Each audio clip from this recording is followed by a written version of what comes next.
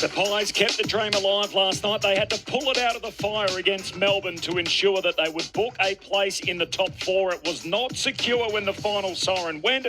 Here's how it was called on ABC Sport. Petrarca away to Sparrow. Met there by Schultz. A Collingwood comeback. Sees them in the four for now. Possession is 9/10 of the law. They win by a kick. Little did they know a few hours later it would be confirmed that they will be a top four team. So the question today is what shape is their game in and what are they capable of come September? Meanwhile, for the Demons, where does it leave them and what do they prioritise in the off-season? Do we need more honesty around player movement in the game after Tom De Koning's awkward speech following his 100th game on Thursday night? Who wins the Dogs Dockers blockbuster at Docklands tomorrow when we've got another episode of Spygate at the Whitten Oval yesterday? Is the AFL winning the fight to eradicate homophobia? Can the Crows win it without Isaac Rankin? And Port Adelaide, they farewell Ken Hinkley and Travis Boak in style with a win. So after all that, was the long goodbye worth it? All of that coming up today here on AFL Saturday through ABC Sport. Handballed over the top to Andrews and he was met by Lockie Jones. Ball's in dispute. Elias fumbling. He's got three sons around him and running and Port Adelaide have done it. They did it for Travis Boak and Ken Hinkley. Have a listen to the crowd. Port have done it.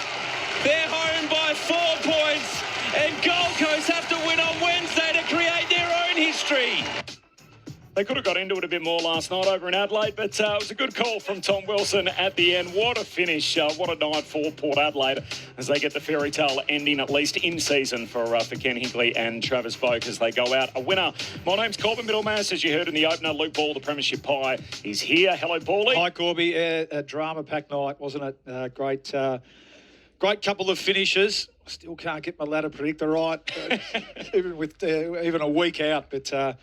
yeah, what an opportunity. Blown by the Suns and great performance by Port. Loved Ken's assessment of it after the game. Very honest assessment from a man who, in his words, is now unemployed as of today when he wakes up. And, yeah, you're right, the Pies, in the end, a gutsy performance against a pretty good Melbourne team, really, it must be said. You watch that third quarter, you watch the Demons, you go, how's this team not playing finals? So have they got something left in them yet, the Pies? I think they might. Since round 14, the top nine have played the bottom nine on 46 occasions. The top nine are 43-3 now. So two of the Sydney Swans, and then last night Port Adelaide became the other. So it hasn't been a season where we've had these or it has been a season where we've had these de facto leagues, the top league and the bottom league, and yet very rarely does a team in the bottom nine upset the top nine, and we saw it last night, which, as you said, throws your ladder predictor upside down. We'll pull that all apart in just a moment. The coaching icons here, the man who's coached more games than anyone else in VFL AFL history, Mick Moldhouse. Morning or good afternoon, Mick.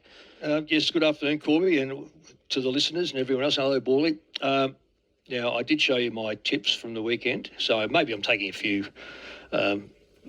it's the last game, and I'm trying to drop in behind my grandson so they can win second spot. But nonetheless, 2 out of 3.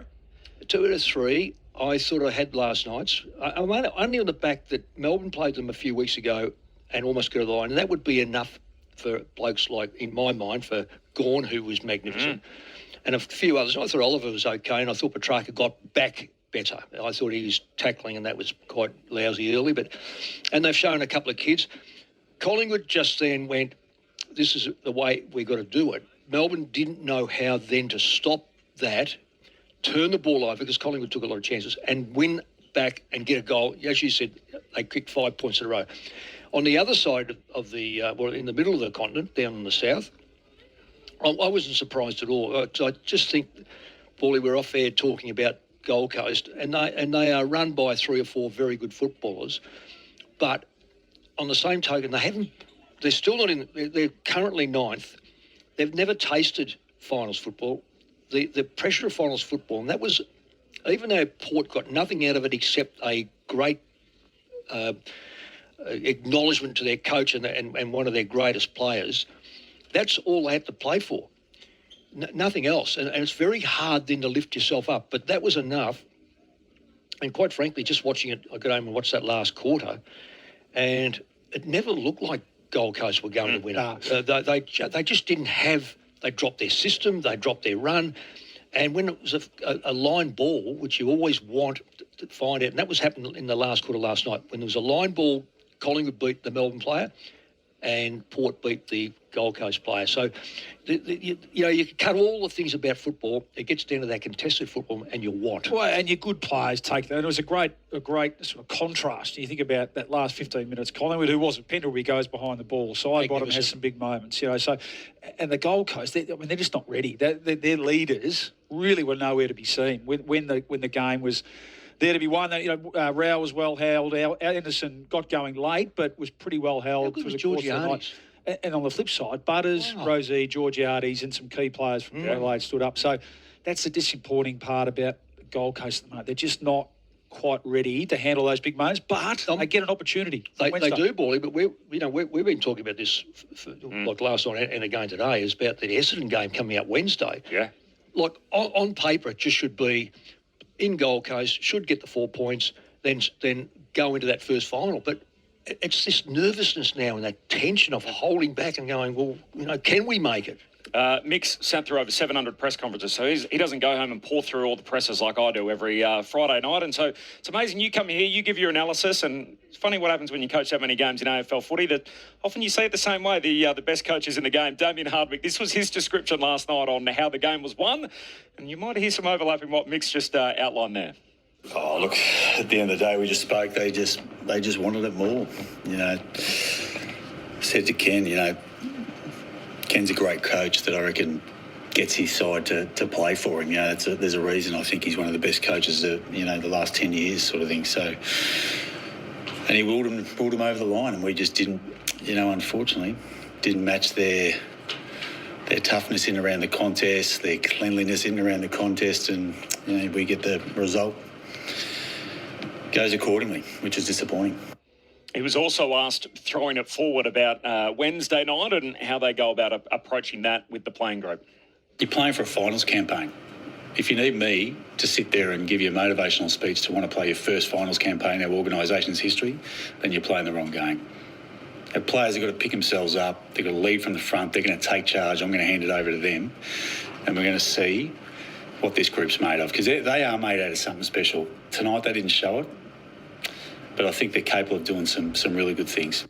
AFL Saturday on ABC Sport. Luke Ball, this is the state of play, how it sits at the moment. So we now know Collingwood are locked in. Collingwood are a top 4 team. So we've got in ladder positions at the moment, obviously Adelaide expecting them to win today, expecting Geelong to win. Yep.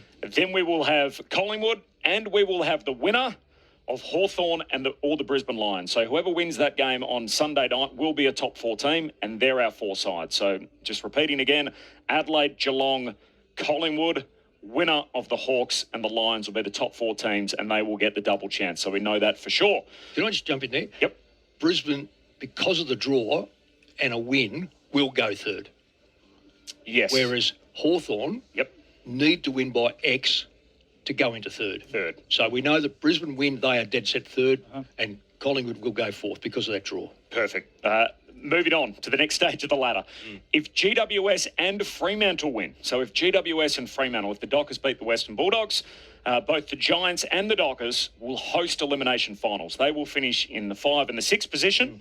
The Giants can't actually catch Collingwood and the teams above them because the margin difference is like 150 or something. It's not going to happen. So Giants playing Saints tomorrow. Obviously, we know the Dockers are in battle up against the Bulldogs. But if they win, they will get home elimination finals in week 1. So to that scenario, only one game in Victoria would be the Geelong game. Yeah. Week 1, qualifying final. Well, what happens if, Corbin, I know you're going to say it, but if the Dogs win and the Giants win? If the Dogs win and the Giants win, then all of a sudden it becomes a little more tricky, becomes somewhat of a percentage battle, because they'll be their percentage will be too good for Hawthorn. So if Hawthorn lose, they'll go past the Hawks, and the Dogs could even host a final. They being the Dogs? Being the Dogs. Yep. They could even host a final and finish as high as 6th. It'll be the 6 v 7 again, if the Hawks lose. But the issue is if Brisbane lose, because Brisbane have got the half game, the Dogs can't catch them. No. So they'll be too far ahead. They're already 6 points clear of the Bulldogs. So it's not just that the Dogs' results will actually factor a fair bit on what happens later in the night as to where they're going to finish in the chop up for all of that. And the loser, say Hawthorn lose that game, they could actually drop as low as 8th on the table. And people want to change the draw. as if you have a draw, play extra time. Yeah. That's why you have a draw, and that's why they go. Great quirk, isn't it? I think it's fantastic, the draw. You play right to the death. It's a draw. In Australian rules football, it's so rare because, I mean, you've got to get... It's not a soccer draw, 1 or 2. Oh, this is multiple. And I just think this differentiates the ladder. The other thing that's worth pointing out is, as we touched on, the Suns now must beat Essendon. So we were thinking that was going to be a percentage battle and they'd be playing against sort of the clock and the calculator and everything else, but they just got to win because if they don't win that game on Wednesday night, they won't feature in the final series. Yeah, look, if you had to sit at the start of the year, last game of the year, you win, you're in against Essendon, they probably take that. So can I just jump in there, Bully? I know it's a long time ago. Think back to that first game. Who would have... Who at the time... Been on this all year, hasn't he? Well, because Essendon were up and about. Well, they were going better, yeah. So had that game been played, there's a bit of probability that it would have been a lot closer. Who knows? Yeah. Well, you don't know. But what I'm saying... Gold Coast have got a really strong... No, I'm only saying that because of the fact that we're now going 23 weeks down the track to get to finish the game. But I reckon Essendon were in a pretty good position because from memory, I was thinking that they can just about win that game. The AFL will be happy with the outcome, won't they? But at least there's a bit on that last game. Top 4 is going to be decided on Sunday night. It's a virtual elimination final here at Docklands tomorrow. So really the last 3 games of the season are all consequential to the makeup of the AFL. I'm going to throw this another little spanner in the works. And it's not about a game. If someone gets concussed on Wednesday, it's 12 days, is it? Yes. So where does that take goal? So that player will miss the final. They'll miss a week 1 final. That's where the AFL will be sitting there going, oh, please, no big heavy hits. The other exercise we did during the week was to work out, the minor premier know at least. Will they know on Sunday night where they're going to play? Not necessarily. So if you look at the 4 time slots that we've got for week 1 finals, which is now Thursday night, Friday night, Saturday twilight-ish, Saturday arvo and Saturday night, over the last 6 seasons, the minor premier has played in all 4 slots. So over the last... No Sundays? No Sundays. Right. So Sundays are done now because of the week off. Right. So the last 6 years, they've gone Saturday 3:20, Thursday night, Saturday 4:30, Saturday night, Thursday night, Friday night. Wow. So just because Adelaide finished 1, you might think on Sunday night, I know that means Adelaide's going to play Thursday night or they're going to play Friday night. Not necessarily. So we will have to wait until the official draw is released. Do they get a say over that or do they submit their preference? Not anymore. So it's the AFL determines it. And but more often than not, the AFL actually work backwards from preliminary final night. So the idea would be that if the 1 seed wins, they would play the Friday night prelim, which gives them an 8-day break into the grand final. So it almost works backwards from week 3 and 4 to establish the fixture for week 1. And often that means, as we saw in that example, 4 of the last 6, the Premier will find themselves on the Saturday, or the minor Premier will find themselves on the Saturday in week 1, which gets them on the Friday schedule come week 3 and all the advantages that go along with that. We've got a bit to chop up out of those 2 games last night. We'll work our way through them in sort of overlapping form, but we can keen to hear from you as well on the talkback line of 1300 558 222. Our run of senior coaches continue. 17 out of the 18 have joined us throughout the year. Justin Longmuir joins us on the program today. What a weekend to get him. Senior coach of the Fremantle Football Club. It is a virtual elimination final tomorrow, so looking forward to hearing from JL as the program progresses, and he's hoping to make his way through to a final series for the second time in charge of the Dockers. Your calls on 1300 558 222. Here is Craig McRae last night after his team had qualified. At this stage, he wasn't exactly sure where the Magpies were going to land, given the fact that the Port Adelaide game was still going. 16 wins and a good percentage. I'm sure anyone in this room would be pretty happy with that at the start of the year. It's a crazy year when 16 sort of, you're not sure where you're going to land. We celebrated that just after with our whole group, and we put ourselves, we've got a pulse now, we're alive. 2 Collingwood Premiership members, Mick Moldhouse, Luke Ball, alongside myself, Corbin Middlemas on AFL Saturday through ABC Sport. So what shape is their game in, the Magpies, as they head into September? Oh, well, I think it's okay. It's not dead and buried, and the losses were close. They weren't blown out of the water, but they were significant in as much as each one of them was a low score, so they didn't have the capacity to kick above 11 or 12 goals, and they actually led and trailed. This time they've done it again. They've led beautifully. Third quarter was really a disaster. And they typically come back against a side who just didn't know how to handle that. So, and Melbourne are an okay side. They're no more value than what they are on the ladder. At 14th, I reckon their best would be, the way they played, would be 8th or 9th. Not even 8th. I'll go 9th or 10th because I just don't reckon they've got depth. So where does Collingwood sit? In that structure of who we know are in the 8, I would put them in the middle. Wow. Middle being, say, 4th or 5th, only because the other sides, to me, have got a formula for kicking goals. Now, you get away with it in finals of a really tight game and win with 9 or 10 goals. You can do that, and quite frankly, there's a lot that do it. But if the other mobs have got a concentrated forward line and midfield that can get the ball in there, and they're looking at, because I always work it out, how many goals can you kick? I think Collingwood in the first final to beat, if they play Adelaide, they're going to have to kick probably 14 goals. If they're playing Geelong, they will have to kick maybe 15 goals. Really? Yep. In a final? Yep. Okay, interesting. You don't see that way, boy? Well, I mean... In those two... From a Collingwood scarf on, I hope not. Because that's clearly they're vulnerable at the moment. There's real issues in there in terms of, you heard Scott talk about it after the game, connection mid-forward. 14's not a lot of goals, boy. Sorry? 14's not a lot of goals. Oh, it's 2.5. They haven't kicked 14 in a few weeks, Mick. No, but that's where I'm coming from. That's where I reckon they're... Because Adelaide will kick 14. Well, they and didn't Geelong will kick 2 weeks 14. ago. They didn't 2 weeks ago. So what do you mean they didn't kick 2 weeks? They kicked 8 2 weeks ago against Collingwood. In the wet. Yeah, okay. Yeah. And don't forget they were 5-1 down at quarter time. So they've kicked all their goals. They've kicked 9 goals or 8 goals after quarter time. So I only use that as an example because that's what, when I was coaching, you try to work out, not on averages, because you've got to... Averages mean you're playing the bottom side. I take it on the top sides and you go, what can they kick against the top sides? That's where I've got Collingwood, because I just think that McStay needs to jump up and kick a 3 or 4. And you can't now bring Cox in there. Memory's a good player for 4 kicks, 2 or 3 goals. Elliott's the champion. They'll miss Bobby Hill. McCready doesn't kick a lot of goals.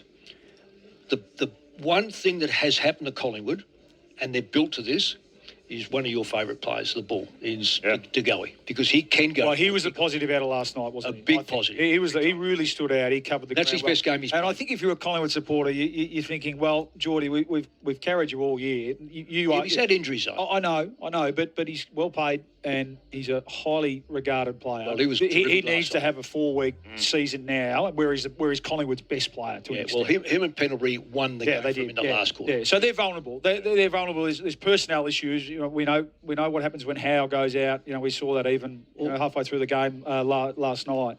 Is that bad injury? Did we know? So he said it sounds like it. He said he felt a pop, and he also was saying, or it was reported last night that the first final is very unlikely. Yeah. Wow. And Myercheck looks sore as well. So no one will benefit from the week off out of the 8 more than this Collingwood team. I think we know that. That's clear. Even their performance last week off an 8-day break showed that, and it's obvious, isn't it, that these older players benefit from that extra bit of rest. So that's a positive for them if you're trying to look for them. The other thing where they're vulnerable at the moment, you can tell, I think they've been not worked out, but sides now, and Melbourne in that third quarter, you've got to go at Collingwood. You've got to try and expose their lack of speed, for want of a better term. And the amount of times they got exposed and got really cut to bits through the middle of the ground last night. And their back line too was very aggressive. And there was one stage we called a Melbourne goal when they had 3 in the goal square. Yeah. So do they want to finish third or do they want to finish 4th? Oh, well, I think they won't have an issue going back to Adelaide in a funny way. I think Geelong's health first and foremost, but then speed on the big ground will really test them out. The shape that they're in at the moment in terms of defensively. If they go over Adelaide again, Adelaide can't play like they did 2 weeks ago, concede 73, because they will be able to conjure a score somehow with fresher legs, Collingwood. They were too safe with the ball, Adelaide, and that's been a bit of an issue. That's a vulnerability for them. So the teams that have put Collingwood to the sword in the last 6 weeks, and even think about Fremantle in that last quarter, you've got to take them on. You've got to back yourself. Now, the first half of the year, you wouldn't dare do that against Collingwood because they'll sieve you on the turnover. Now, as the cracks have started to appear, that's how you beat them. You've got to take them on and with run and carry and a bit of dare through the middle of the ground and expose Darcy Moore, expose Billy Frampton, etc. But I also think that over the course of a year, and again, when I start to look at how many goals the side's got to kick, you don't take the whole year. It's got to be recent form, and the recent form is this. I think Josh Dacos is a fantastic player, but now they're aware of that, so they can put someone roughly near him. So his run is not as good. Nick Dacos will chase every kick and every hand pass. That doesn't always help them. So I reckon they're almost going. I call that last night, last stoppage. I thought, oh my God, Collingwood are going to blitz him out of this. No, Petrarca put his big body in line, took that, and Collingwood couldn't get to it. So you're right.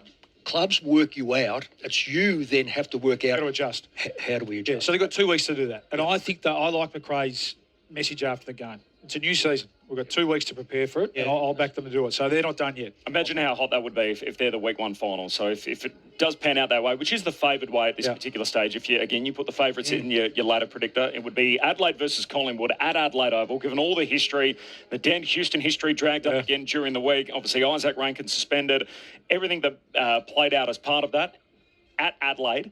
Imagine Collingwood coming into town as to how hot that particular fixture would be and the history there. And then the other qualifying final is juicy in its own way, where as good as Geelong have been, Brisbane have been their bogey team. Tonight, the last 3 times they've met at 3 different venues, Brisbane have won 3 different ways. They came from the clouds to run them down in last year's prelim in that tense finish that seesawed at the end. Yep. And then this year, in the wet up in Brisbane early in the season, the Cats led, Brisbane ran them down.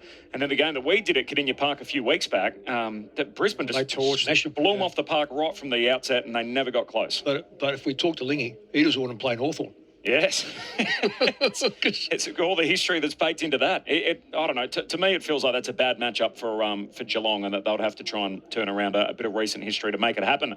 1300 558 222, the talkback number. Andy from Wodonga is the first of our callers on AFL Saturday. Hello, Andy. Yeah, g'day, Corby. G'day, Mick. G'day, Bawley. Thank you guys and all the other commentators at the ABC. I really appreciate the calls. Andy?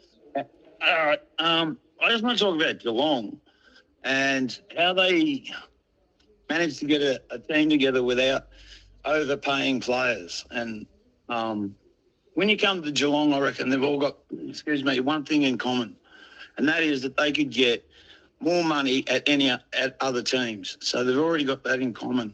And, I just love the Cats. I mean, just love the way they roll. That, these some of these contracts, the amount of money and the amount of time, it's just madness. So, you're a Geelong supporter, Andy? Yes, I am. It's you've been pretty spoiled, I reckon, haven't you, over the last 20 years. They are. They're the benchmark. They are. They're so from a club point of view, just the way they're run. 14 prelims in 21 years. Yeah, unbelievable, isn't it? And 2 in every 3 years. Yeah, and Chris has done a great job. And 25 years ago, Mick, the thought that Geelong would be a destination club, go down and live at Geelong, that wasn't the case, was it? And they've just created this culture media, now, haven't they? Well, there's an element of that. There's a massive amount of that, because you have a look at Franklin wanted to get out of town. So he went to Sydney and was able to get become a great footballer in a town where he wasn't as noticed in early days. And you've got Cameron. I know he's a Ballarat, or not Ballarat, but he played with the Rebels. The give and Tui and Henderson. Oh, let's go down there because you're near the beach. And there's a great attraction. Dangerfield's a big one, but he was from So they've been able to do that well. They've been able to leverage the players that have tried to get out of the big city, haven't they? That's why the competition's wrong. Well, it is wrong, Bully. I don't think you can punish teams for building a culture like that. I'm not having a shot at Geelong. I'm just going that we're going. Clarkson is absolutely on the money.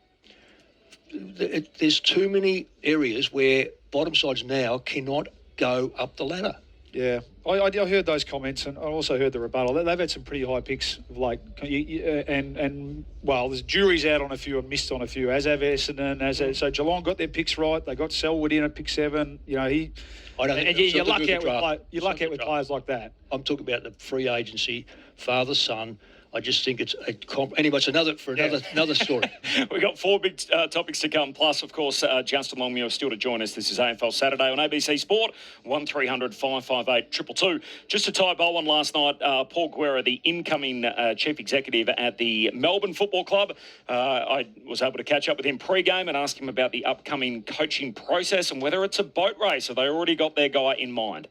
The panel that we put together is first class, and having Joe Watson and Frank Panisi on that panel means that they are there to select the best coach. And when I spoke to Joe about it, he was pretty clear. If you've already got somebody in mind, I don't need to be part of it, but if you're truly open, I'd love to be part of it. So Frank was the same conversation, and then me and O'Callaghan was the same as well. So we're really clear that we're open to a point. We want the right coach that's the right fit for our football club. We want the right level of experience in there, and that means you've either been an experienced assistant coach or have already been an AFL coach as well. So I think it'll come somewhere out of that group. The rest is the game style and the fit that's going to be in our football club. But I'm excited about the conversations that have occurred. I know we'll make the appointment probably in the lead up to preliminary final week as well, which then puts us in the right position to be part of the trade conversations and then the draft conversations from there. So a very senior assistant or a former senior coach is the ask from the Melbourne Football Club. Are they a top 8 threat as soon as next year? I think so. Yeah, I think that we probably, Mick, you're not as bullish about them, but A couple of kids last night. yeah, that's what I mean. So Really I like impressed the mix, and there's obviously some big decisions to be made on some of those senior players, but we haven't seen Lever in the back half of the year as well. We forget about him. I think there's enough talent there. There's a spine, I think, and clearly, forward of the ball's been their issue. Even when they won the premiership, they had to cobble together a forward line to an extent, but there's enough. There's good senior players. There's enough. The level below them, think of Langdon and these sort of types, Rivers that are coming through, and then I like Langford. I mean, Langford should be top 3 of the Rising Star or thereabouts. Very impressive last night. I think there's enough there for them, a bit like Carlton as well, that if they get things right over the off-season, bring some more talent in, and the new coach usually has an effect in terms of those players that have been there for a while, have their biggest off in pre-season. I don't see any reason why they can't spike back up the ladder next year. Preliminary final week is the timing, so that's when they're hoping to announce their next senior coach. And what's holding them back? So, yes, it's a good decision to get it done. Yeah. Just on last night's game, obviously there were 2 of them. 1300 558 222 is the talkback number. Ken Hinkley and Travis Boak, they stole the show, didn't they, at the end? It was a feel-good moment for Port Adelaide people. They've enjoyed a pretty tough season, and it's fair to say that the succession plan probably hasn't gone as smoothly as you would have hoped. Ken Hinkley fronted up to a press conference as senior coach of Port Adelaide for the last time. Here's how it played out. One last time, for shits and giggles, let's do it. I could not be more proud.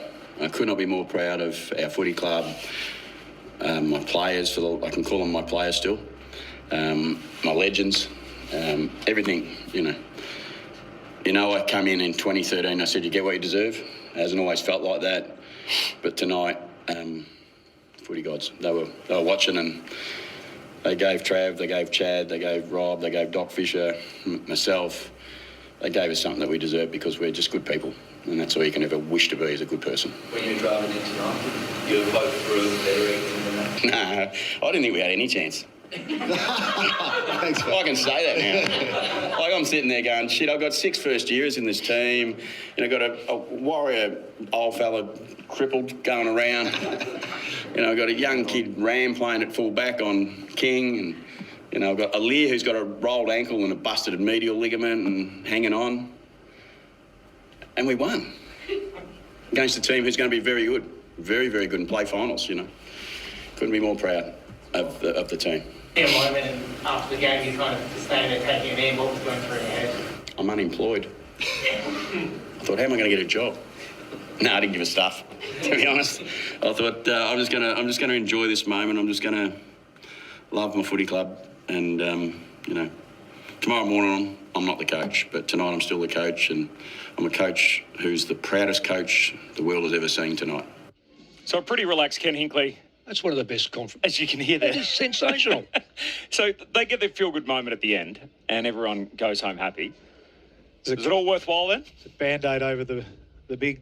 I know how do we review on the long goodbye? I think even Ken probably in the build-up to the week almost admitted as such, didn't he? That in hindsight, it probably didn't work, or it certainly didn't work out he said that. How they wanted to. So... but also, there are times, there are times in footy when you've got great servants like that. Even with Boak going on again. And whether he took some games off some younger player. I think there are times where you can bow to sentiment a bit, Mick, and And that was last night, wasn't it? So Yeah, you're right. The Power fans probably walk away, don't they, from the season, certainly this week anyway, until they have to sit down and watch the finals that they're not going to be a part of. Having finished in the top 4 last year, Yeah, they can at least feel good about themselves. Yeah, I think it's 9 wins, isn't it? So disappointing season clearly. Predictable. But again, a bit like Melbourne, a bit to work with to be able to spike again pretty quickly for the new coach, and who kind of Rosie talk about, fresh ideas, new coach. That can only be a good thing. So I really don't think year, but looking forward to next year. I really don't think how in their right mind they could have thought we're going to make the 8. You lost Dixon and you've got Georgiades and no one else. So in between, and then they lost young Marshall. So you've lost 2 of your talls to back up a medium tall who's your leading goal kicker who's kicked... Had a terrific year. I don't know how many kicked last night, 2 or 3. I got 4 last night. Well, there's 58. Yeah. 58. That is a wonderful year. That is a wonderful year for and a few of the marks he took last night were extraordinary. Defensive marks. I couldn't, in my right mind, think that they can even make it next year without key forwards. You can't do it in today's football. Ladder, Cameron on top, Gunston, King, Norton. Yeah. You need a 50. You've got to have, and if you don't have them in the top there, you've got to have 2 that are relative, because you've got to kick goals in today's football. It's anything under 10 or 11 goals, and you really have to be so defensive. Heather from Central Victoria, off the talkback line, 1300 558 222. Hello, Heather. Good day. I went 400k on a round trip last Saturday, and I sat there in Melbourne's indoor stadium, and in 10 minutes my team had not scored and the opposing team had scored 5 goals. And that was my day last Saturday. But last night, listening to ABC radio, I just screamed and yelled and shouted for those last 6 minutes because it was the best thing of the season. How will you remember Travis Boak as a Port Adelaide fan, Heather? Well, nearly 20 years of service, and every afternoon cup of tea I have out of my Travis Boak cup. That's fantastic. Pretty reliable, wasn't he? As reliable as a nice cup of tea on a Sunday afternoon. How good's that? Heather, appreciate your call, 1300 558 222. Tony is in Adelaide. Hello, Tony. Just a quick one. If Geelong get 2 home finals, or qualify at least, does that mean they play Collingwood or someone like that at Geelong? Are their home finals going to be at Geelong, or are they going to be dragged to the MCG for the money? You'll definitely be at the MCG, so it won't be at Kardinia Park. Even the first week? Even the first week. Not now. Yep.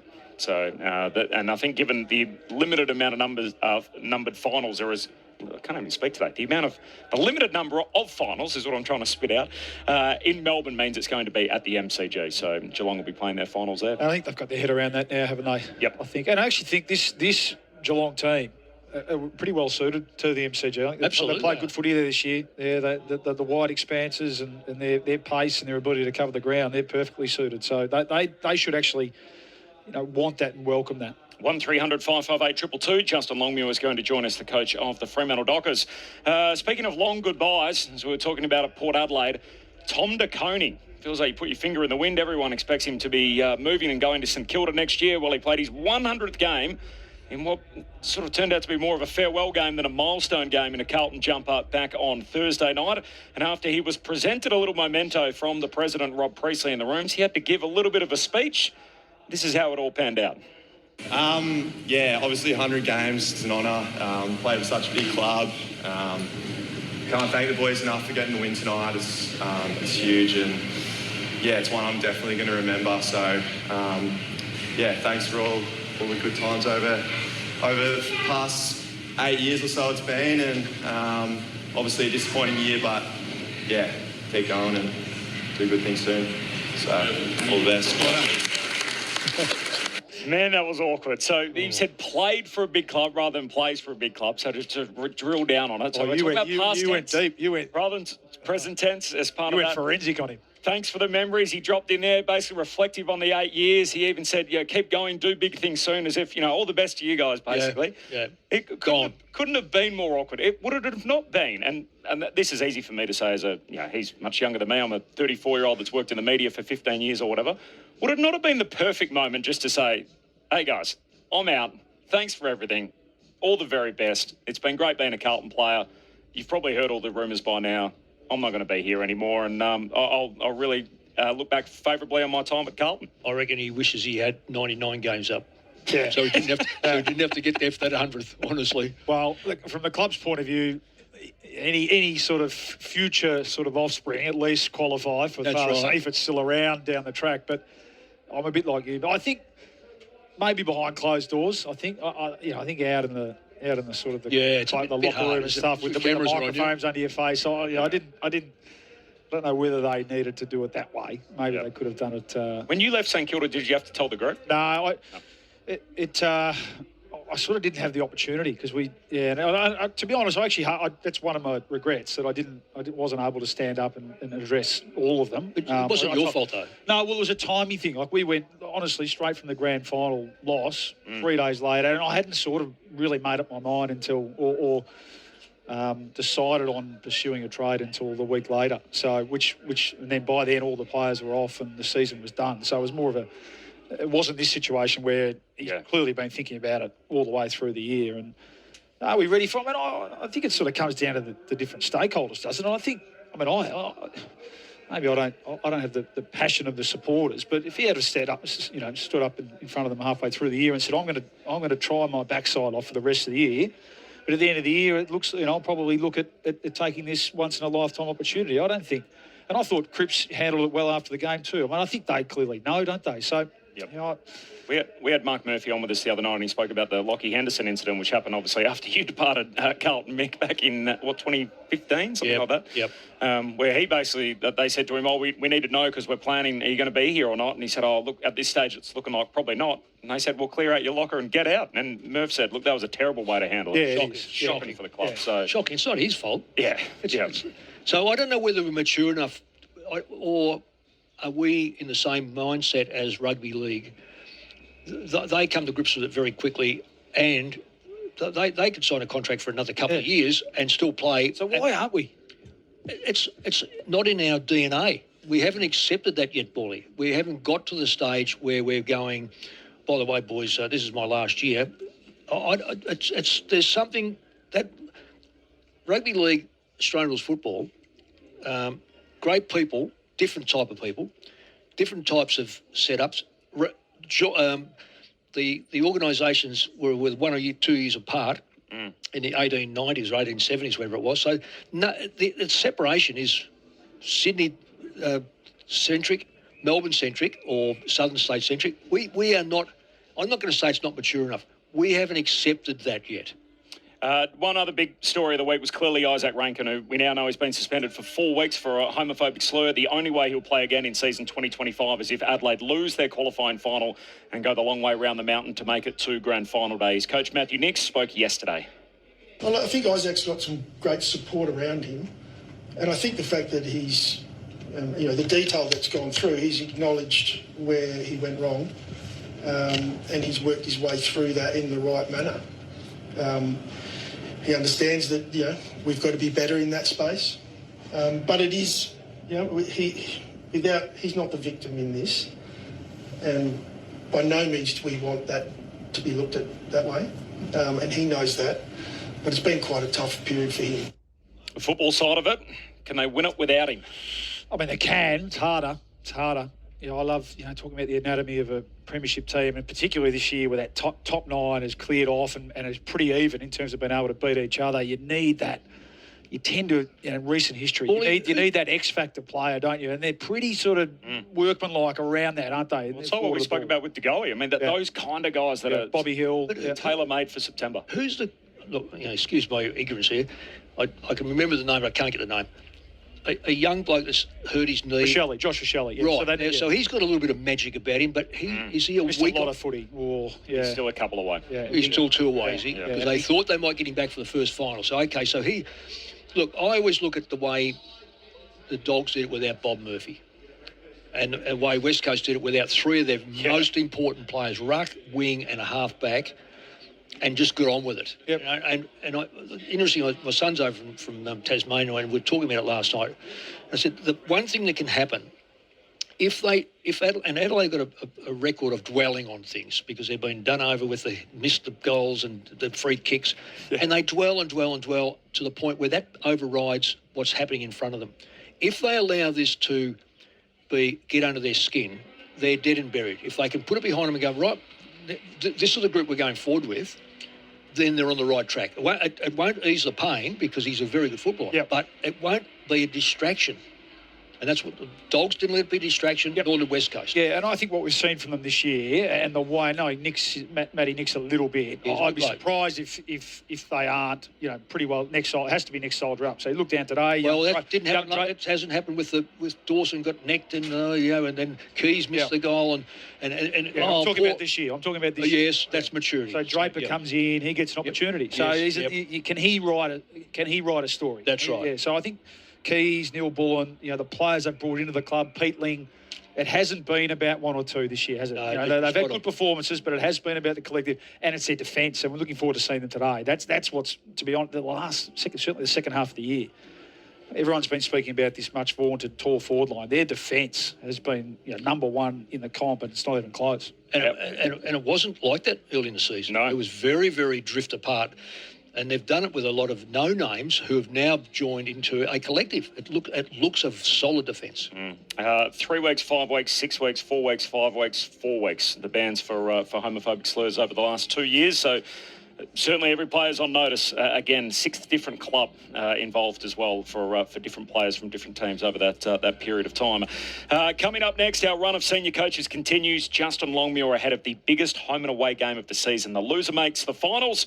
The winner makes the finals. In all likelihood, the loser will miss completely in season 2025. That's coming up in 15 seconds. This is AFL Saturday on ABC Sport. You meet the most interesting people on Sunday morning. I tell you what, I'd kill for some clean air and a good coffee over here. And there's no generic latte over here. Come home straight away, please. Join the rest of Australia right here on Sunday morning. Australia All Over on ABC Radio.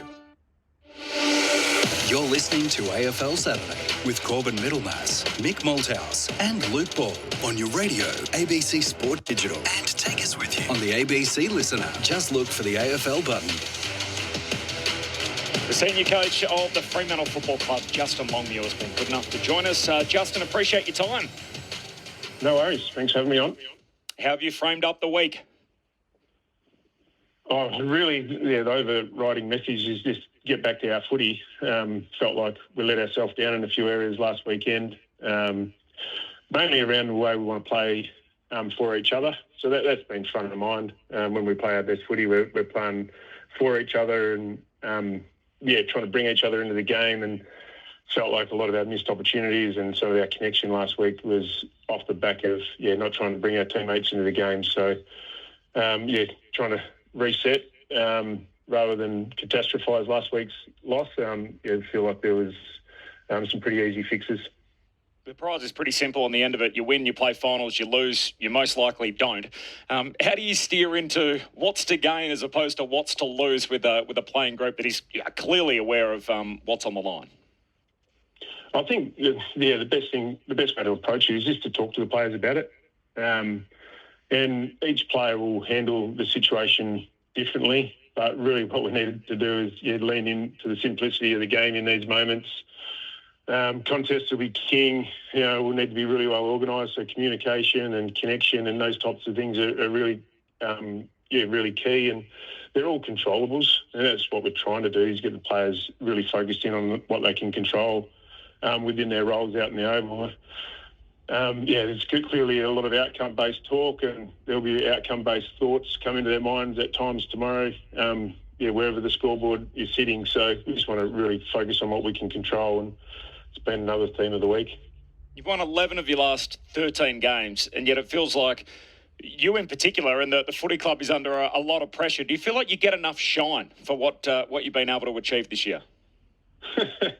I think in a way it's my lot in coaching. People pick apart the negatives and don't actually look too deep into any stats really, let alone a pretty obvious one like won 11 out of our 13, and 15 games for the year is no easy feat. So anyway, like I said, and preach to the players, control what you can control. I don't tend to get caught up in too much of that narrative, and just try and give my best to the players and help them prepare each week. And I think we've done that pretty well this year. I think we had Simon Garlick on a few weeks back before a Friday night game, and he said, yep, Justin's our coach, and spoke about obviously the employee agreement, which has been much discussed, and said, yeah, he'll be there round 1, 2026, there's no doubt about it. Do you feel supported by the footy club, even despite that external noise, and I guess the way that you and the club are represented in the national media? Oh, absolutely. Yeah, and that's why I'm at peace, and that's why I don't get caught up in what especially Eastern States media says about my job as a coach, because I couldn't feel more supported by the GM of footy and CEO and the president. Feel like we're well aligned, feel like they've got my back, and if anyone's going to know how I go about my coaching, it's those people. So, yeah, really confident. This is going to be a difficult one, I'm sure, to try and frame up, because I imagine you're not even thinking about if the result goes the other way tomorrow. But is there a way that the season can still be a success even if you don't play finals? Oh, absolutely. Yeah, and you're right. Like, everyone's talking about 15 wins. My focus is on getting 16 and playing finals. So that's where our focus has been this week. But, yeah, there's a lot of factors we look at in terms of how a team improves. If you want to look at just simple win-loss, we've won 3 more games than we did last year. So you can come to that conclusion without digging too deep into the stats and players played and injuries and age of the team and all those sorts of things. So we'd be bitterly disappointed. Our fans would be bitterly disappointed, but I think most of our fans see the progress this year, even without winning this game and playing finals. Now, on a lighter note, JL, how did it come to pass that you had 2 of your coaching staff there at Whitten Oval yesterday to watch the doggies have a run around? Yeah, well, I heard about it when you heard about it. And I think we had some coaches over here a little bit earlier to do a session with Luke Jackson in Melbourne all week, and I think they saw that Western Bulldogs were having an open training session, so they thought they'd go along and have a look. They're definitely not going to get a job with the CIA post coaching. They could have been a little bit less discriminate, and taking a 206 centimetre ruckman is not a way to slide under the radar. So anyway, they left before training started, I believe, and we didn't get anything out of it in the end.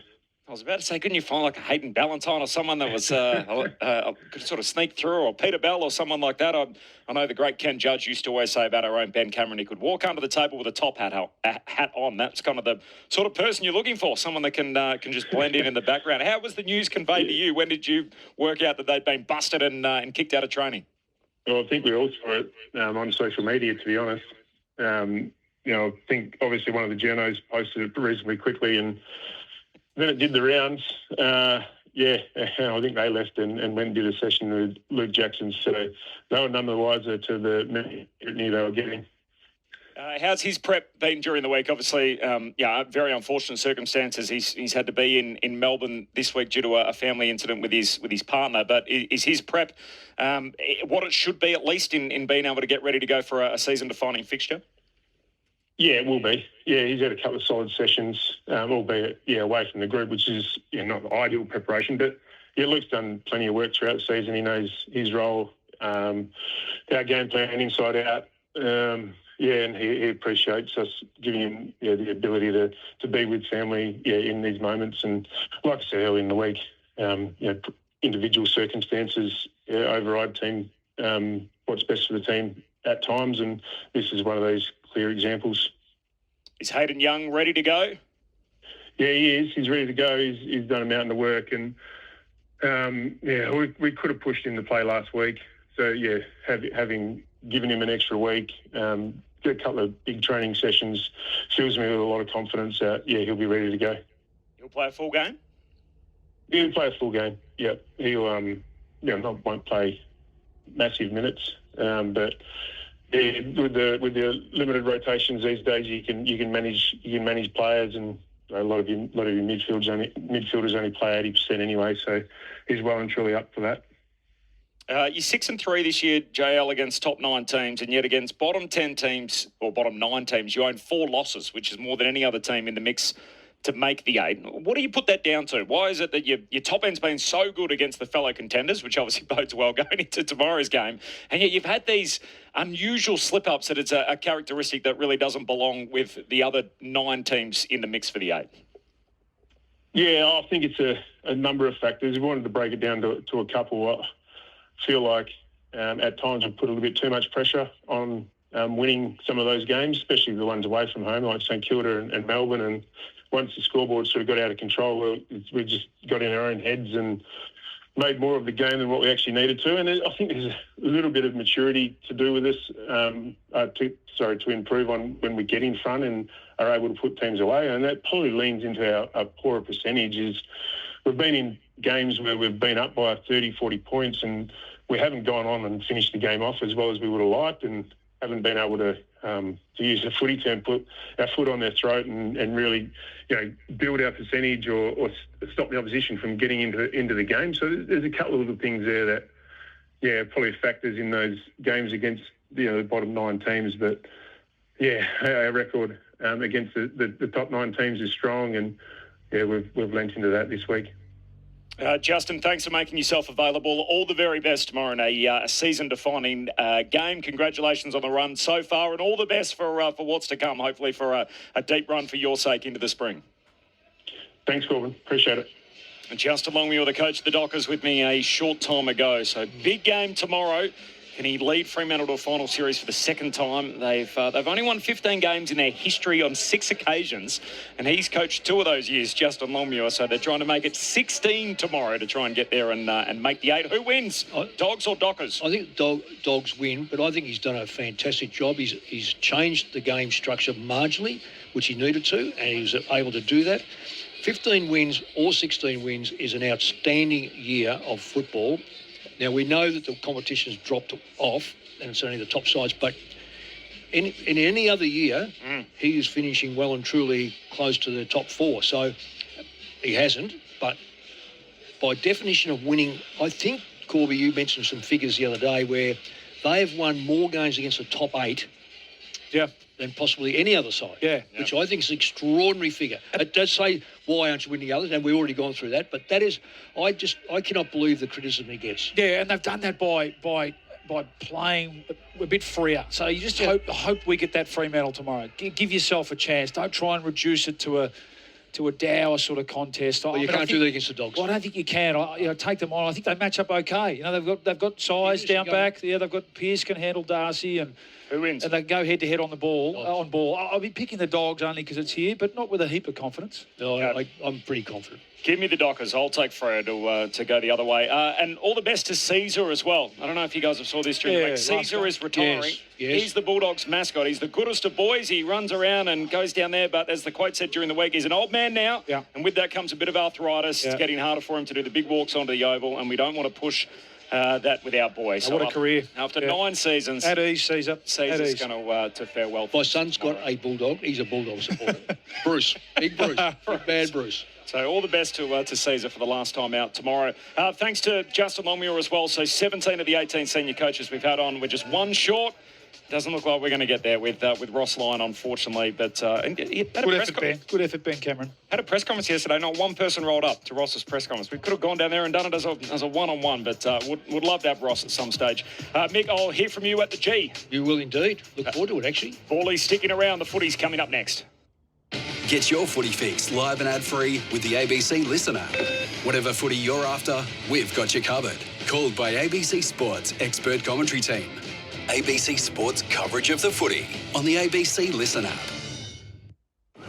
The summer of cricket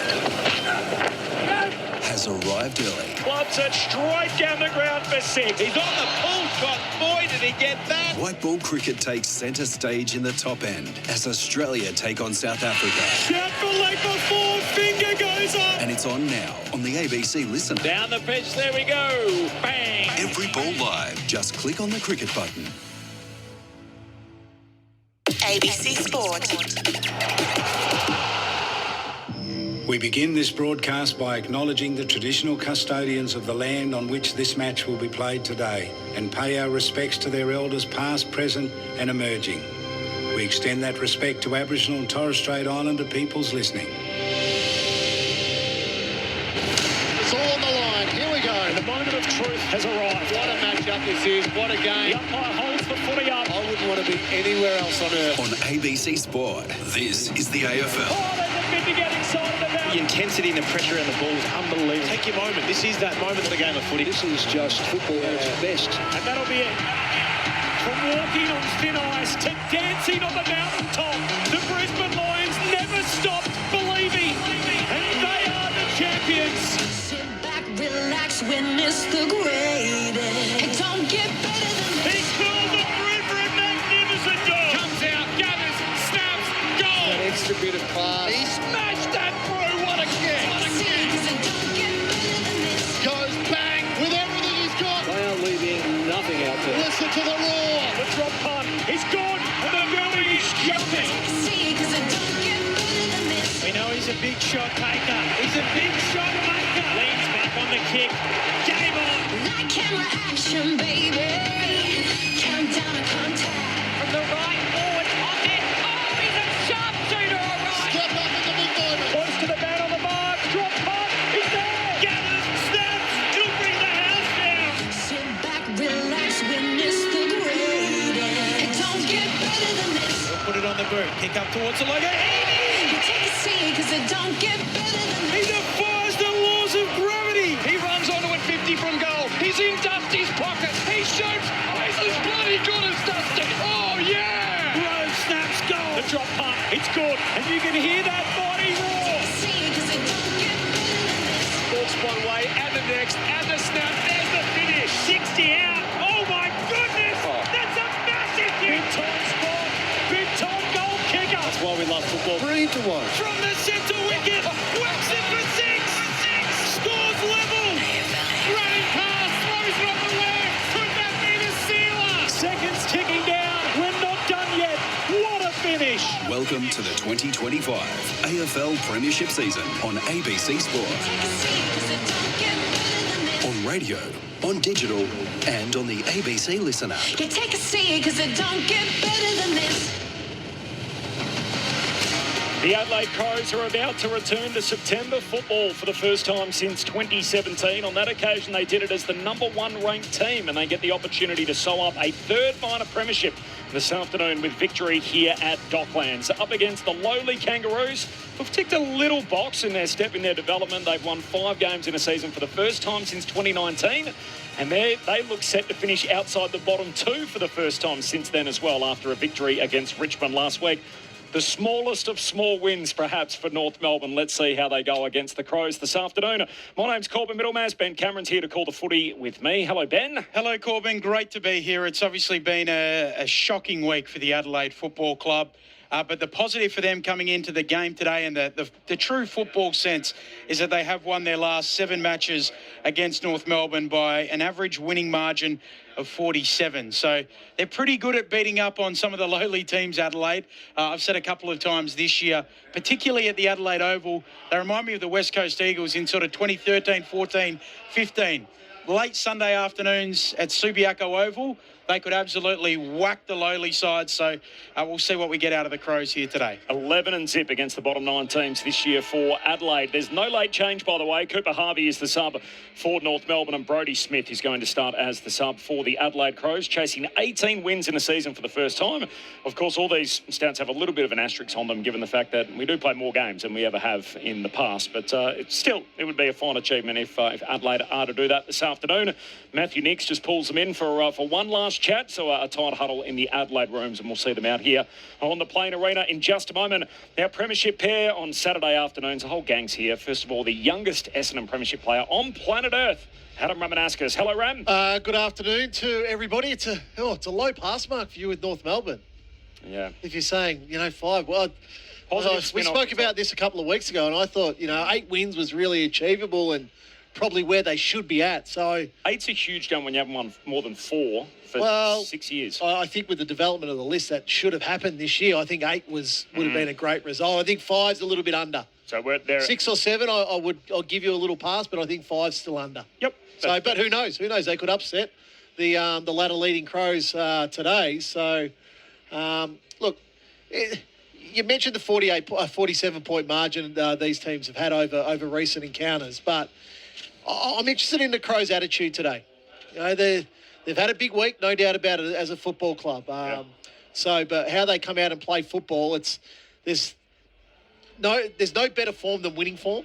And I think particularly going into a final series, likely to play Collingwood again, I would say, all things being equal. They want to play well. Isaac Rankin's played every game this year, by the way. That's right. That's the other thing. Big loss. It's a huge piece to take out, whether he's played mostly forward or mostly midfield, and he's done both on certain occasions across the course of the year.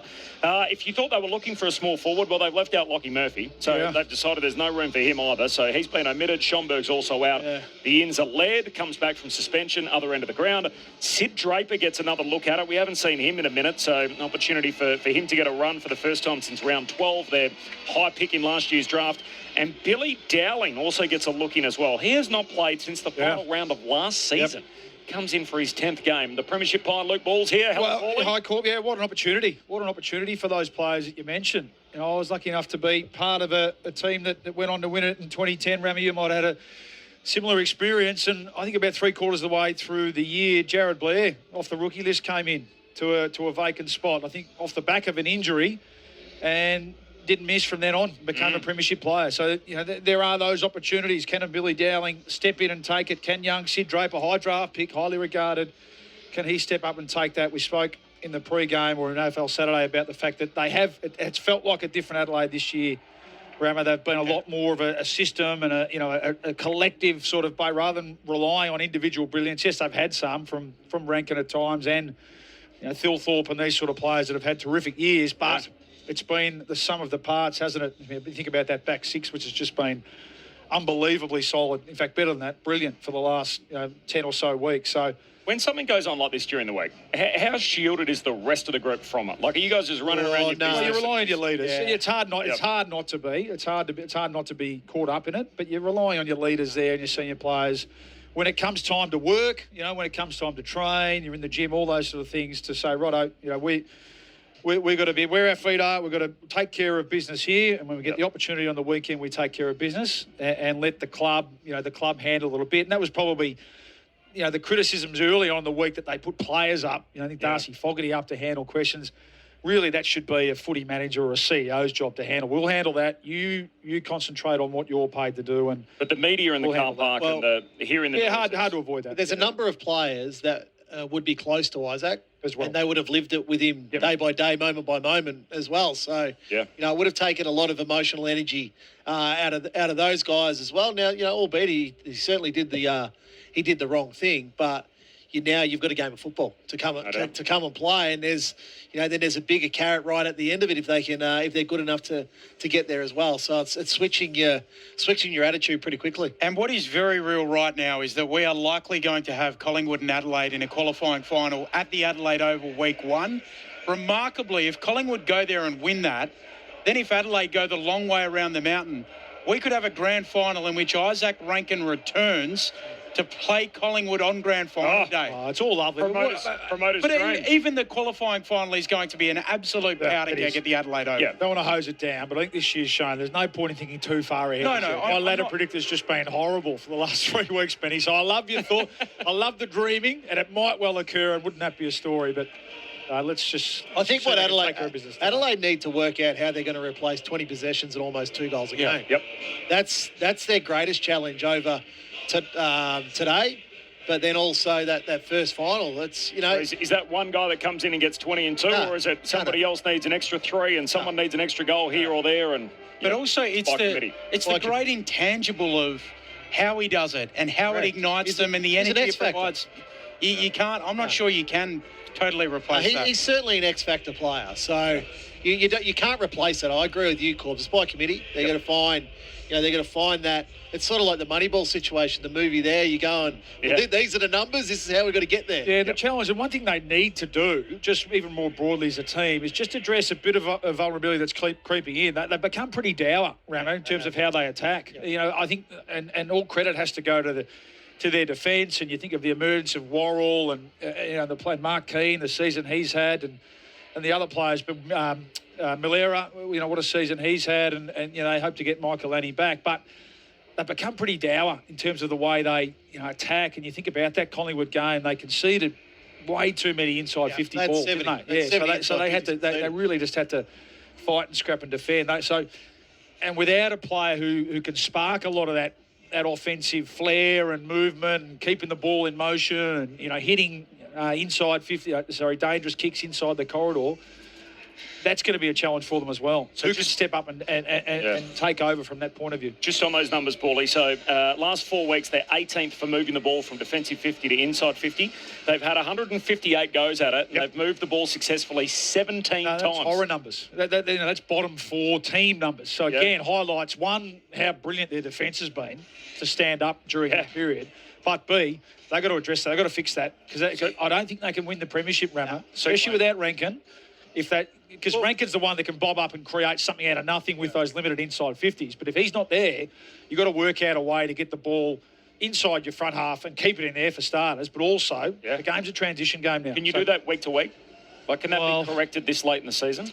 I think that's very tough to correct that. I think it can be a bit of a mindset thing. You spoke about Fremantle being able to, flick us, at times where they've been able to turn from being really dour and slow and stodgy with their ball movement to throwing caution in the wind a bit. It's a personnel thing, Rami. You need to have the people that can see the kick and then hit it quickly and execute as well. So do they have that? I'm not sure. We'll see. Well, can Laird do that? Well, what finals turned into is a ground ball game. We know that. It turns into more contested, but real ground ball. That ground ball gets who can really not so much put your head over the ball, but go and get the ball.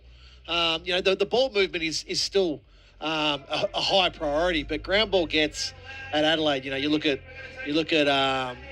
like a Neil Bull, and you look at a Keys, you look at Dan Curtin on a wing, obviously Jordan Dawson, Isaac Cumming, Miller. You mentioned. Worrell, I think, who's just been a revelation this year. Sam Berry's going really under the radar. Saligo. So those guys, they've got to transition to that as well come a final series. But look, it's going to be fascinating. You look at North last week, obviously very good. You look at Harry Sheasel last week and you scratch your head and you wonder why. How does a player collect 54 possessions in a game? So I would assume somebody would have to go close to him today, because that's something that I feel Matthew Nicks will need to practice. If somebody gets off the chain in a final, well, who's our guy? Who's our guy that we can go and really put the brakes on that particular player for a quarter, for a half? So that's something that I'm sure that will be worked at today.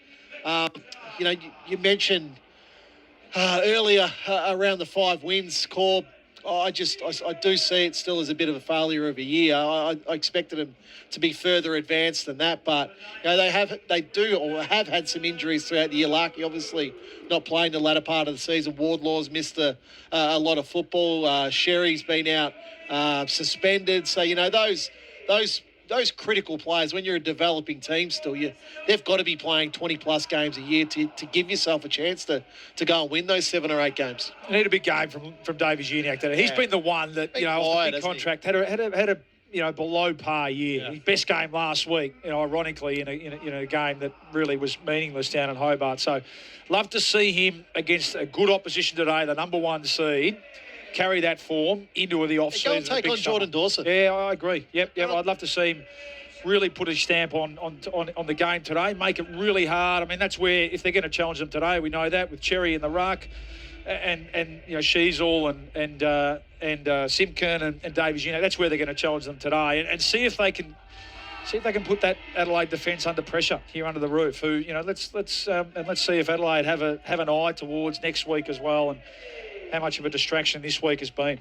Ray Chamberlan is with us every Saturday afternoon here on ABC Sport. He is a 300-game umpire, formerly retired, out of retirement, back in the AFLW circles, but still with us. John Farnham on ABC Sport. G'day, Razor. Gentlemen, it's a pleasure to be here as always, and great. I love listening to your pre-match chat and the things that you're looking for and the opportunities that exist. And you talk about opportunity, and today on the boundary here for the umpires, Caitlin Barr will be the 607th boundary umpire ever to umpire a game of AFL football. And her, along with Greta Miller and Melissa Sandbrook, who umpired this week also, they become the first women in the history of the game to ever officiate on the boundary in an AFL game, and I'm really looking forward to watching Caitlin do her stuff. I saw, by the way, on Thursday night that the women that did do the boundary came in to throw the ball in a few metres, and I thought, do more boundary umpires have that option? Is there? I know they want to go 18 metres in, but is that afforded to everybody to come in a little bit and spin the ball in? It certainly is, and I watched the game closely, and actually all the boundary umpires did that to remain consistent. Their two other colleagues also came in and did the same thing. So both the girls who umpired earlier in the week were brilliant, and I'm certain that Caitlin will be again today. I had the opportunity to umpire with all three girls last week in the AFLW, and so I'm claiming to be the difference, and that's why they've made it through to this weekend, and you're welcome. I knew we'd get a story insertion in there somewhere. I thought, second sentence. Just sprinkled a little bit of gold dust on the Ray on his way through. I like it. Doing whatever I can, Benny. Don't forget the 18 up as well, Benny. No, it's not 18 up, just 18 in. Are you sure? Are you sure now? 100%. Okay. 18 metres is very high in the air. It's very high in the air, 18 Well, I've metres. been exaggerating height for a long time, so... Yes, correct. That is absolutely correct. Ray, I noticed Damien Hardwick last night said that the umpires just caught up in the emotion of the game. We've heard about this in the past, obviously, where I think Alan Richardson famously said the noise of affirmation when he was talking about a game over in the West. How challenging is it in a hostile environment when the crowd has such a role to play? Yeah, all varying environments present their own challenges. You know, you can come into a game like today where potentially it could feel a little flat in comparison to, say, 50-odd thousand at Adelaide Oval. And so, obviously, it's ultimately a mental game. I feel really sorry for the coaches, to be honest. You come in after a loss, you feel like you might have been on the wrong end of it, and you're asked a question, and you want to give a response without doing anything that offends anyone. And I can understand where Damien's coming from there, and but certainly the environment plays a part in undertaking the role. Appreciate it, Ray. We'll come back to you throughout the afternoon. There's no doubt about that as we get ready for the coin toss. Jai Simpkin, Ben, and Jordan Dawson there. Yeah, Jai Simpkin has won the toss. He's elected to kick to the Lockett end of the ground in the opening term. On that, the Lockett and Coventry, and I've got a theory why they've gone. Maybe the AFL have realised that neither player played a game at the Docklands, and they're just forgetting about it. Maybe they'll change it eventually to Matthew Lloyd in one end, and remember the Bombers used to cover them up and put Fraser Garrett could be. The Bombers put their own names on them. Yeah, it was Lloyd and Fletcher at one stage. I wasn't so sure about that, to be honest. Western Bulldogs also used to have the Doug Hawkins wing still over the city side of the ground, but that's disappeared as well. I think also the Dogs call it the Footscray end. Yeah. And they had the Chris Grant pocket as well at one stage where he kicked that goal against the Bombers. The dead pocket. Yeah. It's amazing he kicked that goal. I've only seen two people from there. Even better. Chris Grant, James Hurd. Two pretty good players. The North Melbourne guys, their season obviously comes to an end today. We've already seen 3 teams wrap up in season 2025 so far, with obviously Carlton finishing back on Thursday night, the D's and the Power last night, and now North Melbourne will be done at the completion of this game, while for Adelaide, obviously they're hoping for bigger and better as they head into the spring with a return to the finals for the first time since 2017. Adelaide in their home jumper with the white shorts, which I absolutely love, by the way. Reminds me of the great Adelaide teams in the late 90s when they wear the white shorts with the home jumper. And, of course, North Melbourne out there in the blue and white stripes with the blue shorts. Where I think it's fair to say not a huge crowd in attendance for North's last home game of the year. There's a few vacant seats scattered around Dockland Stadium. So the Adelaide Crows, they bank this win. They will finish on top of the tree. And what a return to the final series it would be if the Crows are able to do just that and start from pole position. On ABC Sport, it's Saturday Footy. You're with Ben Cameron. The umpire to get us underway, Sherry and O'Brien. Sherry comes straight across, takes the body of O'Brien, who wins the tap. It was a crooked bounce. We'll do it again. A little anticlimactic. It certainly Great is. start. That's why Ray Chamberlan wants to get rid of the bounce. Jimmy Strybos, have another go. Puts it aloft this time. O'Brien climbs over Sherry to win it down. Berry picks it up. Off to Dawson now. Curtin coming in off the wing. Turns it over with the handball. Power for the Roos. To Sheasel. Loops it over the top. Constanti running inside 50. He misses left. David Roden goes scurrying to his right. Signals are behind. That's the opening score of the afternoon. We've played 37 seconds Saturday footy on ABC Sport. Let's see how the Crows can move it. This has been their problem out of the back 50. Keane goes long in the middle of the ground. Fogarty takes the mark. Done it only 17 times in the last 4 weeks. Kicks down to half forward. Here's Dilthorpe, who marks, lays it off by hand to Cumming. Kicks inside 50, and here's Keys. That's a good transition. Well, it's pretty easy if you don't contest the first kick. So Mark Keane kicks straight to Darcy Fogarty, right on true half-back flank. Charlie Corbin. And Corbin can't get there. Just can't even compete in the marking contest, and then just away. Well, and as I said, Taylor Walker was out on his own. I thought Isaac Cumming had to see him. In the end, he went for the short one. Ben Keys hooks around on his left peg and slams through the first of the day. Positive start for the Crows. 90 seconds in, they're one straight. North Melbourne one behind. Saturday footy on ABC Sport. Luke Ball, Adam Ramanuskas. And Ball, it's been a challenge for North Melbourne all year. They've had some really heavy scores against, and it's defending transition. Like, you know, Corb's mentioned the numbers, how Adelaide have been transitioning over recent weeks, but that was virtually untouched. Mark Keane plays on, Mark to Fogarty, Mark to Thilthorpe, little handball, and then inside 50. Yeah, if you're gonna get that part of your game going against any team, you know, North's the one that's going to give you the opportunity. So we might just they might just get them at the right time here, the Crows. But yeah, you're right. That's just Corbin just falling asleep from a slow play, from a kick out. You two played in pretty successful teams. Did you ever play the last game of the season knowing that your year was done and how difficult that can be? O'Brien slapping it down towards Dawson. Dawson with the clearing kick out towards the wing. Keys after it. Bouncing ball. McKercher right there with him. Keys worries him out of it. Gathers the footy for the Crows. There's a whistle on the play and it will come back for a throw-in. By the very, very last game, we played St Kilda here in 2008. I reckon St Kilda beat us by 110 points. Paulie might have been in that game. Yeah, Paulie was playing, yeah. Throw in on the wing. Spinning it back into play. Sherry lays it down. Curtin onto it. Handball knocked down. Now Sherry goes again. All of this on the City wing. Simpkin. Handball back into the rubble. Curtin's over the footy. Still the umpire lets them play. Eventually he'll come in. Well, you've got 6 months to think about your last opportunity to compete, don't you? So some of these guys are playing for contracts. Exactly about to say that, Rama. Yep, some of these players won't be on the list next year, so it's your last opportunity to make an impression. Sherry brings it down to Simpkin, who dribbles the kick around the boundary line. Insufficient intent. Crows ball, neutral territory, City wing.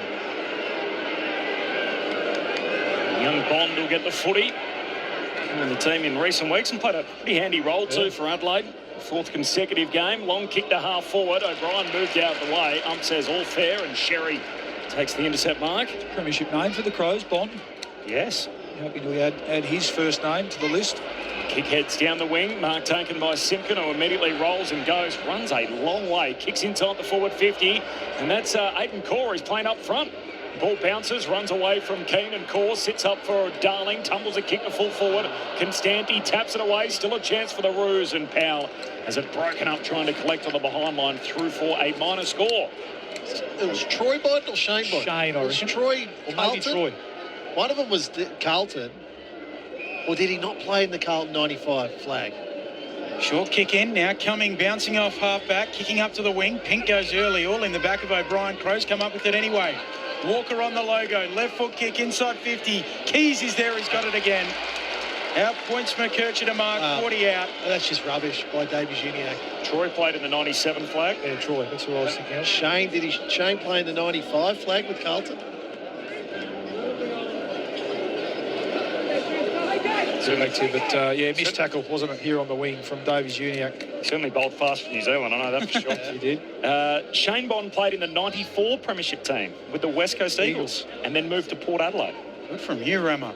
No, I thought Carlton. In comes Keys. His left foot shot. He's out to the left, coming back.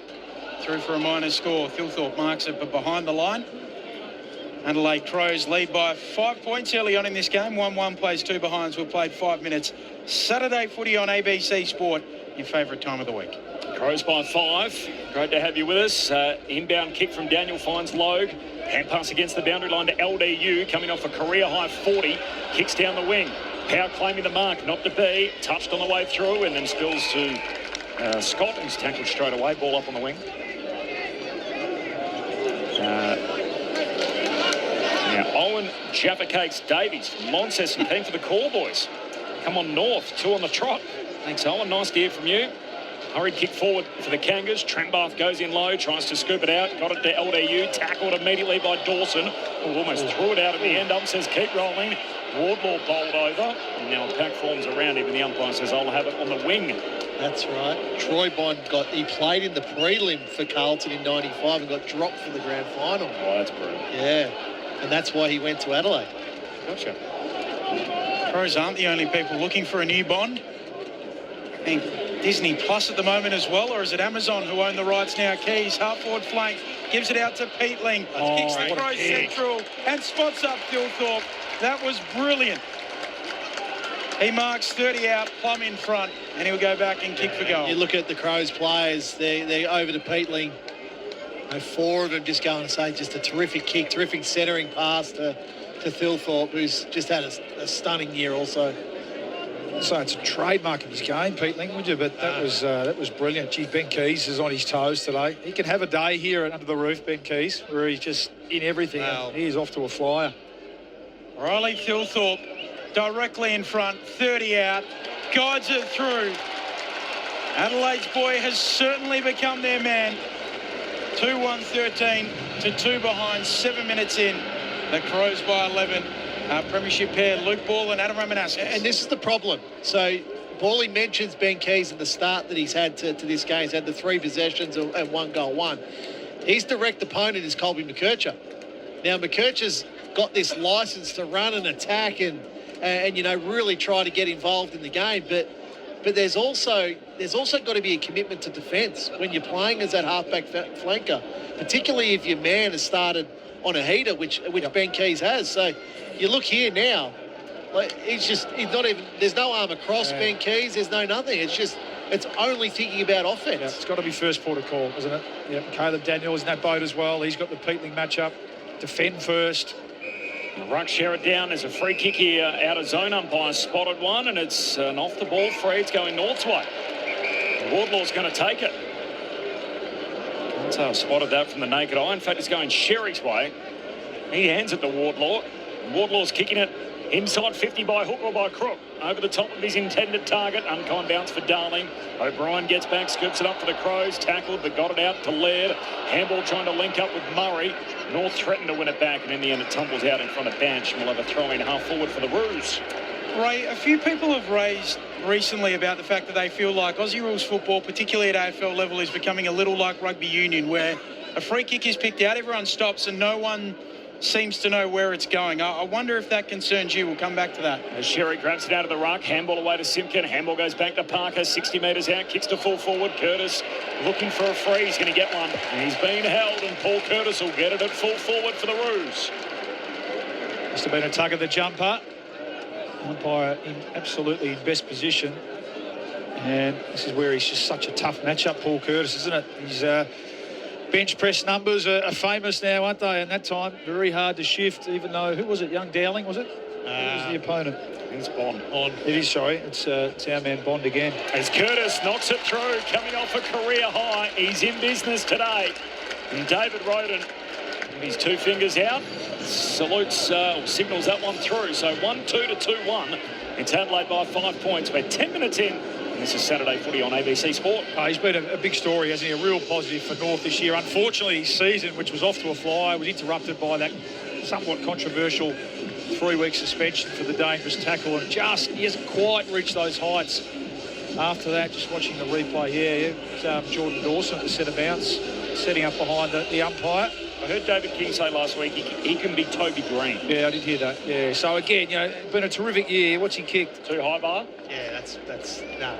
So he's kicked 36 goals, but 22. And 23 score assists. And yeah, you wonder whether he can pinch hit in the centre bounce. I mean, they're pretty well served in the middle of the ground, aren't they? But such a dangerous player with that combination of strength and power and goal sense as well, and smarts.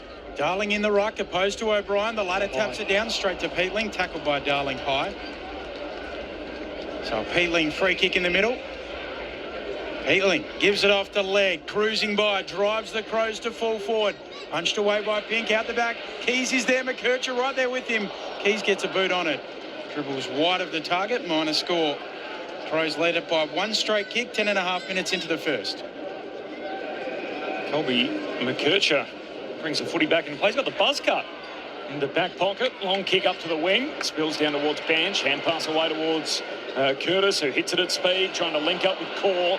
He's playing key post up front, spills it out of bounds, and a throw in between wing and half forward for the Roos. Did have it put to me during the week that there's a few similarities in terms of appearance between Colby McKercher and our own Corbin Middlemas. I think it's just Corby McKercher. I think it's just the thick eyebrows. It's maybe that. I think you have to book him for a buzz cut this week then, Corby. I think my head's a bit too big for that. O'Brien takes it out of the ruck, gives it away to Legg. Crows on the back flank.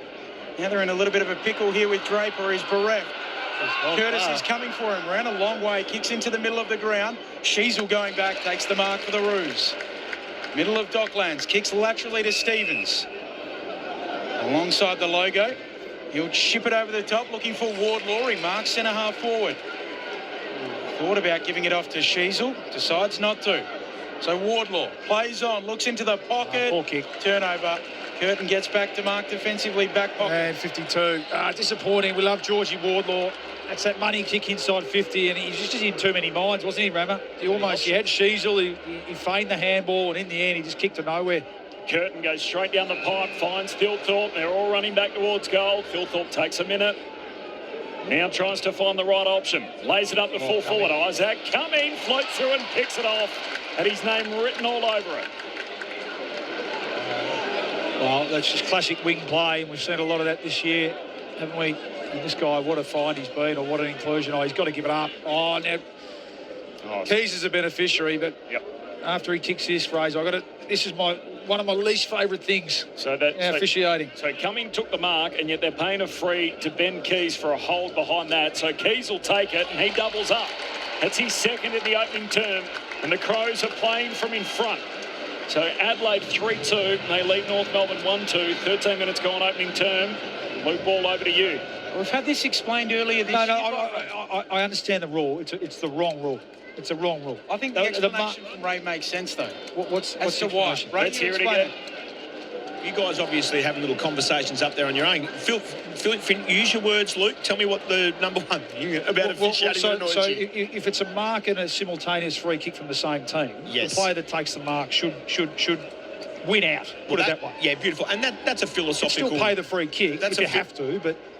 That's a philosophical view. And look, inside the laws of the game and the way the umpires are instructed is that the free kick all free kicks will be paid. Understand. And then, of course, the only time that they go away from that is inside defensive end of the ground where it won't be a shot on goal. So if it was a simultaneous situation, then they wouldn't interfere with the team offended against, and that allow the player who took the mark to roll off. Not having a go at the umpire. But Isaac Cumming runs 150 metres. Takes the mark and should have a shot at goal. Now, he's a team man. You saw he threw his head back. So the goal's the only thing that matters. But he should be rewarded. Sheasel gets the clearance for the Roos. Inside attacking 50. Keen's onto it for the Crows. Inside their defensive arc. Murray goes low. He's tackled to ground and wrapped up quickly. So my review of that, though, Bawley, is that if I know that you're a really good kick for goal and Rammer's not, I can just tackle you out of the marking contest, let Rammer mark it, and know that the lesser player will have a simultaneous free kick and mark, mate. Simultaneous. The defender hasn't thought that. I think it should be just the ability to be able to pivot and pay it. McKercher gives it off to Bailey Scott, who eyes the sticks from 55 and drives it through for the Roos. They cut it back to a one-kick game. 3-2-20 plays, 2-2-14, quarter-hour mark, opening term, our premiership pair, Luke Ball and Adam Ramanuskas. It certainly feels like this game is going to be a little bit bruise-free at the moment with the way the ball's sort of moving and pinging around through the centre corridor. That was just a little chain of handballs backwards there by North Melbourne to get forward, to finally get Bailey Scott out into some sort of space. So it's Parker, then it's Powell, then it's Daniel, then it's McKercher, then it's Bailey Scott finally with the ball, and outside 50 is a really good finish. Only his 12th game for the year, Emma. Where's he at, do you think? It's 25, so he should be coming into his best years of footy. Hasn't been able to, cement himself really, has he, as a consistent first 18 player? I think he would be handy for another team if they wanted a winger. Davies Uniacke to Sheasel to Parker. Handball goes back to O'Sullivan. North Melbourne work it all the way to the wing. To Stevens. Butchers it, turning it back inboard. Saliga there to intercept. Comes down to Draper and he's mowed down by Parker. Wins it back for North. Cleans up the errant kick from Stevens. 57 consecutive games, Scott, before omitted this year, and he's fallen out of the team multiple times in the year alone. He said he's sort of struggled to hold down his place as Parker goes long to half forward offhand, spills down to Worrell, hands it to Murray, gives it to Cummings, shoots a hand pass out wide. Peatling against the boundary line, short kick to Philthorpe, marks defensive side of the wing. Adelaide by 6, 16 minutes in. Big Riley tiptoes the boundary line, kicks around it towards Fogarty or Walker. Fogarty pulls it down, lifts the handball over the top to the run of Walker. Handball on towards Neil Bullen, gets a cool bounce. Clean bowls him out of play and a throw-in coming 35 around from the attacking goal. Sure what Big Tex is doing there. He did well too, McKercher. Yeah. He had every right to be fended off there, but he got low and got around the hips of Big Tex and caused the stoppage at least. Crows leading by 6 points, 16 and a half minutes into the first. Umpire hurls it back in. Sherry gets to the front, taps it down. Berry can't gather. Stevens does for the Roos. Davies Uniacke caught, fights off the tackle, gets the handball out. Saligo coming through. Sheasel pinches it. Off to Simpkin. Little jab step. Gets around his man and kicks up to the wing. Hack forms. Darling hands to it, out of play. And another throw in between wing and half forward for the Crows. A conversation for quarter time or half time, but Darling, Parker, Daniel, just how that's worked for North Melbourne this year. 3 premiership players, only 3 on their list. Adelaide have 1 premiership player on their list, and it's Alex Neil-Bullen who's out there today.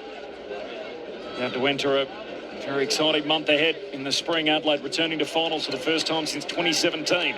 The boundary throwing. O'Sullivan got it out to Stevens. Long kick down the wing for North.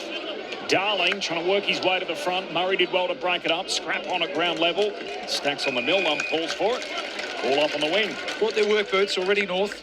Good start here. 10 clearances to 4 in front of the contested positions as well. So, promising start. Up it goes, O'Brien. Tapping it down onto it, Berry. Now there's the footy. Nearly trips over his own feet, but manages to get it away. Sherry picks it off. Parker goes in hard on Peatling. Back to Berry, coughs it up again. Roos in attack. Davies Uniacke coughs it up straight to Dawson. Now the Crows back the other way. Worrell away to Neil Bullen. Now Keys. Taylor attacking edge of the square. Pokes it inside 50. Waits it for Fogarty. Can't gather it. Taps it on into the pocket now. He'll twist, turn, snap, and goal. All a little too easy for the Adelaide Crows. And they're out by 2 goals again. 4-2 plays 2-2. 18 and a half into this opening term Saturday footy on ABC Sport. It's incredible, Bally, how many players can't handball with their left hand. It's constant in this competition at the moment. Just guys not being able to handball with their opposite hand, and that's why the ball turned over. North Melbourne won that ball. They were gone, but it was just needed to be a left-handed handball. Went right, and Adelaide were able to get their hand in to chop the ball down. Then they're away. How much work would you guys have done on that? Heaps. Yeah. I mean, I had to. Yeah. Non-stop. Yeah, especially if you're limited in other areas, Ben. But, yeah, that's a basic fundamental for AFL players. And look, so it was Luke Davies Uniacke who's been, usually good enough, isn't he, to break tackles and get on his foot. But that's just got to go into his teammate's chest.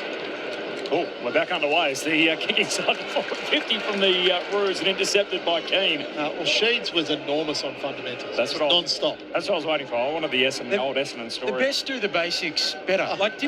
We used to do you'd handball at one side, then on the left side, and you'd do the lanes handball. Do they not do that anymore? Short to Laird, long kick down the wing. Dawson target punched out of bounds, so throwing on the wing. The other thing which caught me out is the monitor here in our box is actually about 8 seconds slower than the action out in the middle. So, geez, wasn't Fogarty agile then? I just feel like he's priming himself for a big final, isn't he? Yeah, he's that sort of player. Throwing on the wing. O'Brien and Sherry go for a waltz. O'Brien going to ground, wins the tap. Adelaide get a free kick and they burst out of the middle. Here they go.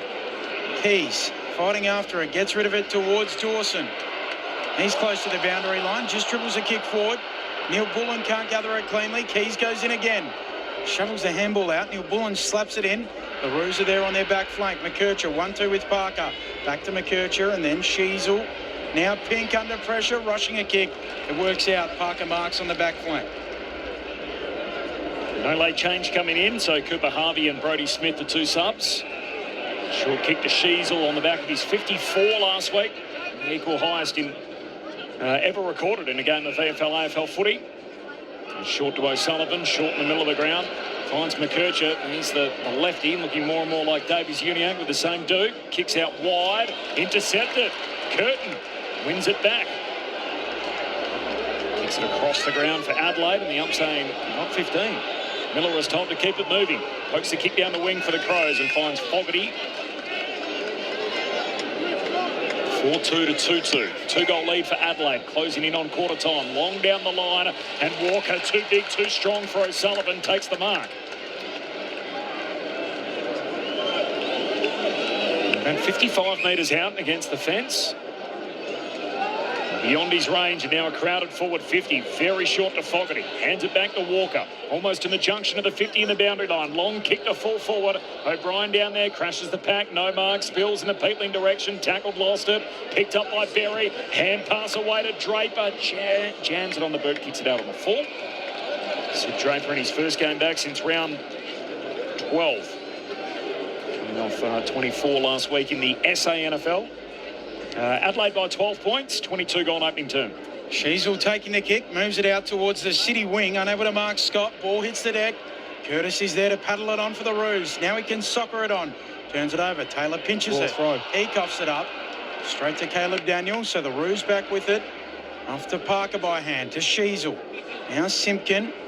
Looping a handball forward to Scott. Chaining handballs. Parker sweeps it on. Davies Uniacke centre half forward. Goes deep for Darling. One-on-one, Darling. Not quite. Ball hits the deck. Onto it quickly. Costanti gives it back to Darling. The Crows, they show their grit. They defend, and then Worrell can clear. At least for the time being, Simpkin's in the game here, competing with Dowling at the drop of the footy. Simpkin wins it, almost went over, hand pass back inside to Curtis. Curtis clean, back to Simpkin, but under pressure. Shoots a hand pass into the pocket, and out of bounds it trickles next to the behind post. Yeah, I mean, lucky bit of polish North, aren't they? But that's Adelaide's defence. That's how they've been in the past, the last second half of this year in particular. That's why they're the number one defence, just fighting and scrapping. I think 2018, Jack Darling would have clunked that runner, wouldn't he? But just getting a hand in, just sticking a tackle, making it hard for the opposition to score. Pressure enormous, just couldn't get a leg free at any stage, North, to try and shoot goalward. A series of hand passes under pressure from the boundary throw in. Berry can't clear. Stevens gets back on his left, puts it through for a goal. And Dylan Stevens draws North Melbourne within a straight kick. 4-2 to 3-2, 24 minutes gone opening term. Ray Chamberlan on the boundary. He's sitting back here and you're watching this game, and, we talk about the effort in the midfield, and, Baldy referenced North Melbourne Football Club getting in work and sort of getting their fair share of the contested football. But inside the arcs, it's such a stark difference. Everything that goes inside 50, Adelaide clunk it, and then you get down the other end, and despite best efforts, they find a way. So that's where the obvious the spread there between the two sides. Yeah, hard work, isn't it? But see Dylan Stevens, how often has he kicked in his right foot in his 100 how many game career? Never. How many times has used step blokes who weren't quite thinking, weren't switched on? Young Dan Curtin, there's a lesson there. Curtin's a lefty too, I thought. Yeah, that's right. He should have known better. I thought all you left footers lived in the same part house. Of the same society, the lefty society. Like the Smurfs all lived under the same roof or something. But not to be. Restart in the middle. Beautiful bounce. Rucks lock up. Sherry brings it down. Peatling goes and pinches it at ground level. Then turns it over. Now Davies Uniacke on the burst. Has Wardlaw in support. Ignores that. Kicks into the man on the mark. Smothering it down was Laird. Davies Uniacke goes back and gets it. And misses everything. Out of bounds on the full. Well, he's had it 10 times, Luke. He's in everything. 7 of those contested. He's looming. He's looking dangerous. He just can't. What's he kicking at 17%? So, unfortunately at the moment, both by hand and by foot, he's letting himself and his team down. But geez, he's looking dangerous. Long down the line goes Murray, and that's a complete 1-1 win for well done. And as he's trying to move it on, smothered by Pink, gets himself back involved, spills to Dowling, hand pass out of bounds. And Toby Pink halves the contest on the wing. Love that, outpointed, wasn't he? Just outmarked, and he's been, to this point anyway, been beaten by Darcy Fogarty, but just stay in the game. Desperate smother. Pink Pony Club gathering fans by the week. And the throw in, O'Brien slapping it down, Saligo scrapping at ground level. Sherry goes over the top of him. Saligo out to Berry, who gives it off to Dawson. Dawson's handball to no one in particular. Davies Uniacke steals it, spins twice. Off to Stevens, Kanga's ball back to Sherry. O'Brien's got him, ball jars free. Stevens goes low, high free kick. Rouge ball on the wing, gets a little shove from Berry and a 50. So Stevens will be marched to half forward. Crows lead by 6 points, 26 minutes into this opening term. It's a great tackler, Berry, isn't he? But in a sense there, just frustration with himself. He knew that Dylan Stevens had lowered the centre of gravity. Definite high free kick. And Trembath offering the lead, and he's got it. Pinpoint from Stevens. Good lead. Great lead. 35 out on a 45-degree angle. What a fight he's been, hasn't he? The last couple of weeks, he's looked a really likely type. Very athletic. Pretty good kick for goal. Yeah, back to Sam Berry. Just a little sign of frustration and lack of discipline that Matty Nix will want to nip in the bud.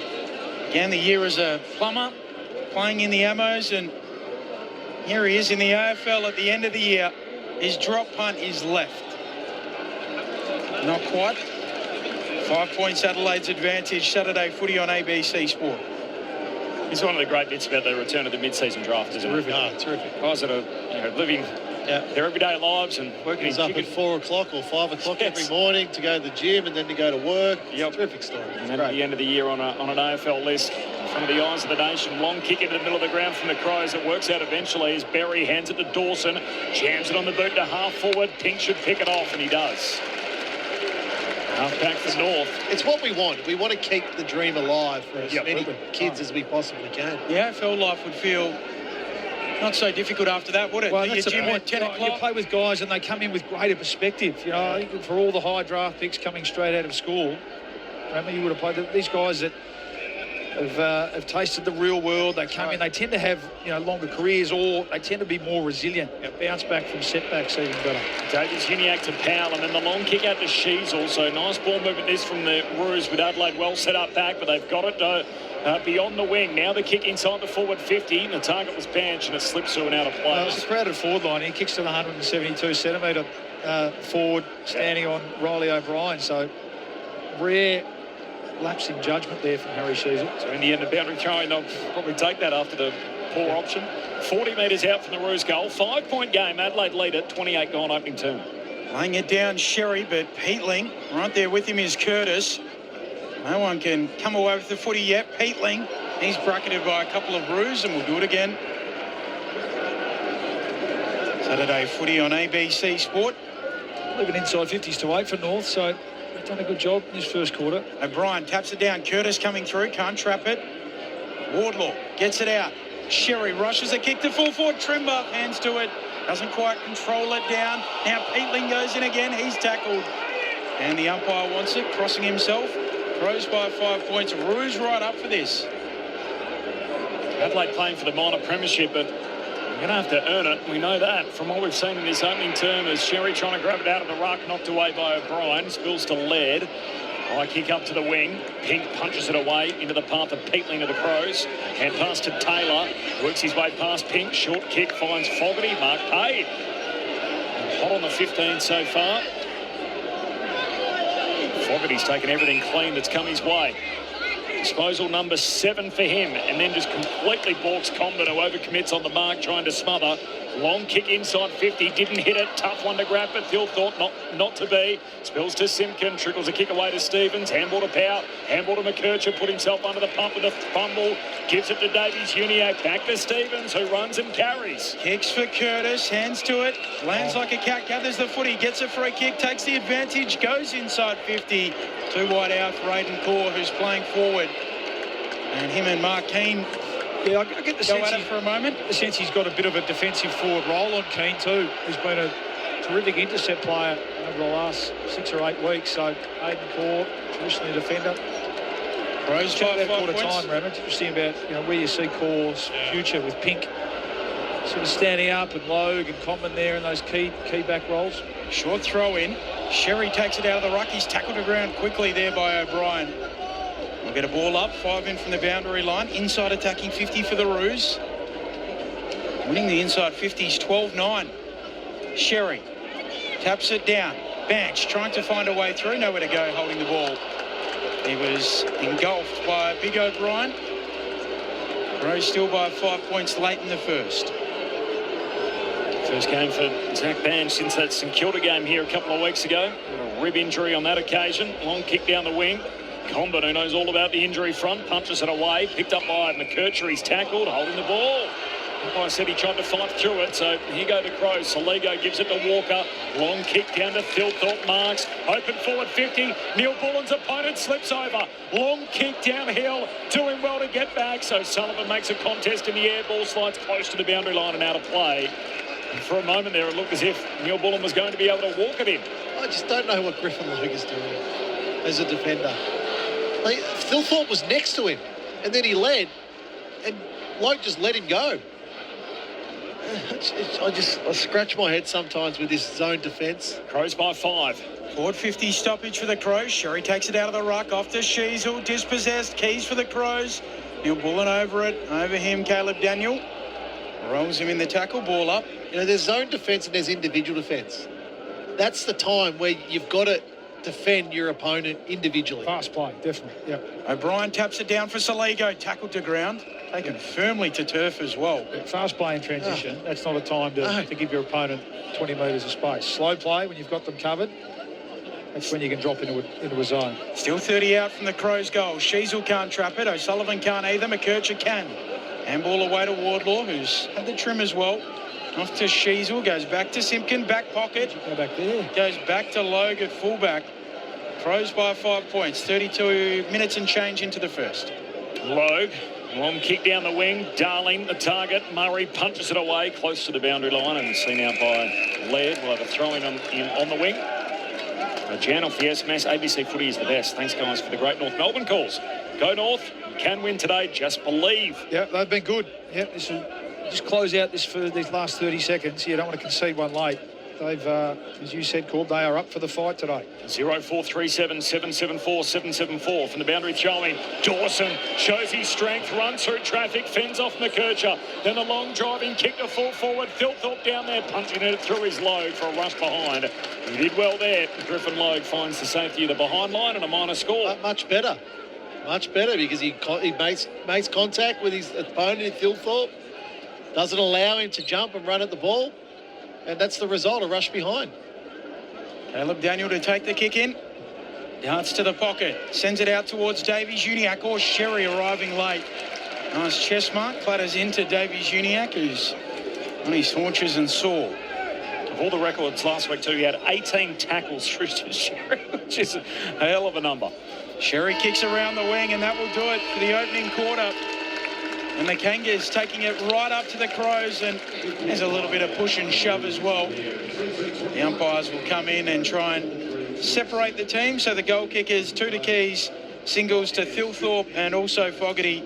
And then for North, Bailey Scott, Dylan Stevens and Paul Curtis through the opening quarter. Saturday footy on ABC Sport. One off the SMS here, and you sort of alluded to it, Ram, during the call. Hey, boys, how have you seen Jack Darling's year from Gaza the truckie? Look, I think it's been okay. I would have liked to have obviously seen it more with Nick Larkey there, but you look even today, they're just so bereft of forwards. North Melbourne, they're having to play Aiden Core. Now, whether he's playing as a defensive role on Marqueen or not, they just don't have any depth in that position in their team. So, it's been okay. Yeah, goal a game. You competed pretty hard. What we don't see is the impact that he's having Monday to Friday on the younger players from all reports, terrific clubman. So, I think it's, given they didn't have to give up anything for him, has he been, is he taking games off other young players, to your point then, Raman? Not really, because they haven't had the talent there. Good to see young Trenbarth come in. So there's a player who, you would hope going forward is the player that goes into that sort of third tall position, and obviously they need Nick Larkey back as well. From Robin Greensboro, Benny, it is Amazon that owns the certain rights to the Bond franchise, but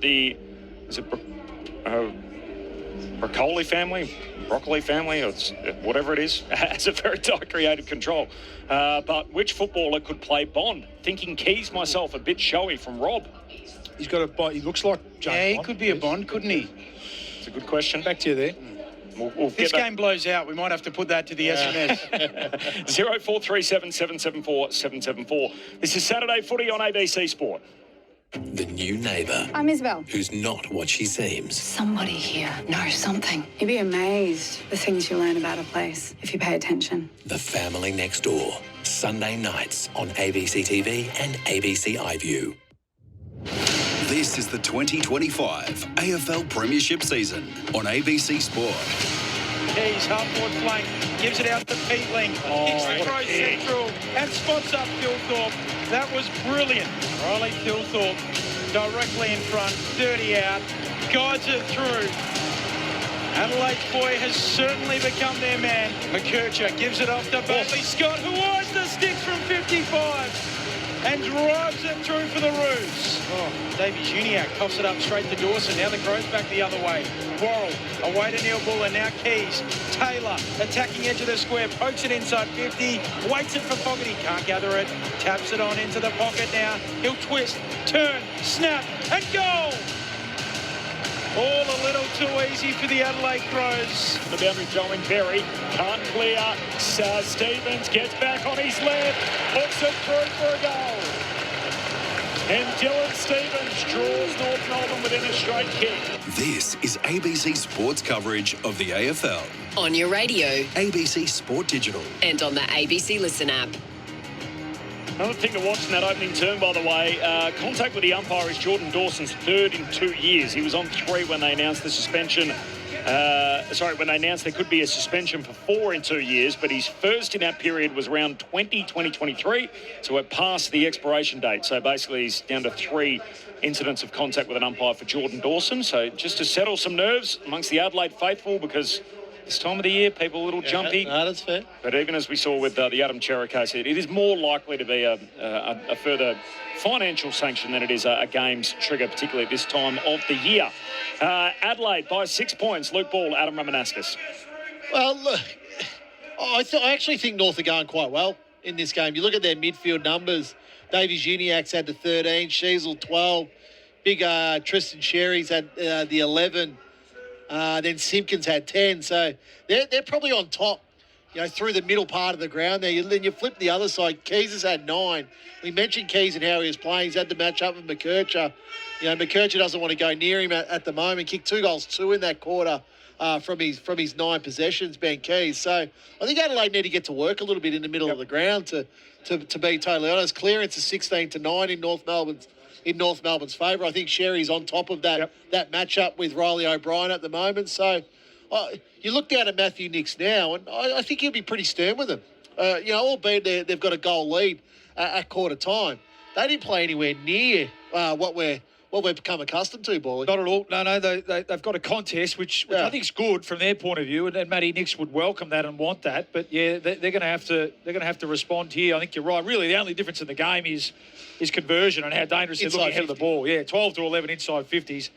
And Chambo alluded to it as well. Every time Adelaide go in, they look dangerous, don't they? They look like they're going to score. And a lot of the time it has been from turnover through the mid-arcs. And that's been, the vulnerability for Adelaide. We heard about that pre-game. They've been 18 in terms of scoring from transition. So a real opportunity for them to hone that side of the game against a North Melbourne team that's where, let's be honest, defending transition's been a real weakness. So that's really the difference in the game. You're right. Around the footy, North have been all over them. Around clearance and contest, they're having more of the ball.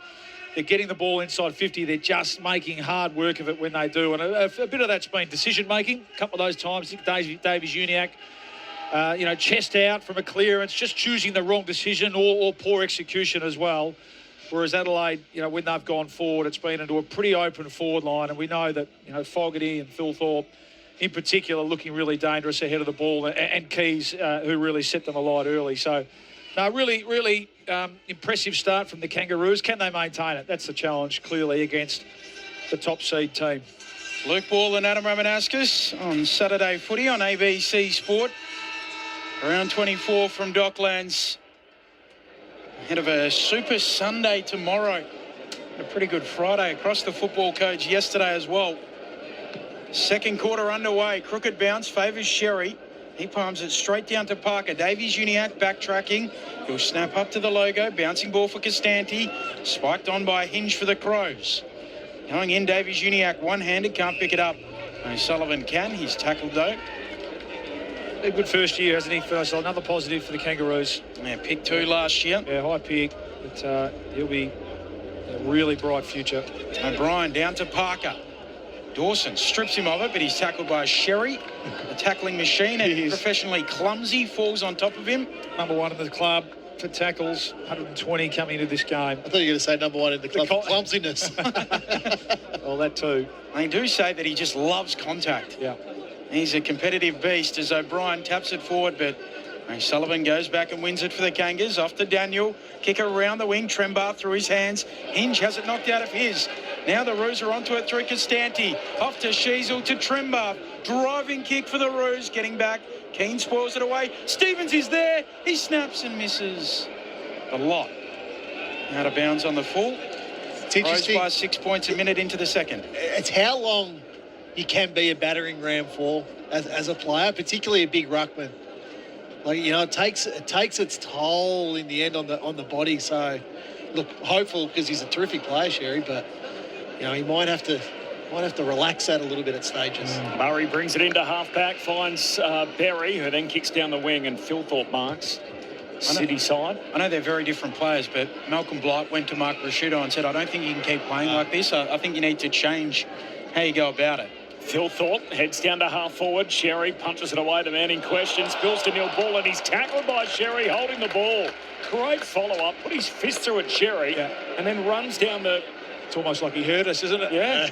What are you talking about, you bloke? Shut up. I know what I'm doing. All over him. As gives it to McKercher. McKercher across the goal face, finds Pink, kicks out of the defensive arc. Curtin, a critical touch. Terrific by Curtin. Breaks it up. Miller, hand pass away towards Saligo. Centering kick. Somehow made its way to the chest of Philthorpe. He moves it quickly and pops it through. That's Dan Curtin's goal right there. Riley's got a couple. And Adelaide stretch it out to a 2-goal buffer again. 2 minutes gone, second term, 5-3 to 3-3, Saturday footy on ABC Sport. It looked like a terrific kickball coming out at defence by North Melbourne. Curtin goes back with the flight of the ball, but rather than spoiling it, he sort of taps it towards Miller. And it was on purpose. Yeah, that's where you go, you know, this kid's a special player to have the thought to do that. Most others would just try to spoil the ball anywhere in that situation, but to have the presence of mind to find a teammate with a little spoil, and it goes inside forward 50, and Philthorpe, he looks on today, certainly. Just putting a full stop. You'd think on first of many All-Australian Blazers this year, Riley. And Curtin, pick 8 in 2023. The Crows traded up to go and get him. As on all fours, Sheasel has to get up to his knees to handball it inside 50 for the Roos. Picking it up, Scott. Off towards Curtis. Now Constanti. He misses from virtually the top of the goal square. He hooks it too far across the face. A minor score for the Kangas, and they've wasted a few. Crows by 11 points, 3.5 into the second. I'm not mistaken, Curtin was the first available taller player in that draft. North went the 2 on ballers. I think Dersman was their second pick. Keane goes long up to the wing. Curtin. Yeah, big time. As the ball spills back underneath the pack here, umpire gives him a moment to sort it out and then calls for a ball up. Both these two teams, by the way, top 4 for accuracy, so North have had their moments even early in this quarter. One out on the full and then the miss there from Constanti. I mean, the theme of their year, though, they've been pretty good in front of the sticks. An 11-point margin for Adelaide early in the second from the restart. And they get it out again. Dawson out to Berry. Jinking run, shakes the defender, hands it to Saligo and then gets it back. On the boundary line, City side, kicks Adelaide to half forward. Philthorpe held on to, gets the free against Corbin. Adelaide want to move it, and they all rush inside 50, kicks it into the man on the mark. Reloads, gets a second go, Philthorpe into the pocket, Curtin bursting out, no mark, takes on Daniel, handball to Neil Bullen, extra hand pass to Fogarty, trying to dribble it through and puts it across the goal face for a behind. Minor score, 5-4 to 3-4, 2-goal lead for Adelaide, 5 gone in the second. Kircher taking the kick in up the middle, straight to Pink. Pink just Stands on his heels for a moment and looks out towards the city wing, trying to get it to Sherry. O'Brien breaks it up. Out the back it goes. Sherry fighting after it. Flicks out a handball to Stevens, who runs away from them. Kicks the Kangas to half forward. Darling has it spoiled away. Murray does well to halve it. Now the support arrives. Coming for the Crows. Back to Dawson. Kicks inside the defensive 50, but good for Millerer. Miller's kick across the defensive arc. Won't find its target. Finn O'Sullivan chops it off. Constanti run down by Murray. Impacts the kick and Keen marks in the back pocket. Thanks, Kurt. Yeah. And what a day he's putting together. Of course, you'd feel like leave one final impression on the Rising Stars selectors. Oh, that's right. And, you mentioned Thilthorpe as an All-Australian as well, so... Yeah. He's keen. He goes long, straight down the pipe. Wanted Walker, punched away by Logue. Spills to McKercher. Gets a hand pass across the half-back line. Finds Stevens. Long kick out to the wing city side. He's Darling. 12-point lead for Adelaide. Pokes the pass, looking for Davis Uniac. I don't know if you didn't see him, but Murray just picks it off easy. Takes the intercept mark at half-back for Adelaide. Short to Worrell. Crows with it. They lead by 2 goals. 6 minutes played. Second term Saturday footy on ABC Sport. Worrell pokes it up the middle for Soligo. Attacking edge of the square. We'll skip back off the mark and assess what's before him. Crows by 2 straight kicks. Short for Berry, who gives it off to Bond running by. His kick won't be on line, and Corbin on the last line marks alongside the behind post. Kangas football again. Hasn't got a goal. Q Bond just got a little excited. Thought this might be my moment. Chips it to Logue in the back pocket, who will go back to Corbin. Crows by 12 points. Nearly 7 played in the second. And pass to Daniel. Right back pocket. Oh, there's not a heap up ahead, so tries to evade Thilthorpe and then just kicks in hope. Carries the pack, contesting the footy. Spills to Berry. Adelaide with it. Hand pass to Curtin. Handball out to Taylor. Feeds a hand pass further forward for Laird. Collects on the bounce. Gives it to Fogarty. Gets it back. Laird keeps on moving. That's a superb goal. Great team footy from the Crows. And Laird on the end of it pops it through. The lead swells to 3 goals Adelaide's way. 6-4 to 3-4. 7 minutes gone second term. The Crows started hot in this second period. Saturday footy on ABC Sport. Well, they're sweaty on mistakes now, aren't they? Yep. This is North just turning at times, really good opportunities into just hard work, and again through a combination of poor decision making and execution. It's just the wrong issue. Taking the easy 20-metre kick to Toby Pink there. Caleb Daniel pulled it across his body again to the smallest player, or the second smallest player on the field. And Dan Curtin involved again. He's having a real impact in this one, Rama. So the real difference in this game right now, so first quarter, Adelaide kicked the ball at 79%. This quarter, they're kicking at 72%. North Melbourne just at 56%. They get enough of the ball, they're doing enough, around contests and the like, but when you own the game, you've got to hit targets, and North just simply can't do that at the moment. Laird back from suspension. First goal of the season for him. Crows with the opening 2 of this second term. O'Brien winning the tap, but onto it Wardlaw. Kangas footy. Simpkin, short kick. Powell bursts up and marks. Gives it off to Simpkin, who gives it back to Powell. Powell has to now rush a floater inside 50. Miller is back there, gathers on the bounce, and the Crows bounce right off their defensive arc, and Miller moves it out to Curtin on the wing. Crows by 3 goals. He's been busy, Dan Curtin. Hand pass away to Miller. In front of the benches, long kick. Phil Thorpe got his mitts around it, marks. Fogarty wants it. He's going to go a little longer. Inside the attacking 50 and all alone. The mark taken a little deeper forward. And the Crows are going to have another look at it here, right half forward. And Billy Dowling is on the end of it. Good day, isn't it, to hone the transition footy, Rama? I mean, that's, again, North. So win the easy clearance, and Josh Simpkin, you just got to, that kind of ball inside 50 is not going to cut it against this Adelaide defence. Slick hands. Miller, who's having a terrific back half of this year. And is it Dowling, is it? It is. Yeah, playing the wing role beautifully. Taking a moment to identify him. Number 31. First time we've seen him since the last round of last season. Billy Dowling. First game back. First goal of the year. And what a time to make your return to this team.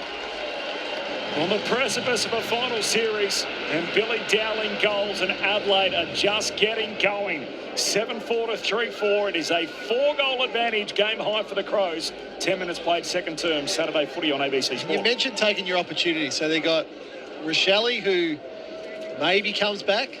They've got Pedler, I think, is another one that you can play that sort of half-forward type of role. But Dowling, as you mentioned, first game of the year. If he takes his opportunity and plays well today, well, it's hard not to pick him.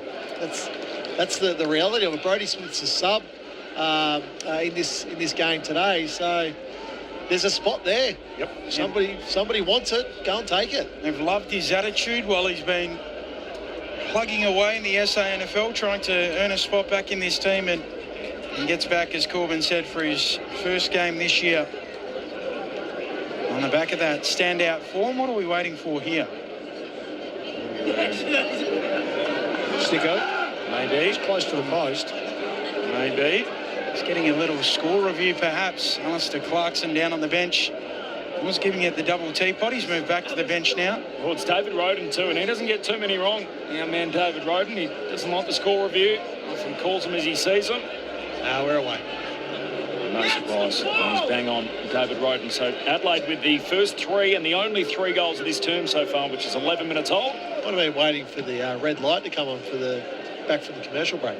Hillthorpe tapping it down to Berry, who's bursting out of the middle. Kicks the Crows inside 50 again. Fogarty, Corbin in front.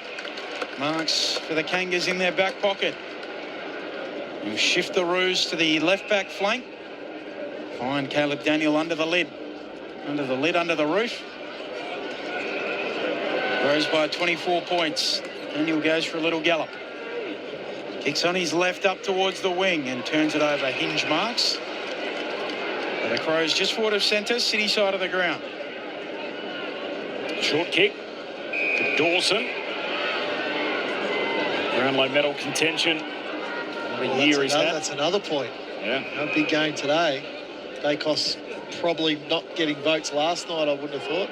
Long kick into the forward pocket, trying to trap it. Walker not to be off the deck, hands it to Thilthorpe. Handball back into dispute. Grabbing at Daniel, and Peatley's got him straight away. Ball up. Did our ABC experts give Nick Dacos any votes last night? Certainly didn't. No. To go, he got top votes. 2 to Elliot Wonder. Harvey Langford from Melbourne, who played well last night. Restart back in the middle and going nowhere in a hurry, so another ball up. I bet he certainly didn't. Cameron Ling, the adjudicator last night. On the ball up. Sherry knocks it out. Away to Daniel Roos in their back pocket. Simpkin kicks off a step beyond the arc and turns it over. Here is Dawson again. High half forward for the Adelaide Crows. On his left, waits a kick inside 50. Dowling goes up, doesn't take the mark. He was impeded. That's silly, and he'll get the free kick, 40 out directly in front, Ray Chamberlain. Talking about the little bit of a delay to restart the play, what will happen when the ball gets transitioned back to the centre? If the ARC need to review it, they will cue in and say to the umpire with the ball, please wait until we give you the opportunity and green light to bounce the ball. So that's what's most likely been the delay back then. Thanks, Ray. Not a heap in it, but a little bit clumsy, wasn't it? And Billy Dowling gets a chance to kick 2 in a row. Wiping his hands on the clean white shorts of this Adelaide away kit. Into a trot now. His drop punt is perfect. It's a Dowling double. And he's trying to grab hold of this spot in the team. Crows by 5 goals neat. 8-4-52 plays 3-4-22. 14 travelled second term Saturday footy on ABC Sport. Well, it's a disappointing 5 or 6 minutes, isn't it, from North? They start the quarter really well. They don't take a couple of full-edge opportunities in front of goal. And then, as we said, Adelaide just been sweaty on the turnover ever since. Kicking at 81%, Adelaide. Yeah, and just starting to flex their muscle. We know they're a big, strong team, Adelaide, aren't they? Dawson that time, kicking the ball inside 50. Just starting to flex their muscle a bit. So, real test here for this young North team with not a lot to play for other than pride, as we said. Can they stand up here and hold the momentum? Question off the SMS around players North Melbourne should pursue in the off-season. I'll get to one of those in just a moment as Darling and Philthorpe, the 2 backup rucks, share it down. Comes to Saligo, kicks wide for Berry. No marks, spills through to Finn O'Sullivan. Got it for the Roos, not a heap up ahead. Adelaide well set up. Hand pass out for Load. Handball to Daniel, almost broken up. Daniel settles it down, kicks hurriedly down the wing. Bench moved out of the way. Ball comes back to him. Miller takes him high. I think the first one, they need to find long-term help for Nick Larkey. We mentioned Jack Darling earlier. Yep, no worries, but there needs to be a partnership with Larkey over the next couple of years. Zerha's certainly not a key position player, good player. Yep. But that would be number one, and I think they need to find a couple more defenders. So who? Who? Yeah. Harry Mackay. Is that good enough? Yep. Short to Daniel. Daniel goes long down the line over the head of Davies Uniac, collected by Saligo. He's tackled. Handball ends up out of bounds. Oh, holding the ball. Now, I need to look a little bit closer Yeah. out of contract and the like, but that's what we're sort of the calibre of player you're talking about. And I know they're looking for an interceptor as well. So think of a Josh Worrell here for Adelaide, but North Melbourne would love a player like that. Call short to Scott. Scott goes long inside the forward 50. Ooh, big leap in the tackle from Parker, but ball hits the deck. Comes back to Core. Just got it out eventually to Sheasel. 55 out. High bomb towards the forward pocket. Offhand spills down to Worrell. Right on cue. Hand pass to Keane. They keep it alive. Last line of defence. Hand pass to Cumming. Ugly kick, but it turns out. Hinge off the back flank. Hand pass to Fogarty, and the Crows are out. He kicks for Taylor on the wing. Will it sit for him? Coming across Daniel. He's got him. Wraps him up. Taylor gets rid of it. Handball straight to the boundary line. It was holding it anyway. Great defensive effort from the diminutive Daniel. Free kick to the Kangas. Ankle to the wing. Shorts it to Scott. He goes more direct to the logo on Stevens. Neil from Coburg, we know North's defence is not flash. Is Camden McIntosh worth a punt? No. They've sort of done that in previous years, haven't they? Stevens kicks out wide, and Finn O'Sullivan just marks in play. McIntosh plays more as a winger. Is there any home for him, or that's the end of it for Camden as O'Sullivan looks inside 50. Pack forms in front. Trimber juggles it down. 30 out, slight angle to the left. No, he's been good. Yeah. He presented at the ball, Trimbath. So. Can he be the guy? Or are you thinking a more senior sort of... Well, it's worth a try. I mean, he's listed at 193, so not I guess, this day and age, he's not your sort of 6'5", 6'6" key forward. Looks very athletic, and who knows, with a full pre-season, what he could be. He's certainly... Well, he's certainly off limited prep. Yeah, that's right. I think he's been a real shining light over the last couple of weeks. Kicks it well too. Slight angle to the left.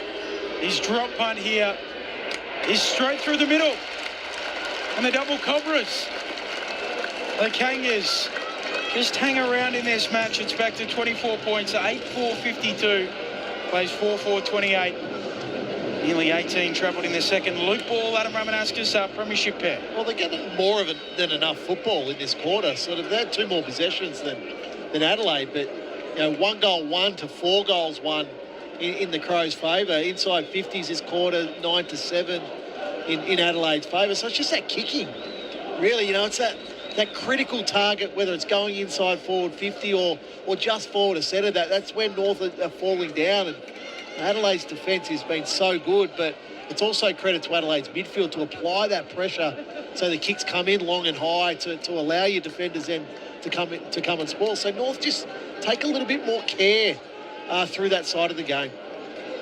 Trimbath's grandmother is a 50-year Western Bulldogs member. Had a photo with Caleb Daniel before his debut. She was that excited to meet him down in the change rooms. That's the highlight of the day, she said, I think. How good's that? Here he is. Caleb Daniel receives a string of handballs. Got it at half-back. Hand pass down the wing, and nice work, Neil Bullen. Holds out Sheasel as Draper goes and wins it. Hand pass away towards Neil Bullen. And coming to get him again is Sherry. Goes charging in and wraps him up, takes him to ground right in front of Ray Chamberlan. Ray. Apart from watching the big fella bear down on an oppo, the second best thing to watch is Clarko riding him in. And then earns a free kick here. And the ruck infringement was being held, so Sherry with it at half-back. Adelaide by 4 goals, 19 minutes played, second term Saturday footy on ABC Sport. Sherry takes the free kick, pokes it, turns it over, Peatling marks. Crows back the other way. He kicks into the pocket. Not his best effort. Looking for a leading Dawson. And O'Sullivan marks for the Roos. Inside their defensive arc. Crows by 24. And O'Sullivan just steers a kick away towards Wardlaw. Is that what O'Sullivan is, Ram, or has he got the sort of he's a mid. He's a mid, yeah. Just the introduction to footy half-back flank sort of role that Clarko's done in previous years. Wardlaw Shorts it onto Parker. The triple Bob Skilton medalist of the Sydney Swans comes infield to Daniel. Bruce chipping it around in their defence at the moment. Daniel bites off the kick on the 45 for O'Sullivan. Will that open it all up? Well, to put himself in a spot to receive it again. Hands laterally to Sheasel. Now the kick goes laterally out to the city wing for Pink. What can North do? Just about every Adelaide player in their front half. So Pink goes long and direct to the top of the goal square. And Riley O'Brien gets across, takes the intercept mark. Rory O'Brien used to play Phil Thunder, didn't he, in the WAFL back in the day. I can assure you this is Riley O'Brien, who's much taller. Kicks out towards half-back, spills down towards Stevens of the Roos. Hand pass away to McKercher, and McKercher retreats all the way back to Corbin. Oh, it's broken up by 40. Spills back to Corbin. North keep possession. Hand pass to Stevens. Goes all the way back to Sheasel. North still with it. Kicks back for Corbin on the wing. Corbin, I think Rory O'Brien might have won a Sandover. And Corbin might have gone close as Corbin gets a 50-metre penalty. And the mark will be set inside the attacking arc. And Charlie Corbin, the defender, come forward, come defender again. He will have a shot on goal here for the Roos. Just trying to get a grasp on what that was for. Was it a Sando's about to tell us? Ray Chamberlain? The player on the mark had been called to stand, and then as they split in the protected zone, they swapped the man on the mark. And so as a result, the 50-metre penalty was awarded. Hasn't kicked a goal this year, Charlie Corbin, and he still hasn't. Away to the left, 5 behinds. There's 24 or 25 broken bones in his career. Can't remember exactly because you lose count when it gets that high. The Crows by 23. Needs to drink more milk. Here's Worrell. Gee, that's a high kick. All the way up towards the wing, dock side. Spills off the pack. O'Sullivan taps it inboard. Here's Parker. Handball for the Roos out wide. Collected on the wing by Davies Uniacke. Pokes his pass down to half forward. The sprawling mark taken by Constanti. Former Swan. Kicks inside the forward pocket. Getting across and an easy pick off for Worrell. And that's what he does. Josh Worrell. It's another one you wouldn't be surprised to see in the Australian squad when it drops early in the week. Yeah, bit of a consensus, I think, that he'll be the Adelaide Crows defensive representative. They deserve one, really. Mark Keane's got, he's got some... to be discussed. Long kick down the line, punched out of bounds by Sherry, so throw him between wing and half forward for North. He's got some claims, Mark Keane, as well. Certainly being the All-Irish team. Throwing on the wing. Crows by 23. Bringing it down, Sherry to the front. Davies Uniacke goes and picks up the footy. Handball away to Parker, tackled out by Curtin. Who was the last Irishman in there?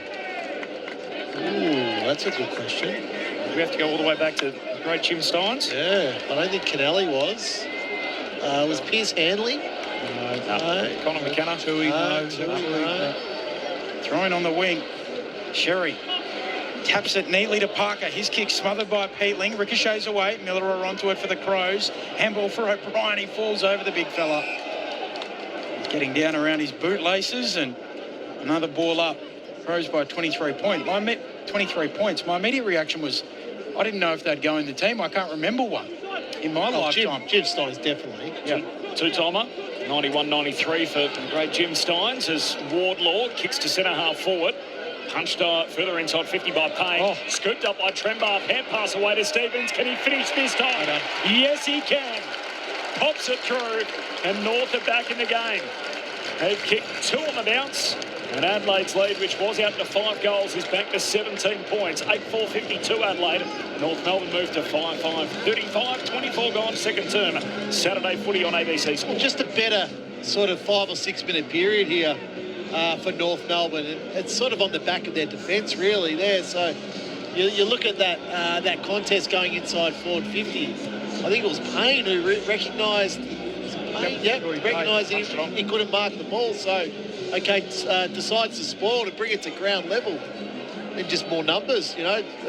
Paul Curtis there. Trembath. Geez, that was slick. Well, Trembath, sorry. Yeah, Trembath handball out to Dill Stevens. He's a player. Yeah. Trembath. You can just tell really good forward sense. Had Worrell then, he was just too quick. First to move, great clean hands and a nice finish for Stevens for his second. Kicked the last 2 goals in the game after Adelaide kicked the first 4 of the second term. Wardlaw slipping out of a tackle in the middle. Handball to Davies-Uniacke. We'll go back into the congestion. O'Sullivan to McKercher. Go forward. Goes further back to Corbin. Still going back. McKercher now goes sideways. Out for the goal kicker, Stevens, who lifts the kick over the top. Away to Parker. Now they're going forward. McKercher runs into a cul-de-sac. Has to go back again. Back to Parker. Parker kicks infield for Sherry, just forward of halfway. Taken low down. In the middle of the ground, Tristan Sherry. 17-point lead for the Crows. 25.5 gone second term, but North with a bit of momentum. Long kick inside 50. Payne flies at it, no mark. Spills down to Worrell. And got it down to Miller. Now on to Peatling. Hand pass to Hinge. Off the back flank, that's a dart. Straight on the chest of Keys. Keeps it moving. Long to Taylor Walker. Running downhill towards goal. He takes the mark. Doesn't break stride. Pops it through for a goal. And that's some kind of answer for the Crows as they zip it from fullback all the way the length of the field for a goal at the other end. Clean in transition, coast to coast. 26 gone second term. Adelaide by 23, 9-4 to 5-5. I think they're determined not to finish the season. 18th on transition scores. Yeah. That was just a beautiful kick. And that's the other thing, North. I mean, we speak about Paul Curtis. They're in need of a small forward, aren't they? A crummy small forward who can get to the fall of that ball and at least apply some pressure. And that's way too easy. This kick from Hinge is an absolute bullet across his body. But again, North's inability, that was a slow play. North's inability to be able to set up the ground, set up their team defence. And then they get the oldest bloke on the field out the back for a walk-in goal. So terrific footy from Adelaide, but disappointing from North to be able to relieve the pressure valve like that. One kick solves all problems, and that was Mitch Hinge. Beautiful kick from Hinge. Winning the tap, Sherry for Parker, who's trying to kick as he's tackled to ground by Dawson. Dawson gets up appealing. That's a good decision. So no poor opportunity, one arm pinned, and he actually has a crack at trying to kick it. That's what we're asking our players to do, aren't we? If he missed the ball, Wally. Yeah, but no prior. Man, that's what Chambo, back me up here. Any attempt is good enough with no prior. Luke Ball, head of the class. Walker picks it up, gets a clearing kick up to half forward for the Roos. Peatling swung down in the strong tackle from Curtis. But isn't the prior opportunity that he's tried to kick the ball? No. So, Ram, a great question, actually, mate. So when we're defining prior opportunity, it's whatever transpires between the time they're in possession to the time they're tackled. That's when the assessment's taken place. Sherry palms it down. Parker a high kick to full forward. Swatted away by Murray down at ground level. Branch sockers it on goal. Bouncing ball. Branch goes again. He's kicked and it's just rushed through. I think he's kicked it. Push, I reckon. Yeah, get a shove in the back. Yeah, it was there. Absolutely. Oh, sorry, yes. Absolutely paid the push. Good save. He's shorter than you, Benny. He's certainly a... That's clear push in the back. Yeah, well done. Good second effort. Yeah. The young guy. I checked. He's listed at 173. Daniel 171. So he's got Daniel and Cameron covered. Certainly Cameron. Clearly. Here comes Bench. He goes to Banana and puts it through. His first goal in AFL footy. And they will engulf him at the bottom of a pile of blue and white. And the Crows lead is back to 17. 9-4-58, plays 6-5-41, 28 minutes played. Second term, Luke Ball, Adam Ramanuskas. Well, he deserves that. Yeah. And you always remember your first goal, and he's worked extraordinarily hard. So the free kick was against Dan Curtin there for the push in the back, and then just a little check side for Banch for his first goal in AFL football. So he'll be wrapped with that one. She said just a diminutive forward, picked 2 in the mid-season draft out of Werribee. As Ben said, he was a stick. Yeah, been a footy factory Werribee, hasn't it? Last couple of years. Good response here from North. Flynn Young as well. Yep, that's right. Playing with Carlton. Big Cherry himself was Werribee, wasn't he? Big X. Am I right? 17 points Adelaide's lead. I'll leave that one to you to research. From the restart, back in the middle. Picked up here by Dowling coming off the wing. Tackled, lost it. Davies-Uniacke for North. Gives it to Daniel, kicks inside 50, hands to it, juggled effort, not to be from Payne. Spills down the Roos way, jamming it on the boot, and the tumbled kick going forward from Wardlaw misses. And behind, Geordie Payne really throws his whole body at it, doesn't he? The Tasmanian. 16 points is the lead for the Crows. 30-minute mark, second term. Keane with the kick in. Now towards Curtin, off his hand. Sherry doing the roving. Roos ball half forward, off to Simpkin. Centering ball, Curtis squeezes it. Terrific hands. Great kick, Josh Simpkin there to square that ball right up to about 15 metres out. Now, the Crows defenders are looking at each other. Rory Laird's pointing and Mark Keane's pointing, Hinge is pointing. It's whose opponent was it at that stage? Well, it was Miller's opponent, but a terrific contested mark there by Paul Curtis. Paul Curtis comes in, and the Kangas won't lie down in this one. He's got a couple, and it's back to 10 points. 9-4-58 plays 7-6-48 on the stroke of half-time. Saturday footy on ABC Sport. The Crows kicked the first 4 goals of this quarter, and now the Kangaroos have gone 4 of the last 5, so it's a terrific response. It sort of looked like the game was slipping away. The Crows had a 30-point lead, and it looked really comfortable there. And it's sort of like, oh, this is going to be a 10-goal margin. But credit to North Melbourne. They've picked up their defensive intent in the second part of this second quarter, and that's allowed them to kick these 4 goals. They kicked the 4 goals in basically 14 minutes, so they've done a good job to really hang in there. Good breakdown from 30 behind and now within 10 at half-time, North Melbourne. 31 and a half gone second term. It's been the clearance work again, hasn't it? 12-4 for the quarter. Oh, I take that to crooked bounce. Yeah. Chance for Simon off the SMS. 12-3 it is, yeah. The current length of the AFL season significantly reduces the quality of the product. Can you please discuss? Would love to hear your thoughts if you have time during the break. Been a pleasure listening all year from Simon. Says anchors away, so presumably a Fremantle fan, of course, with the biggest game of the regular season coming up tomorrow. Was Berry, kicks inside the forward 50 for Adelaide. Corbin picks it off, goes long to the wing. Oh, sprawling effort from Bench. He's going to get a second go. Well, there's about 4 Crows around him. Bench goes and wins it, knocks it out close to the boundary line. Sheasel keeps it alive. Dawson wins it back. Back flank for Adelaide. A hand pass to Berry. Runs, carries, and then a long kick to Peeling. One-hander. And then wanted to move it. Got it on eventually to Saligo. Now to Fogarty, but he's under pressure. Hand pass goes back to O'Brien. He kicks out wide for Keys, who marks on his chest. 51 out. 22 seconds left in the term. At least they've been able to force them wide. It looked like there's going to be another walk-in goal there for the Crows, but just good scrambling from North. I think he's got this journey, Ben Keys, so look for this one to be just put to the top of the square. 10 seconds left. He kicks in the Walker direction here. Caught wrong-footed. Ball slides past a couple. Bench, last line of defence. Stevens butchers it. Straight to Berry, who marks as time expires on the first half. Right foot. And Dylan Stevens with the clanger. Well, it's a big clanger. So he's a left footer, obviously, Dylan Stevens. Caught on the right foot and just completely miscued it. Just went straight down to Clarko on the bench, who, in fairness, controlled his emotions. He would have, standing around his younger players, understand it's just a mistake. And Sam Berry's had a terrific quarter. This will be his 9th possession. This will hurt for all North Melbourne's work. The kick after the siren misses. Off the hook. So Adelaide by 11 points, playing for the minor premiership. They are in a scrap with the lowly Kangas, who have won only 5.5 games for the year, but North Melbourne are going to make Adelaide earn it. 9-5-59 the Crows. North Melbourne 7-6-48 at half-time. It is Adelaide by 11 points.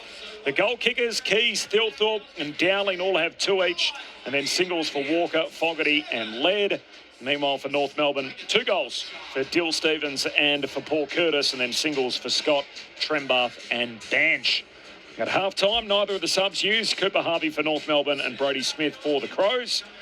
As Raman mentioned a short time ago, halfway mark of that second quarter, it was looking like Adelaide's game. They were 30 points up, and North responding by kicking 4 of the last 5 of the match to make it Less than 2 kicks in it at half-time, 11 points Adelaide's way. Off the SMS, Rog in Box Hill says, I agree the so-called Kangas zone defence mostly does not work. It hasn't for 2 decades. Our defence should concentrate on playing the ball and manning up. From Rog. Thank you, Rog. Joseph from Essendon, instead of Mackay, will give North Kemp as a forward and McGovern as an intercepting defender. Would solve 4 problems. So basically saying it'll solve an issue for North and solve an issue for Carlton. Thanks, Joseph. Appreciate that. Corbin, despite what Razor says, if a player is tackled and tries to kick and misses his foot, it is ineffective disposal and should be called as such. From Luke. I think that's his opinion, isn't it? I think he's saying there, Luke, it should be written into the rules like that. Well, does that look... Whereas the rules aren't written like that right The now. Luke Parker, to me, as a spectator, looks like holding the ball. Well, it looks like because it is incorrect disposal. But then I get back to I'm looking across at Lee Matthews. Well, why are we barracking for the tackler so much? Correct. You know, So, and this is the guy who goes and wins the footy. So give it an opportunity. The alternative is, without prior opportunity, Parker just hangs on to the ball. So that's what I'm getting at. But then it just creates more stoppages. There's another ball up. Like we want the ball. But Parker there throws the ball up in the air and tries to kick it. He's trying to get a kick away though. It keeps the ball. Keeps the ball moving. Yeah. So I would almost rather the way it is now, where at least the ball's coming out and it's flowing, rather than which is that's why they're trying to do it as such. But I know what looks weird. When you see it in motion, you think, this guy's just thrown the ball out and he tried to get a kick away, missed his foot, and it's play on. But I think that's... The AFL haven't done a good job, I think it's fair to say, in communicating that to fans. I think that's the one thing that we know for sure is it feels like we spend a lot of time trying to speak to audiences about that because it looks very unnatural. That's why we've brought Ray Chamberlan on board. Correct. That's why he's here to solve some of those industry leaders, and we just thought, look. He's been brilliant. Yeah.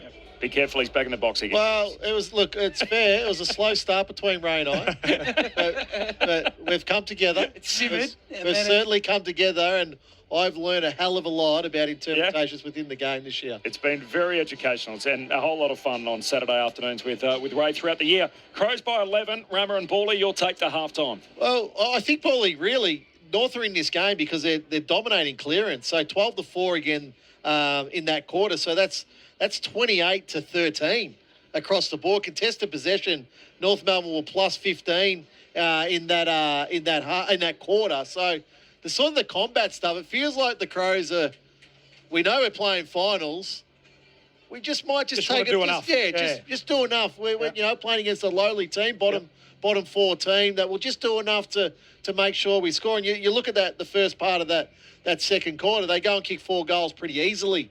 The Crows, and the game looks over. But as I mentioned, credit to North Melbourne. They fought their way back. 4 of the last 5 goals in that quarter, and it was based off their defence. They wanted to attack. Tristan Xerri has been terrific. His tackling work and the way he just holds on and stops the ball at the source is terrific.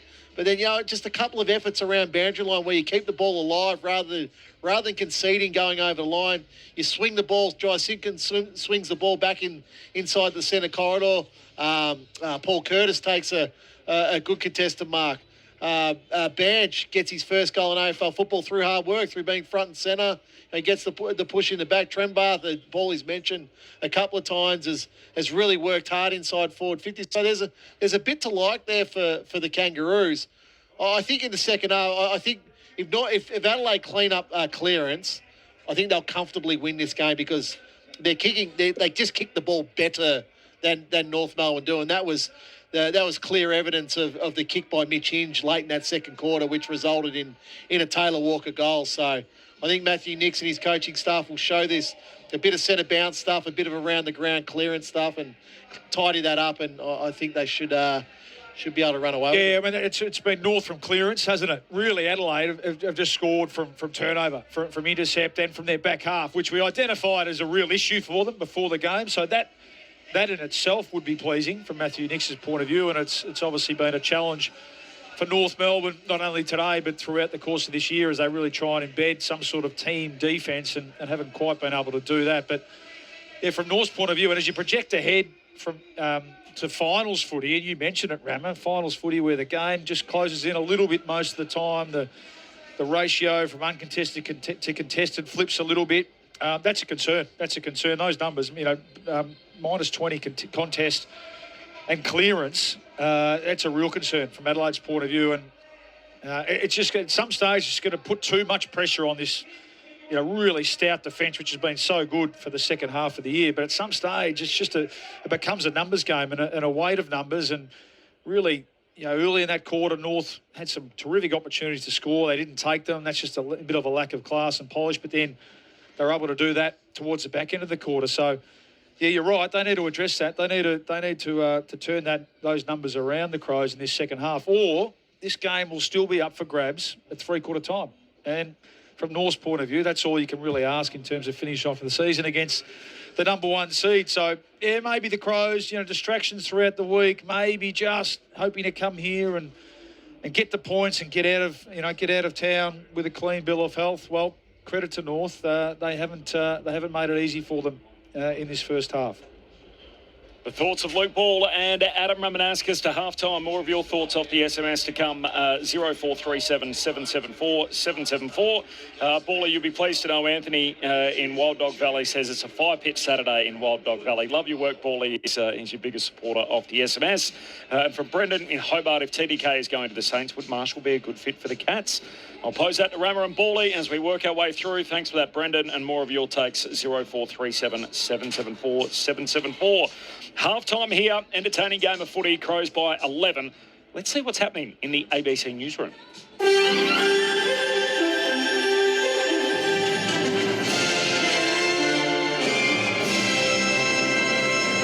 ABC News with Satyam Weinstein. A UN-backed report has found the Gaza Strip's largest city is gripped by famine and warns the crisis is likely to spread. It's the first time the Integrated Food Security Phase Classification, or IPC, has declared a famine in the Middle East. Israeli Prime Minister Benjamin Netanyahu has dismissed the report as an outright lie. This woman, who lives in Gaza City, says the findings of the report come as no surprise. We fight every day just to get life basics like food, clean water, hygienic stuff, medications, or even the feeling of security and peace. While children outside Gaza want to eat an ice cream instead of an apple, our children don't know what an apple is.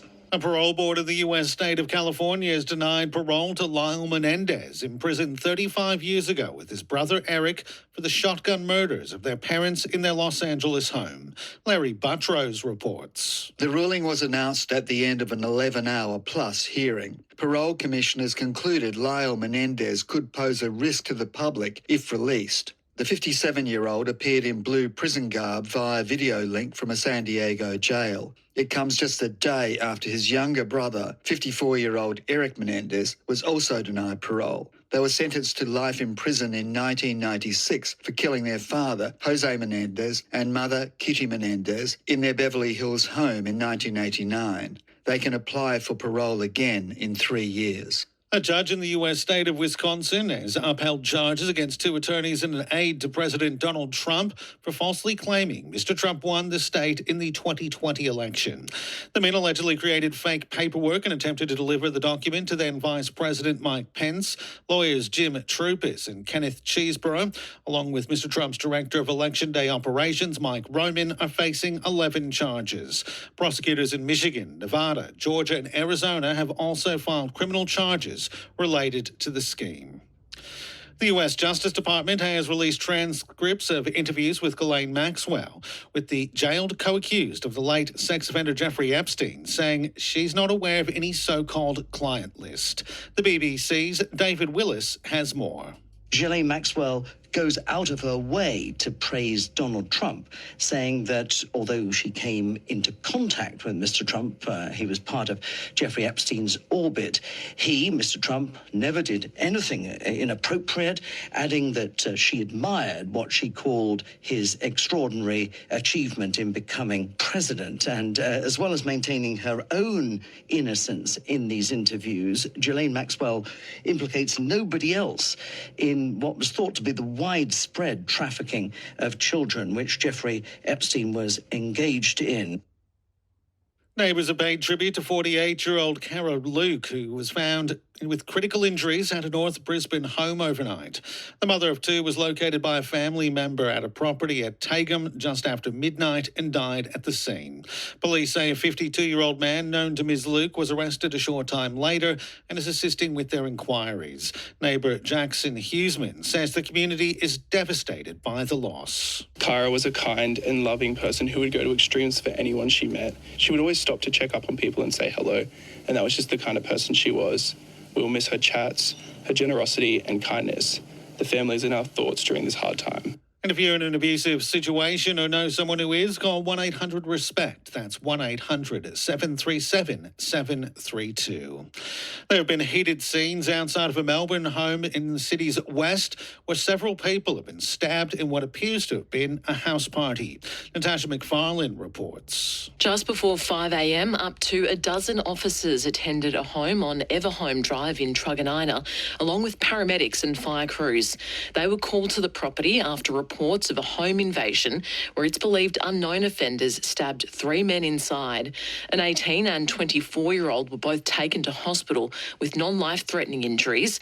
Another man ran off despite being treated by paramedics. There have been chaotic scenes as people spilled out onto the residential street after the incident and began arguing with emergency services. No one has been arrested at this stage as investigations continue. And golfers Tommy Fleetwood and Russell Henley both have a share of the lead at the Tour Championship in Atlanta. Fleetwood fired a 7-under par 63. You're up to date with ABC News. On the ABC Listen app, stream a wide range of free audiobooks, like from Leanne Moriarty, James Patterson, Tim Winton and Kate Morton. No catch, just press play. Find free audiobooks on the ABC Listen app. The summer of cricket has arrived early. Clubs it straight down the ground for six. He's on the pull shot. Boy, did he get that. White ball cricket takes centre stage in the top end as Australia take on South Africa. Shout for leg before, finger goes up. And it's on now on the ABC Listen. Down the pitch, there we go. Bang. Every ball live. Just click on the cricket button. This is the 2025 AFL Premiership season on ABC Sport. Pink kicks out of a defensive arc. Curtin, a critical touch. Terrific, Curtin. Breaks it up. Miller, hand pass away towards Saligo. Centering kick. Somehow made its way to the chest of Dilthorpe. He moves it quickly and pops it through. That's Dan Curtin's goal right there. Riley's got a couple. Curtin. Handball out to Taylor. Feeds a hand pass further forward for Laird. Collects on the bounce. Gives it to Fogarty. Gets it back. Laird keeps on moving. That's a superb goal. Great team footy from the Crows. And Laird on the end of it pops it through. Wardlaw kicks to centre half forward.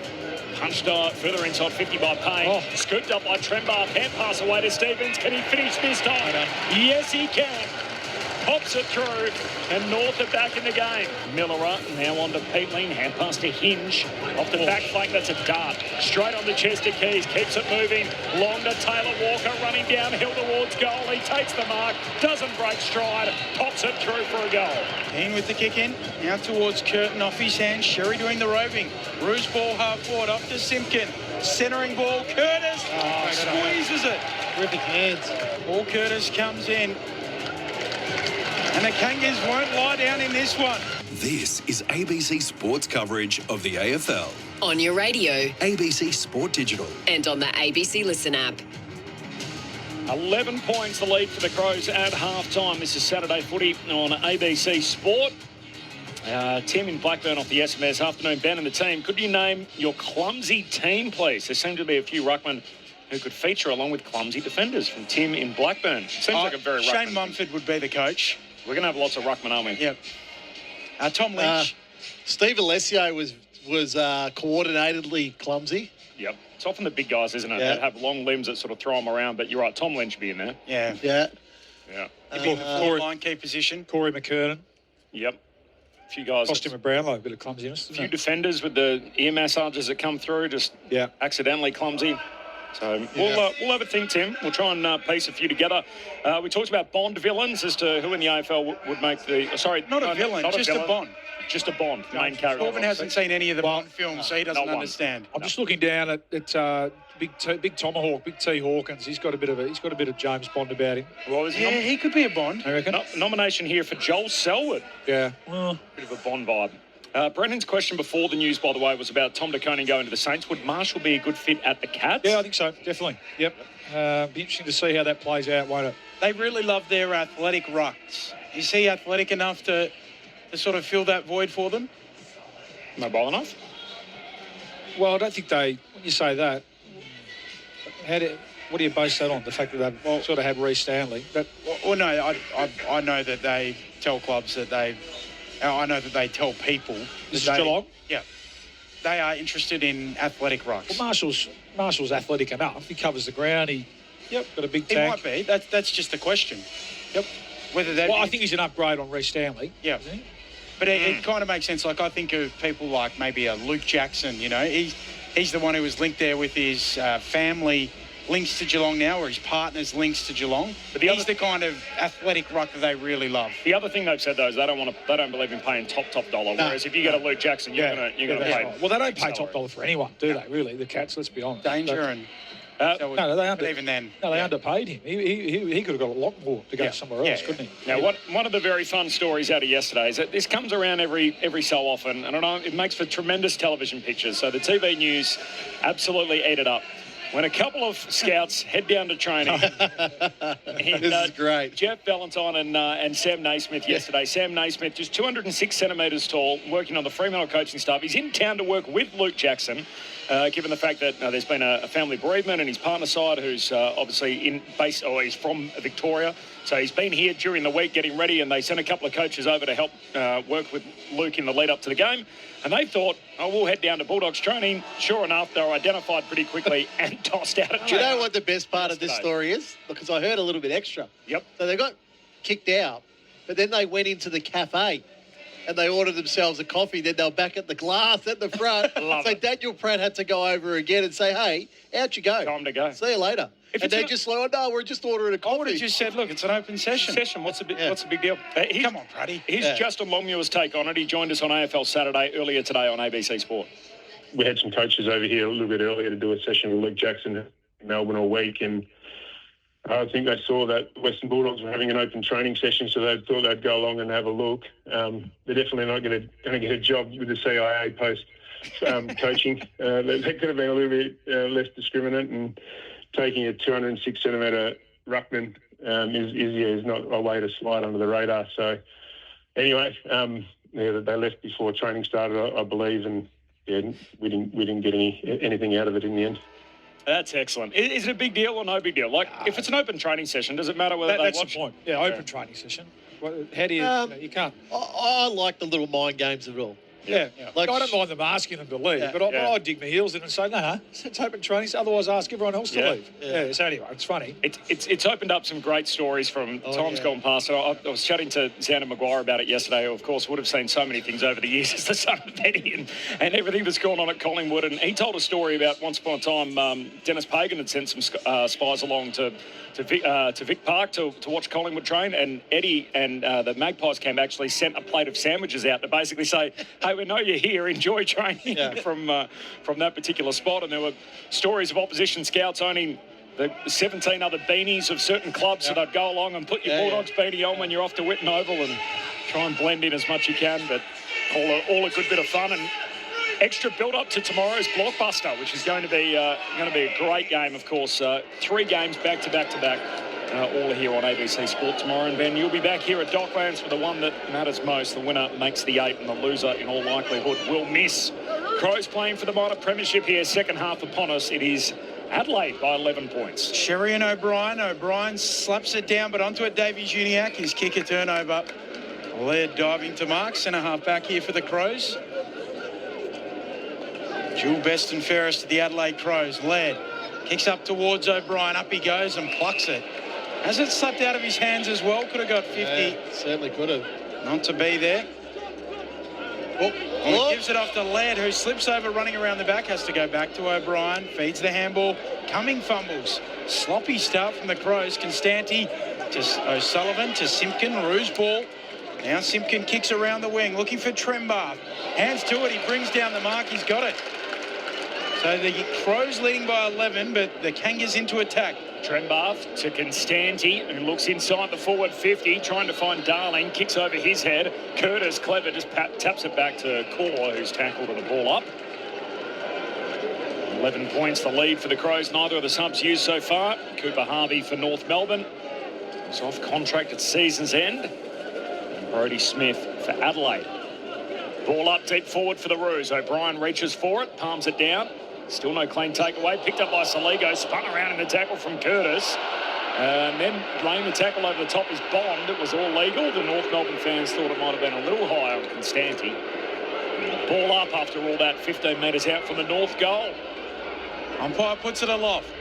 Tapping it down, Sherry overrunning at Curtis. Davies Uniacke picks it up, gets a handball out. Wardlaw off to Simpkin. Dribbles it towards goal. Nearly Trembath gathering the footy. Goes again in the pocket. The Crows are there, coming tackle to ground. And a ball up, left forward pocket here for the Kangas. Crows by 11. Just a little sloppy out of the gates in the second half, Adelaide. Sherry out of the ruck for Curtis. Tackled by Berry. Drags him to ground. Another ball up, left forward pocket for the Kangas. Saturday footy on ABC Sport. Umpire tosses it to the roof. Sherry hooks it down, soccers it gently over the boundary line and a throw in. Left forward pocket. Corbin, Middlemas, Ben Cameron, Luke Ball, Adam Ramanuskas, Ray Chamberlain.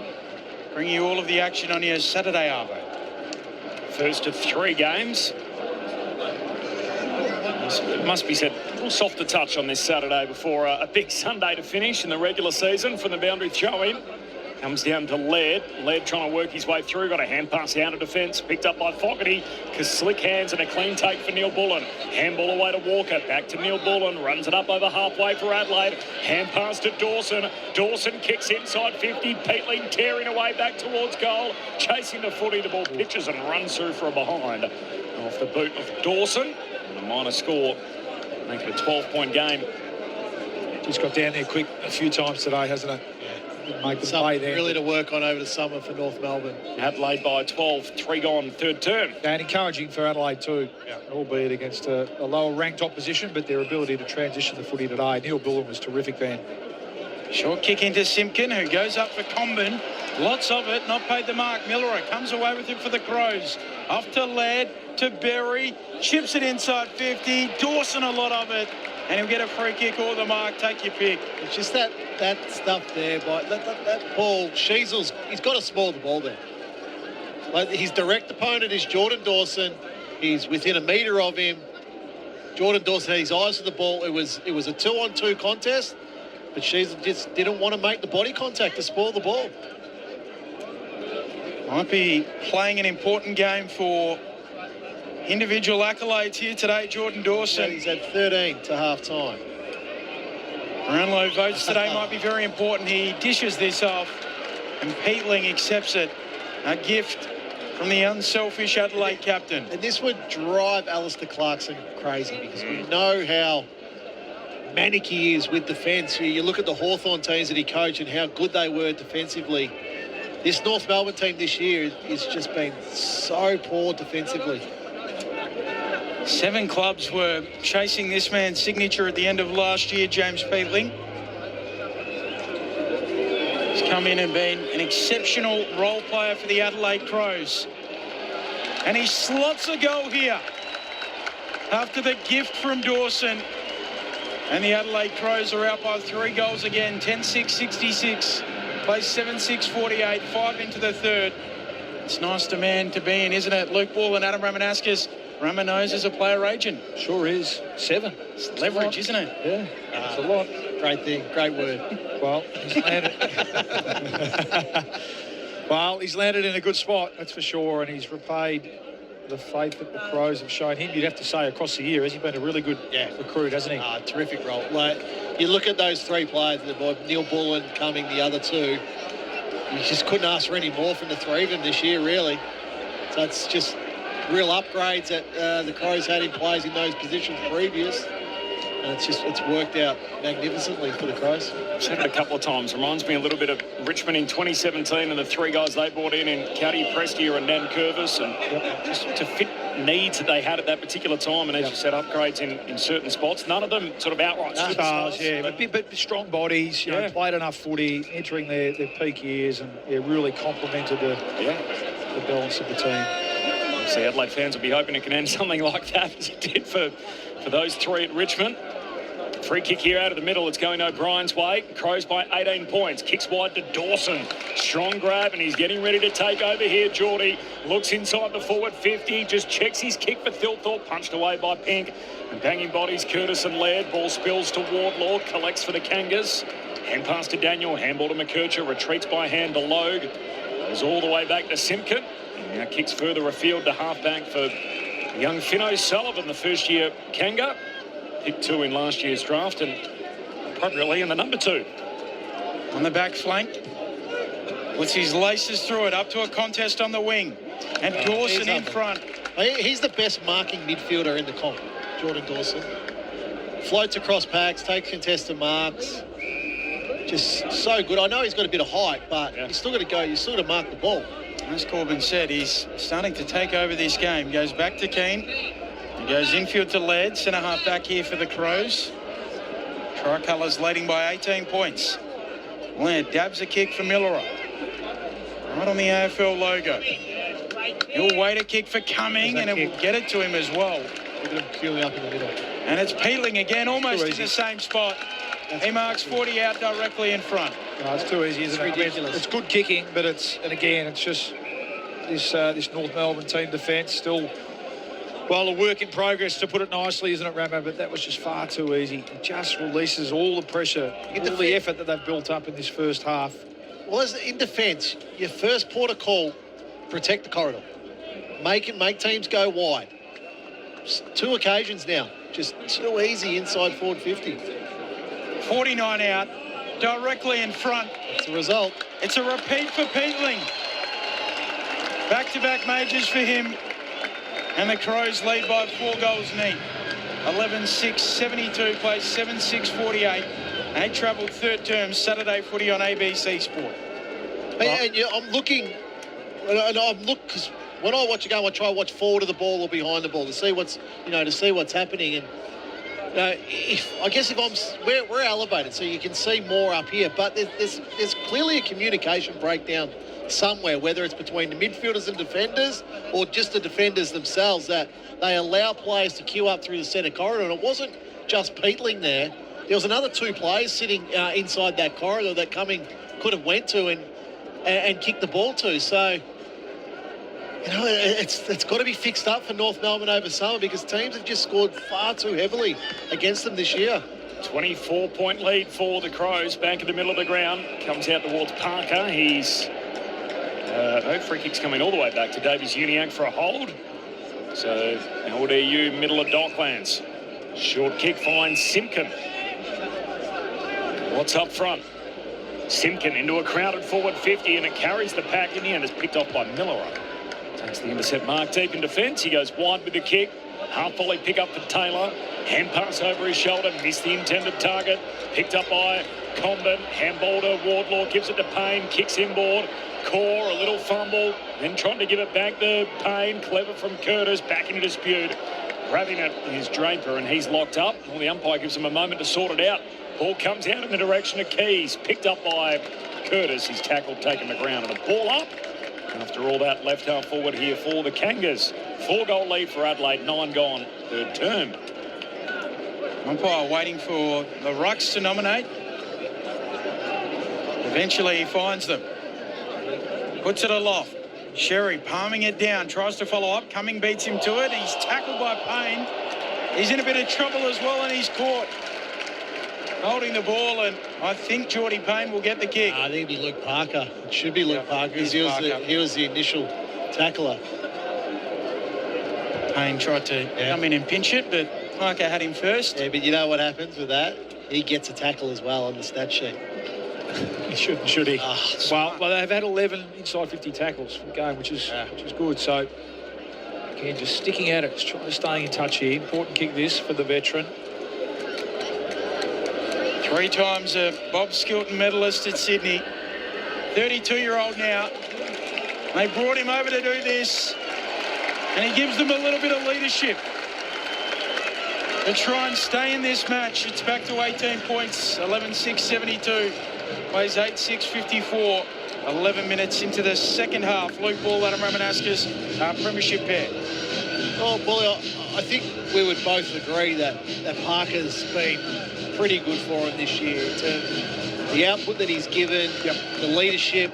That stuff there is what I love. You know, he's still able to do that at his age and at his experience level. He still wants to hunt the player with the ball. So you know he's going to be terrific during the week, Luke Parker, with teaching these young. The example that he would be setting for George Wardlaw, you know, day in, day out. Forget about week in, week out. We day in, day out. That it's just going to be invaluable to a player like Wardlaw's future. 3-goal lead for the Crows, 11-6 to 8-6. Luke Parker, one of the 3 premiership players on the Roos list. In his debut season back in 2012, back in the middle, scrap on for the footy, Berry grabs it, Sherry's got him immediately but got him high.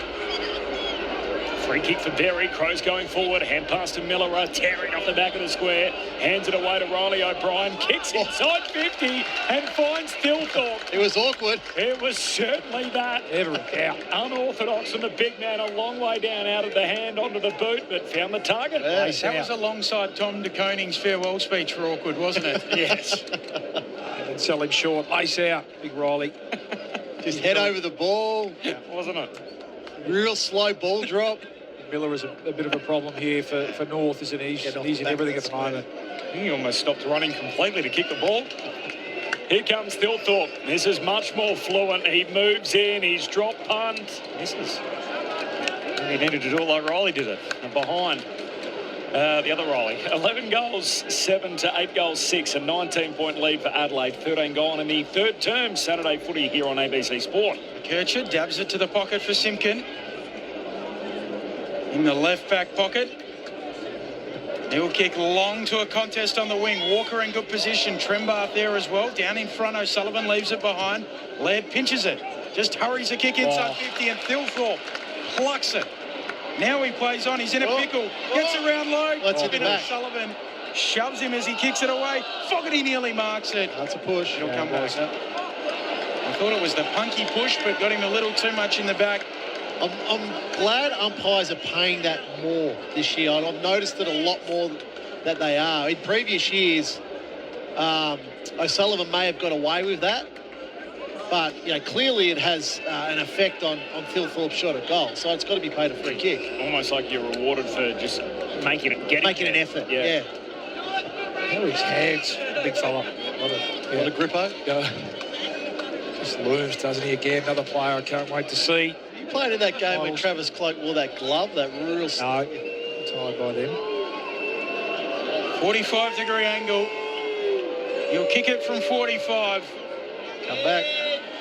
A Phil Seeker into the post in the left-hand upright. Crows by 21 points. Make that 20 neat. My memories of that was Hutchie reenacting it on the footy show with the soccer ball as it bounced up and stuck to the glove. As the Kangas work it out of defence, Corbin up towards the wing. Core, who's played up forward today, hand pass away to Stevens. Oh, handball to Powley, handball to Constanti, who wasn't expecting it. Back into dispute, and now a pack form to ball up. That's what NFL wide receivers wear. Yeah. Like it would have been more of a surprise if Odell Beckham Jr. hadn't caught it. Yeah, exactly. And the ball up, Rucks miss it completely, falls down towards Walker. Hand pass away, in fact it's a free kick. It's going against Walker, stripped of it. George Wardlaw's going to take it for North Melbourne, so 20-point lead for the Crows. 11-8 to 8-6, 15 gone in his third term. Wardlaw high up and under out to half forward, carries the pack. At the back is Keane though for Adelaide. Hand pass to Worrell against the boundary line. High up and under down the wing and falls into the lap of Wardlaw. The Kangas can reload on the city wing. 20-point lead for the Crows. They elect to consider the switch. He goes back to O'Sullivan, who moves it to Logue. Now in the corridor, just behind the bullseye. Takes a bounce. Oh, shanks his kick. Smothered there by Neil Bullen. Picked up by Keys. Crows back the other way.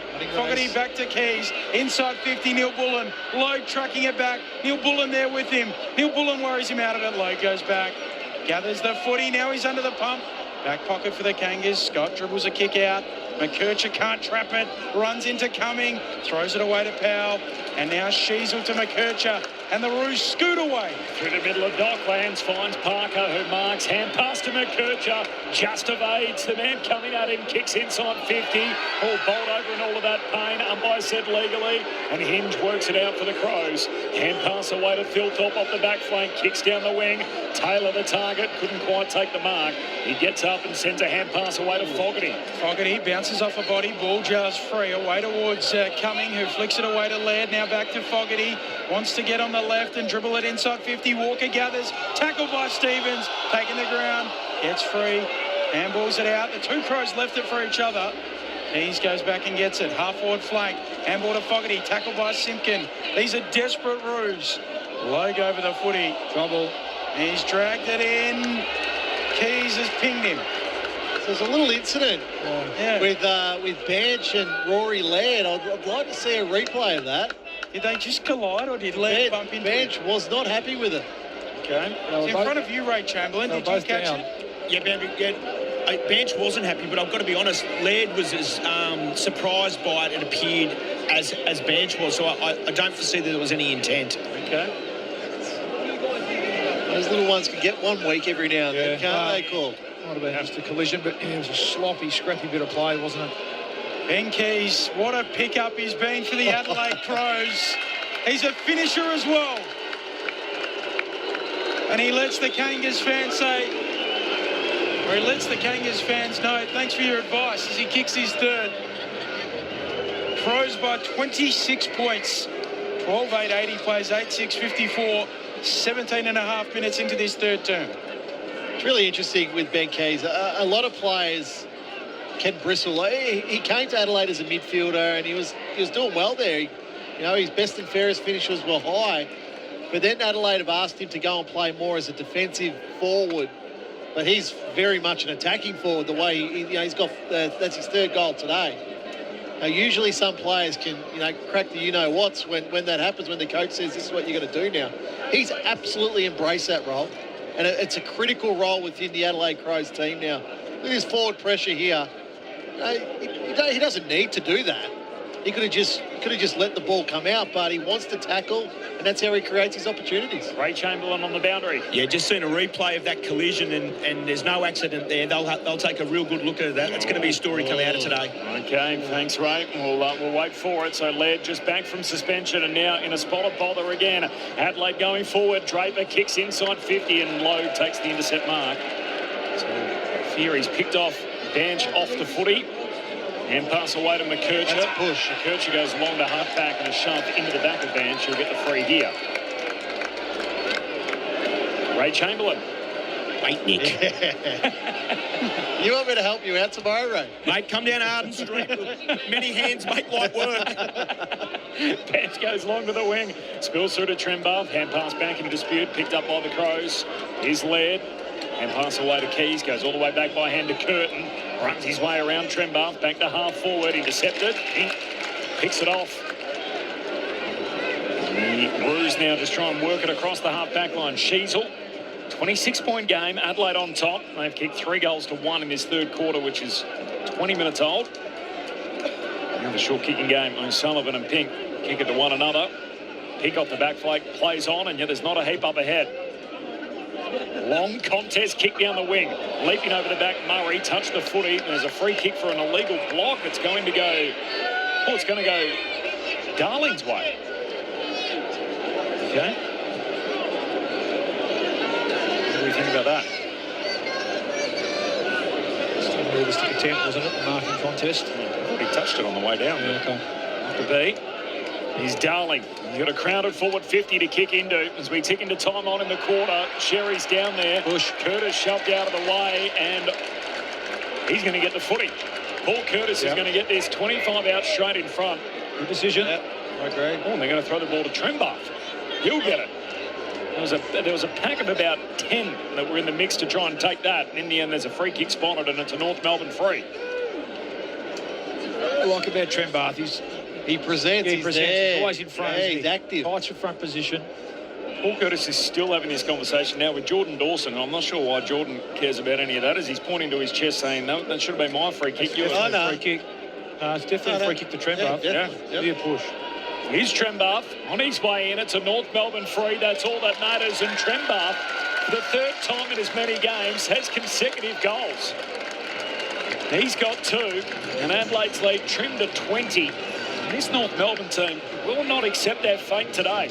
21 gone in the third, 12-8 to 9-6. They couldn't accept their fate because it's the last game of the season. They can easily turn around and go, well, we're thinking about breaking up and, potentially having a couple of drinks after the game and all that sort of stuff. But as Bally mentioned to start this game, it's an opportunity. It's an opportunity to impress. There is guys out of contract and potentially playing for their careers, but also to play against the top team is an opportunity to go, okay, we have progressed in this season.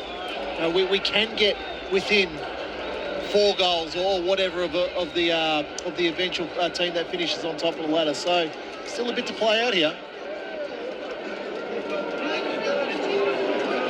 Restart in the middle. Crows still leading this third term, 3 goals to 2. O'Brien bundles Sherry out of the way, taps it for Saligo. Saligo's kick deep inside 50. Philthorpe hands to it. No mark, Neil Bullen. Off to Peatling, forward pocket. Gets rid of it. Taylor cuts back infield. Gets past a couple. Rams it through. And the Crows snuff out that Kangas charge. Reinstate a 26-point advantage. 13-8-86 plays 9-6-60. 22 into the third. Luke Ball, Adam Ramanuskas. Yeah, Zach Taylor, another one auditioning, isn't he, for that small forward role. He's actually had a pretty good year. He's obviously an unheralded player. Neil Bullen involved. Peatling, who's looked really dangerous inside 50 for the Crows today as well, and just able to get past a couple of tackles there, Zach Taylor. So, yeah, another one that's eyeing his first finals campaign. He's played a few roles this year as that defensive forward as well, so he's become a really handy player for the Crows. Make it 26 points again, the margin here. Adelaide on top. I think it's 15th game for the year, so he looks to have cemented his spot in the 23. 14 goals now across that stretch for Zach Taylor. Back in the middle. Ball squirts out to the wing for Stevens, who runs and carries. Now a hand pass to LDU. Tucks it under his arm, has a bounce, and then kicks to full forward. A mark for Curtis. In the goal square and a clean break out of the middle for the Kangas. Just hard to defend, aren't they? Those clean breaks, as you said, Corb. It's been an almost day for Luke Davies-Uniacke. There's a couple in the first quarter that just didn't quite result in goals. The strongest little man in the game, Paul Curtis, slams it up into the top deck. He's got 3 to back up from a career high 5 last week. And the Kangas again keep themselves in it. 13-8-86 Adelaide, and the pesky Kangaroos 10-6-66. 24 gone in the third term. Saturday footy on ABC Sport. Ray Chamberlain on the boundary. I'd been observing Paul Curtis for the last couple of minutes. He'd been on the interchange bench as part of the rotation, and I was going to throw to you blokes and ask you the benefits of pickle juice, which he was chugging down with some real zest. Clearly a contested mark in the goal square is the outcome. I was never a pickle juice. I don't think that was around in our day. I love the pickles. I like pickles. Yeah. Obviously, anti-cramp. Salt tablets. Medicine. Yep. Salt tablets. Old Doc Reed. Saturday footy on ABC Sport. Bounce back in the middle. The Rocks wrestle again, neither decisive. Parker swoops onto the footy. Kick smothered by Berry. Ricochets to Simpkin. Kangas ball. Cuts corridor now. Kicks deep. Looking for a marker. Trimbath. Punched away from him, down at ground level. Banches onto the footy, going low. Laird's got him, knocks it out in the tackle. Saligo for the Crows, back to Dawson. Snapping clear of the defensive 50. Up to the wing, bouncing ball for Peatling. Away to Walker, who moves it on to Berry through the logo. Pink in pursuit, impacts the kick. Tumbling ball into the middle, picked up by Dowling. He moves it on, touched on the way through. Peatling can't take the mark, so Keys arrives. It's a handball away. Lots of Kangas around, but still the Crows through Taylor to Peatling to Walker. Kicks to full forward. Neil Bullen. Close to the high 50. post. He's played 50. He was bundled over by Stevens, so he'll be marched to the goal line. Jeez, Paulie. I can't agree with you on that one, Ray. I'm sorry.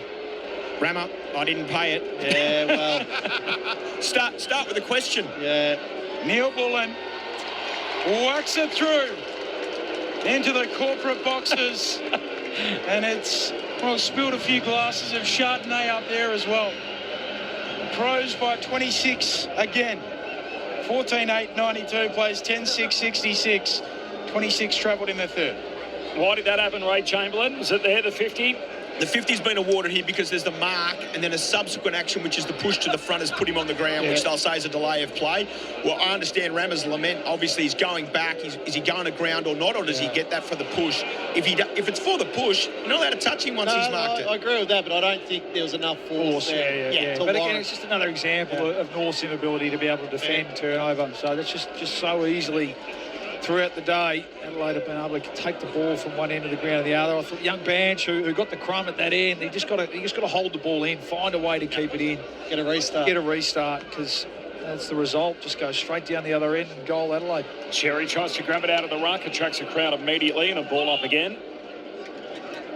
Middle of the ground. Neither of the sub used just yet. We'll get ready to keep across all of that with both Smith and obviously the sub Cooper Harvey for North Melbourne. I think, Cooper Harvey's on. Okay. So I think George Payne's been subbed out.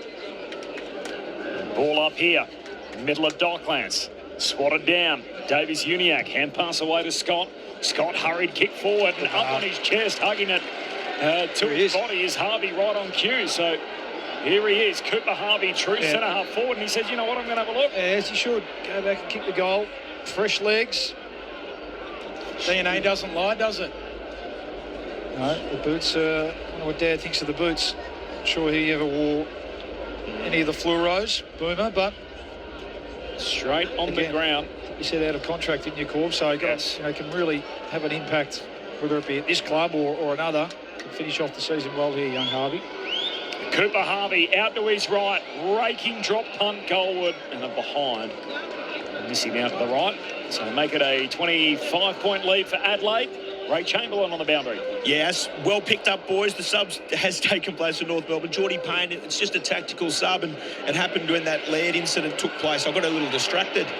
There he kicks up towards the wing. Peatling trying to fashion a kick forward. Ball jars free. Laird picks it up. Flicks a handball out to Peatling, who turns it over with a left foot kick to O'Sullivan. Kangas on their back flank. To be fair to Ray, we don't give him many outs, but it is hard when, instead of just watching the benches, we've also got him deciphering free kicks for us out of the general play as well. O'Sullivan kicks around that city wing, off hands, Dowling for the Crows, dribbles a kick forward. Sheasel for the Kangaroos, gathers it back to Stevens, 1-2, and they go back to McKercher. And he'll retreat inside the defensive arc to Lowe. He'll complete the V-switch, out towards the dockside wing. Simpkin marks in stride, looks further afield, sits it on the head of Banch. And climbing the tree, Worrell takes the mark over the top of him. He's complaining to the umpire. He should have been complaining to his teammate. The kick that he got, the hang time on that. Worrell, the best intercepting defender in the league, and Banch. Are we letting Ben get away with that? Short to Saligo, short to Neil Bullen, short to Keys. So now Adelaide out to half forward. I must have missed it as Keys goes long to full forward.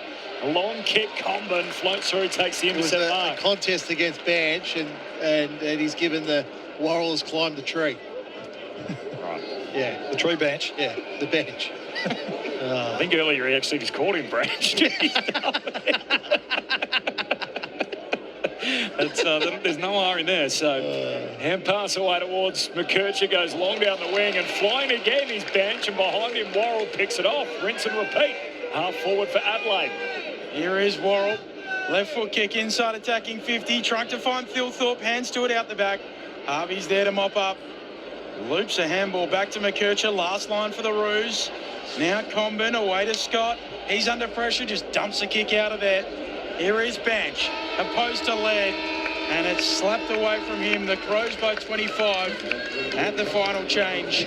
14-8-92 plays 10-7-67. The goal kickers, Keys with 3, 2 to Thilthorpe, 2 to Peatling, 2 to Dowling. Singles, Walker, Taylor. Those are different people. Taylor Walker, Zach Taylor, Alex Neil-Bullen, Laird, and also Fogarty. While for North, Paul Curtis with 3, 2 to Stevens, 2 to Trembath, and then singles, Scott, Parker, and Banch. Ray Chamberlain. Just going to say, Zach Banch, 3 marking contests in a row. 3 times he gave the stink eye to Andrew Heffernan, the umpire, for not giving him a block. Yep.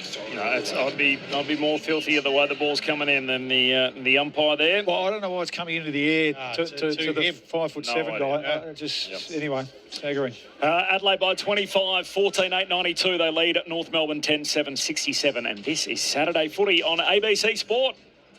You meet the most interesting people on Sunday morning. Driving through this hot land full of dust and smoke, this little Tommy fella feels like a true blue Aussie bloke. Join the rest of Australia right here on Sunday morning. Australia all over, Sunday mornings on ABC Radio. This is the 2025 AFL Premiership season on ABC Sport. Miller on the AFL logo. He'll wait a kick for Cumming, and it will get it to him as well. And it's Peatling again, almost in the same spot. 49 out, directly in front. It's a result. It's a repeat for Peatling. Back-to-back majors for him. Keys goes back and gets it. Half-forward flank. Handball to Fogarty. Tackled by Simpkin. These are desperate roos. Logue over the footy. Gobble. He's dragged it in. Keys has pinged him. Ben Keys, what a pickup he's been for the Adelaide Crows. He's a finisher as well. O'Brien bundles Sherry out of the way, taps it for Saligo. Saligo's kick deep inside 50. Thilthorpe hands to it. No mark, Neil-Bullen. Off the Peatling forward pocket. Gets rid of it. Taylor cuts back infield. Gets past a couple. Rams it through. Ball squirts out to the wing for Stevens, who runs and carries. Now a hand pass to LDU. Tucks it under his arm, has a bounce, and then kicks to full forward. A mark for Curtis. In the goal square and a clean break out of the middle for the Kangas. The strongest little man in the game, Paul Curtis, slams it up into the top deck. This is ABC Sports coverage of the AFL. On your radio. ABC Sport Digital. And on the ABC Listen app. Three-quarter time here, the Crows playing for the minor premiership. They are 25 up on North Melbourne. They need to convert to finish top of the tree and starting pole position leading into the final series. And next stop on ABC Sport is, of course, the Melbourne Cricket Ground. Standalone footy, Richmond up against Geelong. Matt Clinch heading up the call. Clinchy. Where Corbin, the sun is bathing down, and Geelong can lock up a top 2 spot when they take on the Tigers in their final game of season 2025. Jeremy Cameron with 79 goals, so still a chance to close in on that 100-goal dream. But the Cats celebrate Tom Atkins with his 150th game this afternoon and will be without Shannon Neal. So Jed Buse gets his opportunity as they fight for spots leading into September, and Nevitt will be the sub for the Cats. While for the Tigers, it's their last game of the season, 5 wins so far, and the chance to say farewell and thank you to Camden McIntosh. It's also a great story with Josh Gibcus, the former number 9 pick, making his return, his first game in 527 days. So a chance for the Cats to tune up for September, the chance for the Tigers to send their fans off on the right spirit. Looking forward to calling it all alongside Lauren Borden, the coaching icon Mick Moldhouse, Chad Wingard and Lex Pesce to bring it to you. It's Geelong and Richmond. Thanks, Clinchy. Looking forward to that. And then later today, it is the West Coast Eagles and Sydney. And then, of course, a huge Sunday coming up. 3 games back to back. You'll hear them all here on ABC Sport. In the W today, just a quick update on what's happening there. A win for Collingwood by 8 points over GWS. So that's the Pies' first win of the season, while the Giants are still winless. And 2 live scores, 4 minutes to go in the second quarter between Melbourne and St Kilda. The Demons by 11 points. And in the other game being played, similar stage, 3 to go before half-time. The Swans and the Suns. And it's all Sydney. They lead at 17 points to 1 at the moment. So that's a dramatic scoreline there. Make that 2 goals, 5 to 1 behind at the score between the Swans and the Suns. The thoughts of Adam Ramanuskas and Luke Ball here with the Crows on top by 25 at 3 quarters. Well, around a quarter to go in the North season. And I think we couldn't, just turning off there, couldn't question their effort today. And the indicators reflect that. Plus 16 contested possessions. They've had 50-odd more possessions themselves. They've been great around clearance. It really has just been that polish. They've had the ball inside 50 as many times as the Crows. They're just lacking that sort of polish, that execution, and it's a double-edged sword then, because when they miss kick or take the wrong decision going inside 50, the amount of times the ball's just been able to rebound directly out of Adelaide's defensive 50, straight back down the other end to a score, has really shone. And we spoke before the game, a perfect opportunity for Adelaide to address the glaring deficiency in their game as the top seed, and that's that transition, the ability to score from transition. They've been able to do that really well today. And that quarter, I thought Miller's contest and then ball use has really stood out. I think Hinge at times has been able to pinpoint kicks, and then at the other end, I've liked the game of Pete Ling, and Neil Bullen's done his bit, and Keys has probably been from quarter one. He's the one that's driven it in the absence of Rankin. So. Can the Crows just almost put them away now as we get out of here with a clean bill of health? That'll be the order of the day for them. And from North's point of view, keep the fight going and just see if they can find a few easier shots at goal this quarter. Well, I think the difference in this game is really just finishing. Yeah. North have done that poorly, and the Crows have done that really well. North's defensive struggles are again been for all to see. But their clearance work, they've had double the amount of clearances for Adelaide from Adelaide in this game. So contest has been terrific. Adelaide by 25 points. So Brian Sherry pile driver holding the ball. That's so good. Poor old Jordan Dawson. X marked the spot right in the middle of He was out there, Dawson. Then he hit the brick wall. Exactly. Matty Nix just winced in his seat a little bit. I want to just keep an eye on Dawson. That would have hurt. Sherry kicks inside 50 off the hands of the pack. Miller are out after it. Put him into the car park, didn't he? Yeah, great Chamberlan. All over this one, guys. Adelaide have activated their sub. Brody Smith is on and Sid Draper is off. Just a tactical sort of setup. Only the 5 possessions for Sid Draper, so he really didn't take his opportunity today. Sherry palming it down. Pete Ling pinching it. Goes back to Miller. Clearing kick up to the wing. Pink can walk up. Pink marks. Spoiled it. Came back into his arms. Gives it off to Core, running by. He'll kick long up to half forward, searching for Darling. Can only touch it out of play and a throw in at the elbow of 50 in the boundary line. He's been a positive, Toby Pink, I think, this year.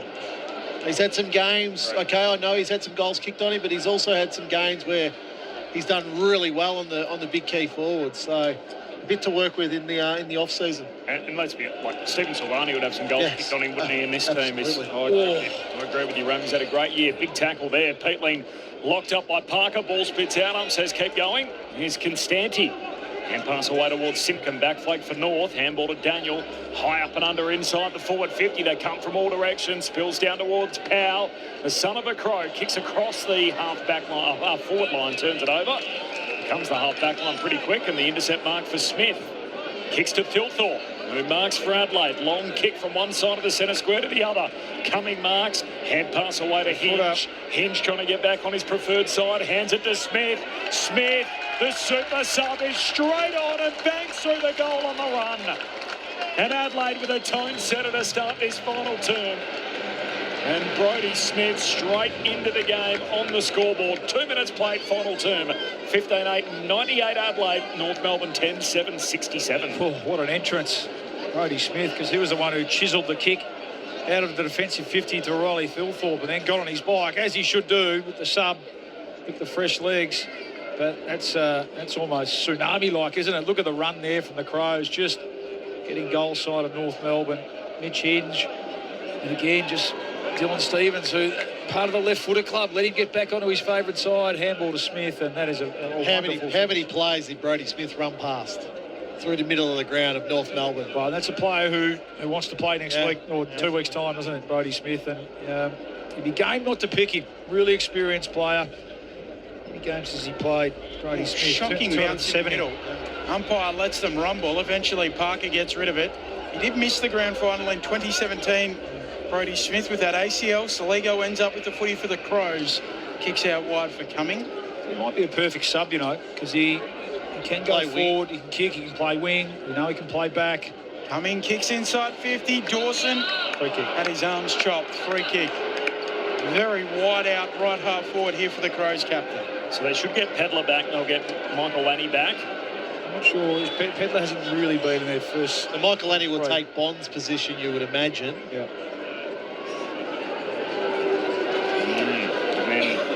do with it. They look at Pedler as that forward option. Now that Rankin's out, obviously he won't come back in this. Sorry, Rochelle. Yeah, and then Rochelli's 2-3, so they're thinking he'll miss the quali. Jordan Dawson veers out to his left. His drop punt will come down in the goal square and slide off the knuckles of Sherry. And from that pocket. Rammer's dead pocket, strikes again. Crows by 32 early stages of the fourth. Luca quickly up the middle, marking the kick out. And that was Wardlaw, and then goes short to O'Sullivan. So Michael, Annie, Pedler, Rochelle, the three they'll get back, you think, at some stage during September. Could be of use to them. What about Jordan Butts? So he's a fascinating watch too, as Simpkin hands it away to McKercher, who runs the boundary line and runs out of room. He was in the team, then got hurt, opened the door for Murray to come back, and now it's Murray keeping Butts out. Yep. He's playing in the twos, so neither of them do a whole lot wrong, and yet they seemingly can't play together. They've got their three down back. Yeah, with Worrell the interceptor. It's a pretty good balance down there at the moment. So Murray sort of benefited from that injury, in which, remember, he was shoved in the chest in a game here at Docklands and ended up heading to hospital. Butts ultimately now in the twos as a result from the restart. Daniel gets it going forward. Curtis collects. Hand pass away towards Constanti. Handball out wide for Wardlaw. North inside 50. Tough one to mark. Ball skids its way through to Trembath. Clean pick up again below his knees. Handball away to McKercher, trying to get back on his left foot. He's under the pump now. Berry tackles him. Ball comes out. And Curtin scoops it up. And Adelaide will be out. I thought work it out. The ball mowed down. And North Melbourne with great pressure inside the front 50, and Jacob Constanti with the chase down tackle results in a shot at goal. Ray Chamberlain. Tristan Cherry received a free kick for a dangerous tackle back here and half back. He's been on his haunches for the last 30 seconds. Yeah. Rattled the big fella. Yeah, it was Jake Saligo. So he had both arms pinned. The umpire played it. Didn't look, I think that'll more got him, winded him, I think, took the wind out of him rather than get him in the head. Off contract next year, Constanti, but played every game. As his drop punt here misses out to the right and the behind. There's been a few of those this weekend, guys that have played every match, and yet no guarantee for a role next year. Here's Worrell's long left leg into the middle. Lowe punches it away, back at ground level. Peatling away to Laird, coughs it up, or Berry rather. Now Sheasel's handball back into the mark. Constanti away to Wardlaw. Strong tackle coming there. And Hinge has given away a free kick to Wardlaw with that tackle. Oh, no, Finn. Oh, boy. Finn O'Sullivan came in, bundled Hinge over, and the free kick swings. Just didn't need to. So Hinge to get the free kick. Oh, he's kicked it to the umpire. Straight into the umpire. Luckily, he could recover. Hinge gets it to Smith and out to Saligo. And the Crows get away with it. Swung shut. Off to Worrell, who kicks up to the contest on the wing. Sherry punches it away. Sheasel goes in, loose footy on the logo. Hayley Scott standing up. Crows the lead by 31 points, 7 minutes into the fourth. Have you ever had any of those moments, Ray? Any sort of Peter Carey moments where the ball's all of a sudden in your vicinity? I was at this venue with North Melbourne and Richmond, and I had a tracer bullet flush me. But I didn't mark it because I had my thumbs sewed to my pointer fingers at birth. So, yeah, that's hence why I'm an umpire. But, no, never marked one. There you go. Very good, Ray. We got a ball. Where did it hit you, Ray? On the thigh. Upper thigh. Upper thigh. Right. Okay. I don't. It'll be on social media somewhere on YouTube. Oh, sure. As Thilthorpe shows his strength from the stoppage. Quick kick inside 50 from Peatling. And Thilthorpe says, I'll have that. And good luck stopping him as he rips it down in the pack mark. Well, that's his 11th mark for the game. He's been super. Yeah, so he's had 15 possessions, 11 marks. Kicking for his third goal here. He's just too big and strong there. Yeah. He had Core and Pink hanging off him. And he just looks like he's set up, isn't he, for a final series. We saw it against Collingwood where he didn't have a great day, but just the presence and the size late, standing tall. Already a game-high lead. The kick from Riley Thilthorpe is good too. But Thilthorpe has 3, and Adelaide are headed towards the #1 spot at the end of the regular season. 37 points, the Crows advantage. 16-9-105, North Melbourne, 10-8-68. 9 minutes gone, final term. Saturday footy on ABC Sport. And if you're Collingwood, you're sitting there thinking, well, that's our Adelaide are our opponent for that first final. Who is it? Is it Billy Frampton? Is it Darcy Moore that gets the matchup on Thilthorpe? Because he's just got to be stopped. 11 marks, 3 goals, 2 now, 16 possessions. He's got to have a say in every game of football because he puts himself into position to mark the ball, puts himself in a dangerous spot. He wants the ball. Yeah, huge work rate, hasn't he? Yeah. Pinch hits in the ruck. What an asset he is to this team. Ray Chamberlain. I've got a question, boys, because this from an umpire's perspective, I'm just trying to understand. So it's not about effort-based here with North Melbourne. They have absolutely smacked Adelaide today in clearance. They've almost doubled them. How much of an alarm bell would that be for Matthew Nicks and the Adelaide Crows, or is it just one where they go, we're happy to get through today with 4 points and no injuries? Perry kicks inside 50. Thilthorpe can't mark. Combin at ground level, coughs it up. Cumming, slick hands to Fogarty. Fogarty moves it onto Thilthorpe. Can't trap it. Scott gathers for the Roos and clears. Kicks up to the wing. Bouncing ball for Darling. Towards the logo. Darling follows up. He can give it to Banch, who shows his wheels, the little man. A couple of bounces to half forward. Pulls his kick. Misses the target. Worrell gathers. He misses the target of Keane with his handball. Tremba hunting him. Keane wants to get it through. He's tackled on the line. He's got nowhere to go. Yeah. Suck it through. Advantage taken. Well, can they check that? Because I reckon this ball is over the line. He might have hit the post even. I'm with you, Ben. I think it hit the post. You look here. Well, that's what he wanted to happen, didn't it? Yeah. Clearly, he wanted to get over the line. Now, Davey Amman was right there. So they can't check that, obviously. No, I think they can. They can? Yep, it's a score, so it'll be reviewed. I think David Rodney's asking for a score review here.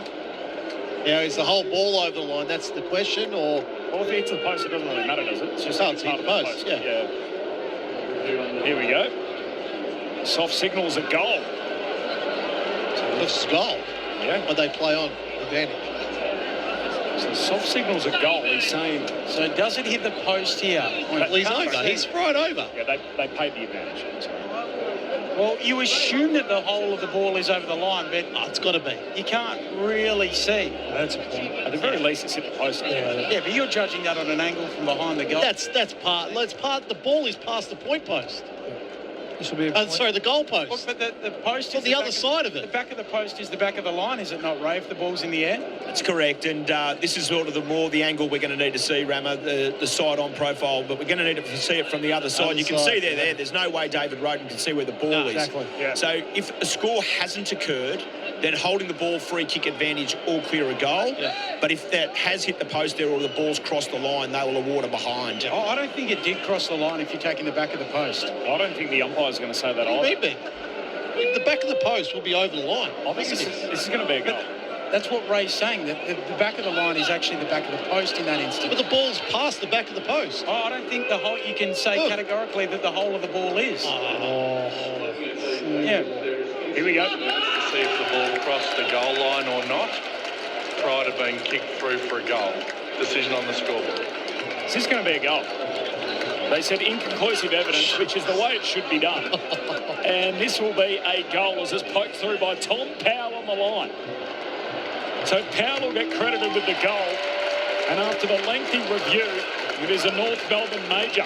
So I think it's fair to say, if that was in a final, we need the camera angle from both sides. But you can't, because the camera angles, I think they have the other camera angle, but it's above where the play was on the other post.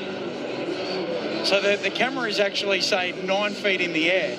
If it's on the left-hand goalpost, this was happening sort of 4 feet or 3 feet into the air on that left goalpost. If this is a final, yep, and, the camera's here, and it's a tight game, the camera's right there. Yeah, but the other way.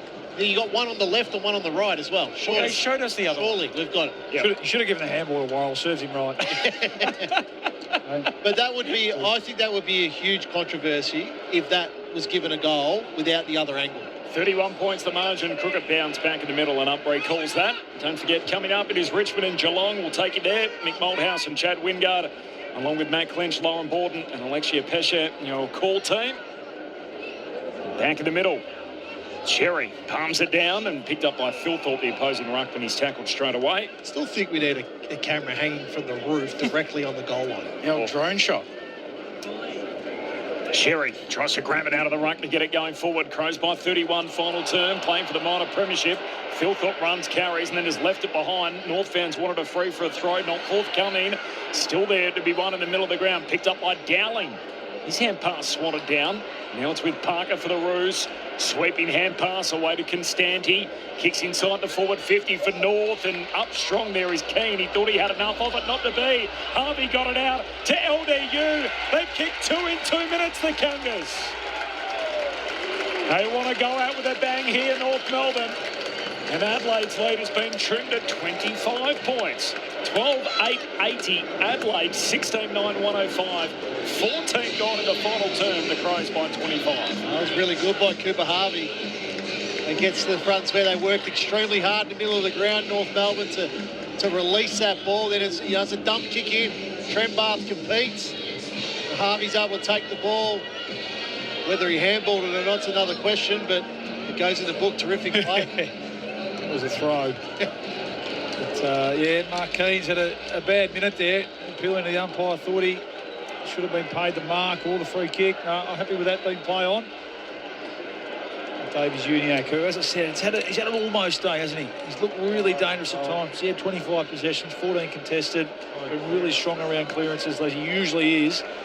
Not that burst that we've just accustomed to see. Yeah, just didn't use the ball. I think he was at 17% in that first quarter, so it could have been an even better day.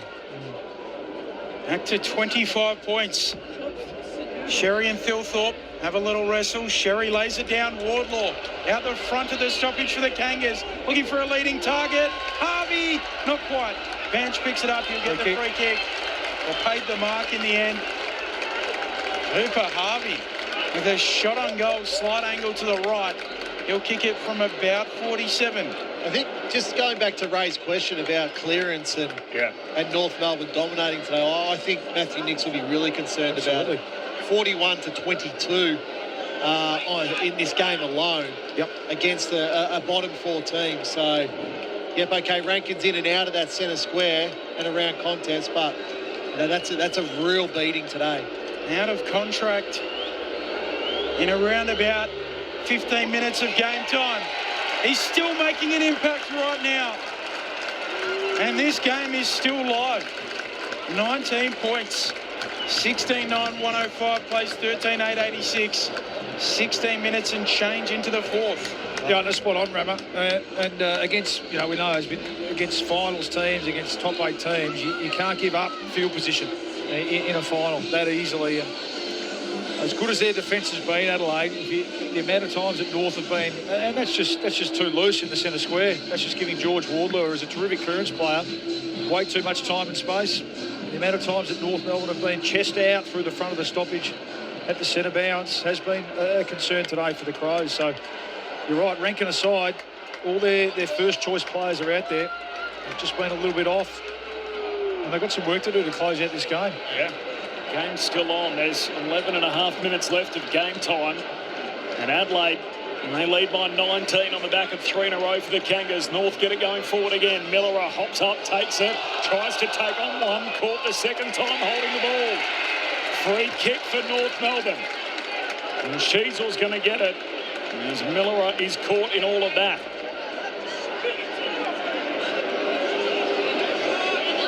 Crowded forward 50. Sheasel trying to measure the kick. Oh, he got it to Darling. How's the ball? Darling marks in the corridor, 30 out, and this game is not done yet.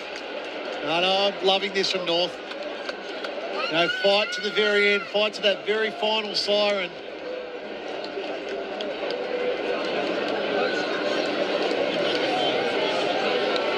What a turnaround in this game from 37 points down, which was a game-high margin. North Melbourne have come charging back. Darlene squeezes it through.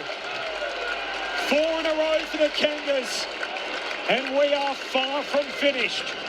It is a 13-point game with Adelaide playing for the minor premiership. 16-9-105. North Melbourne 14-8-92. And as they've done all day, they are going to make them earn it right to the final minute. 18 and a half gone final term. Saturday footy on ABC Sport. And we just got the shot of Matthew Nix in the coach's box, so he's giving that chewing gum a fair workover at the moment. Clearance this quarter, it's more the centre bounce where North are coming out the front door. Great pressure there, but terrific kick by Sheasel. Darling hit that ball hard. And he had his direct opponent in Murray right there. Couldn't be any closer to him, but just really strong hands. So they need to find a goal here, the Crows. They need to find a goal. There's still plenty of time. We're not even at the halfway mark of this final quarter. Back to 13 points. How remarkable. O'Brien tapping it down. Sheasel with the clearance for the Kangas. Tumbles it inside 50. Worrell knocks it away to Laird. The Crows can repel. Kicks for his great mate Smith on the back flank. He'll chip it to the wing and find Peatling. Good kick. Crows down the city side of the ground. Oh, 50 metres. What was that for, Brawley? Well, I'm going to guess that it was a non-enforced stand. This call, yeah, I think the umpire's probably called Finn O'Sullivan, who was running past with momentum to stand, and he either hasn't heard him or hasn't reacted. And gee, it's a big penalty, isn't it? It's a good 52. Mark set 40 out, slight angle to the right. James Peatling to try and settle this down for the Crows. Laces through it from 47. It doesn't deviate. 3 for him. And beyond 3 goals is the Adelaide lead. 20 minutes and change into the fourth. Our premiership pair, Luke Ball, Adam Ramanuskas. Saturday footy on ABC Sport. Yeah, and having a look at it, I mean, Peatling's been terrific, hasn't he? He's, what an impact he's had on the game. Not massive numbers in terms of possessions, but massive impact and punish inside 50. And it was a great kick from Brodie Smith, who's had some good moments. Finn O'Sullivan, oh, gee whiz. I mean, clearly the umpire's told him to stand, and he hasn't heard it or hasn't listened, so you pay the ultimate price. Ray Chamberlain. Ball is spot on, but, you know, the thing you're looking for there as the umpire when Finn is moving through that area is if he plants his feet. And, you know, I look on that on replay, and I don't think he ever pulled up. So for me, he's able to retreat from the mark. I don't like that one. Yep. Equal career high, 3 goals for Peatling. He's best as a Crow, as it's knocked out by Sherry out to the wing. Dowling, hand pass inboard to Dawson. He gives it to the big man O'Brien. Floats a kick inside 50. Ball spills down to Neil Bullen. Tumbles it out to the advantage of Keys. Daniel breaks it up and he's tackled. Ball up. About 35 metres out here from the Adelaide goal at the Lockett end. Crows by 19 points as we tick into time on final term. Ball up. 30 out from the Crows goal. O'Brien down for Peatling. Rushes a snap on goal. Doesn't get the bounce. Did have an opponent there, Peatling. Yep. North Melbourne players are circling that stoppage, but no one wanted to go near him. Crows lead 20 points. Roos bring it back in. Simpkin off the back flank. Kicking up towards Trembath. Works his man Worrell underneath it. Ball slides out the back. Curtis makes it his. Can't control it infield. Throw in on the wing. Ray Chamberlain. Alistair Clarkson's just got stuck into the pickle juice. Look out. Really? Myself. It's interesting. Boundary umpire brings it back in. I think that hasn't been fact-checked, by the way, downstairs with Ray Chamberlain. Sherry follows up at ground level. Flicks it away towards Sheasel. Sherry makes it his. Loses it. Davies Uniac swings a handball out wide for Simpkin. Space on the wing for the Kangas. Kick up to half forward. Worrell and Trembath. Worrell brings it down. Wins it for the Crows on their back flank. Gives it to Dowling, who's tackled immediately. So a ball up here, half forward for the Kangas. Gee, they've been plucky today, North Melbourne. Fell 37 behind in this final term. They kick the next 4 goals. Adelaide have got the last 20-point game. From the stoppage, McKercher will get a free for a hold. Taken without it. Sheasel, hand pass out wide to Wardlaw. Pulls the kick back inboard. Juggled effort for the baby boomer. Harvey got it out towards his teammate, but broken up. And Laird just bangs it long to the wing. Phil thought the target. Logue picks it off. North back with it. Dockside wing. 23 gone final term. Adelaide by 20. Short kick from low to Daniel. Running by, kicks inside. Oh! He levitated. That was great, Mark. He's got some hops, hasn't he, Paul Curtis? Yep. He's a powerful man, we know that, and he just floated in the air in front of the pack and plucked it. Closing in on 100 goals in his AFL career, has 97 at the moment. His drop punt here is hooked right. And to let off. It's a must-have too. What's he got, 39 for the season? Or 40 now? Up to 38. 38. And would have been 39, Rama. Crows by 19. 7.5 minutes to go. That's how the numerical system works. If it's 38 and he gets one more. Well, I was just trying to help Rama because Rama said 39. He wouldn't understand. We look after our teammates. He's hinged. Last line of defence. Long kick out to Miller. Who marks at half-back. 19-point lead for the Crows. 24 gone. Final term. Short kick here. Oh, the short kick won't count. He tried to... That was a 54 run. Well, he tried to back... He was there, and then Badge tried to back out of the protected zone, I gather. He's told to stand. You can't do that. So Miller kicks down to half forward, broken up by Davies-Uniacke. Knocks it close to the boundary line. Core. Handball away. Back to Davies-Uniacke. Half back for North Melbourne. 19 points down. Short kick to Powell. Kicks down the wing. Finds Sheasel. Sheasel turnover. Kicks it straight to Miller. Adelaide back the other way. Hand pass to Hinge. She's kicked smothered by Sheasel. Here go the Roos again. Constanti hands it to Sheasel, and for the second time in the same passage, he just turns it over cold, straight to Murray, and Adelaide back with it across half back. Murray switches it away to Smith, moves it on to Dowling. And two goes at it in the forward. Just that composure, right? Not used to seeing that from Harry Sheasel. Just didn't scan the field. Luke Parker was screaming at him. Crows by 19 points, 25 played in the fourth. Dowling contest kick to half forward off the hands of the pack. Sherry kicks it straight into Neil Bullen. Ricochets off his shins out of play, thrown left half forward. Ray. Yeah, those two 50s are a terrific example to see what is considered to be a 50 for stand and what isn't. Yeah. So the first one with Sullivan, he just flows through, he's allowed to exit. The other one, he comes forward, hits the mark, stands, then he wants to retreat. Not allowed to have two bites of the cherry. Bringing it down, O'Brien from the throw-in. Dawson onto the footy, handball through O'Brien. Davies-Uniacke tackled by Peatling, nowhere to go. All up, 40 out from the attacking goal for the Crows. They lead it by 19 points. The Rucks arrive. Sherry gathers it. Wobbles a kick beyond the defensive arc. Constanti marks centre half back for the Roos. And the Roos make something happen. Kick laterally. Got it to Powell eventually. Powell hurried kick inside 50. A tumble punt down in the direction of Bond and Curtis. Bond looking for the safety of the boundary line. Taps it out of play. Looking for support. Insufficient intent. I don't know about that one. Free kick for Curtis against the boundary line, left forward. He didn't tap it towards the boundary. He tapped it, and then it just bounced there. So I think he's tough life for a defender. I think he's unlucky. Field umpire was looking out his home for some support. He got it. Paul Curtis goes with the drop punt. It won't score. Across the goal face, spills down to Simpkin. Kick smothered. Ricochets back inboard. Dawson grabs it, tackled immediately. Pack forms.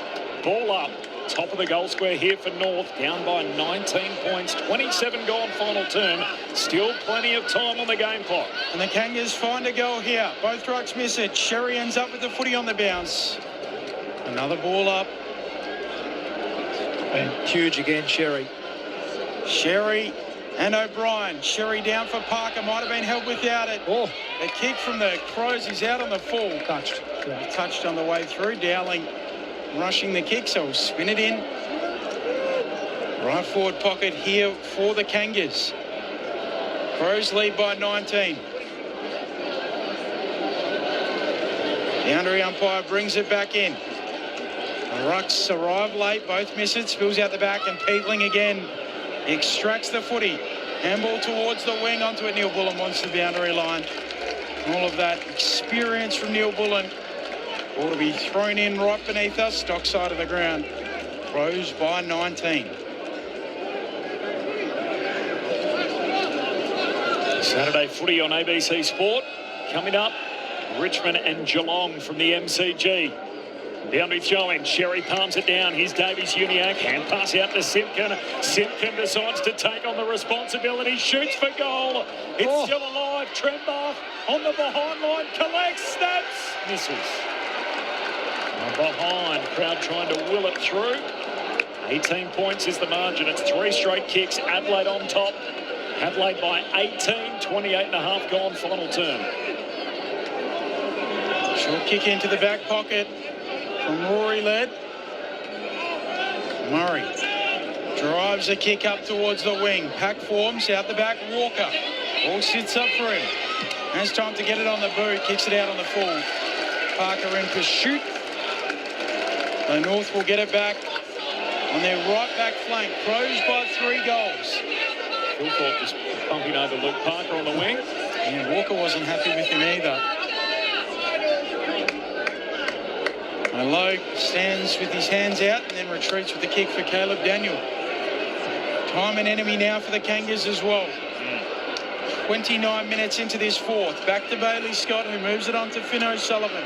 Well, Corbin's gone forward. Give them another option. I don't know what they're doing here, though. Gonna have to take a risk. Might as well lose by 5. Have a crack at winning it. Yep. A long time to recover after this, North. They don't play again till next March as the short kick finds O'Sullivan, then to Davies-Uniacke to Simpkin, down the wing to Banch. He's off and running. 70 metres out, kicks inside, 50 turnover. And Miller picks it off in front of Darling, trying to go with the short target. Wasn't the option? No. Miller short and wide for the Crows, out to half-back for Taylor Walker. Adelaide on the precipice of making it an 18-win season for the first time in club history. It'll be their 3rd minor premiership. As Walker goes long down the line and O'Brien's got his mitts around it, takes the mark in front of the benches. He's going to be an important player, isn't he, Riley, his finals campaign. Lowered his colours today, I think, as many have done this year. Yeah. Christian Cherry. He's just such an honest competitor. Kicks for Fogarty, and that's what they do, the contested marking down the line. Fogarty's got it between wing and half forward for the Crows. Fogg, a little bereft, steps around Parker. Now he kicks long towards full forward. Down there, Logue puts his fist through it, straight up and down. Punched on by Bond. Logue again, can't gather it. Powell gets rid of it to Harvey. Rushing a kick beyond the defensive arc.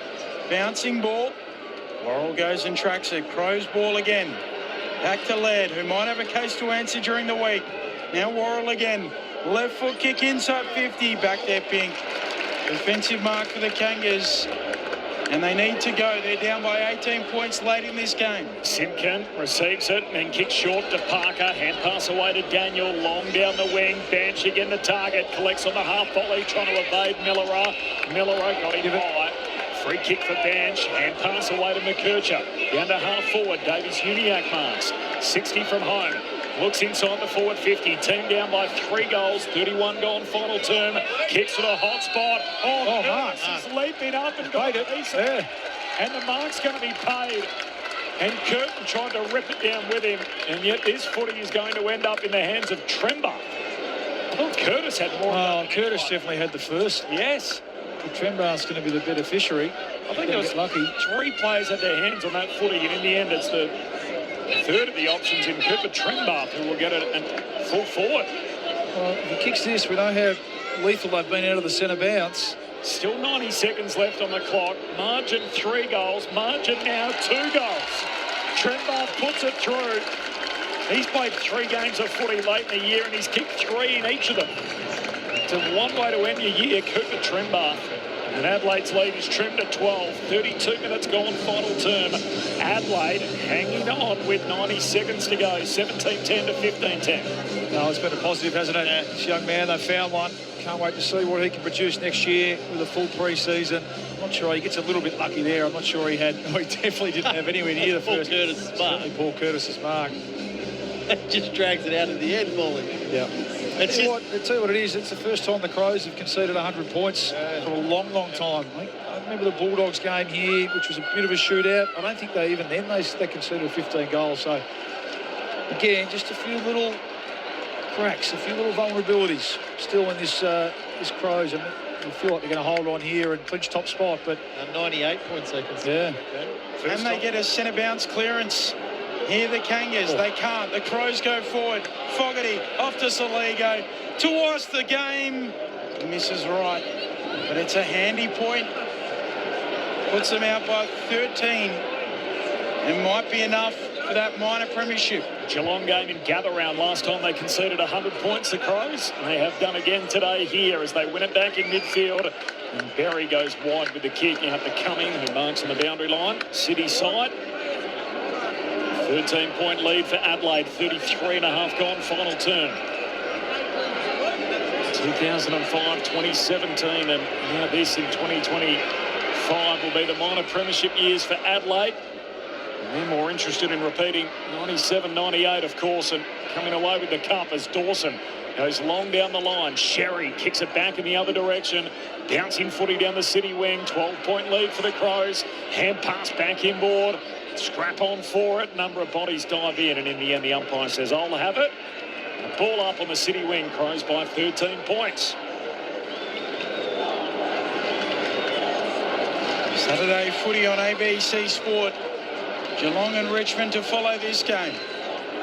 Up it goes on the wing, slapping it down Sherry. Davies-Uniacke shrugging a tackle, eventually handballs it away to Powell. He'll just kick off a step, a spiral. And Phil Thorpe, who's gone back. He marks on the back flank. Kicks back to Cumming at fullback. And he'll just hold it up and watch the time expire. The Crows crowned minor premiers for a third time. But the bigger job is at hand. As September awaits the Adelaide Crows, they win by 13 points over North Melbourne in round 24. Adelaide Crows, we're courageous, stronger, faster, and respected by our foes. Admiration of the nation, our determination shows. We're the pride of South Australia, we're the mighty Adelaide Crows. It was an underwhelming way to do it. They led by 6 points at quarter time. They led by 11 points at half time. 25 at three-quarter time. It got out to 37. It was cut back to 12, but they end up holding on by 13. As we fight the rugged battle, the flag will be our goal. Our skill and nerve will see us through. Our commitment never grows. We're the pride of South Australia. We're the mighty Adelaide Crows. Yes, the pride of South Australia. We're the mighty Adelaide Crows. First finals appearance since 2017, and like they did then, the Crows will start from the front of the grid for the race for the premiership in the spring. 17-11, 113, North Melbourne, 15-10, 100. Adam Ramanuskas and Luke Ball, we got a hard out in about 3 minutes. We'll sum it all up for us. Look, it was basically for Adelaide concede clearances and then defend. Their foot skills were much better than North Melbourne all day. Adelaide went at 77%. The Crows went at 64%. You mentioned the first final series since 2017. They've only got 4 players on the list from that 2017 team. Wow. Walker, Laird, Smith and Miller. So, this whole list is turned over completely now. It's a completely new team. So they've put themselves in the best possible position to go and win a grand final, the Crows. So, it wasn't perfect today by any means.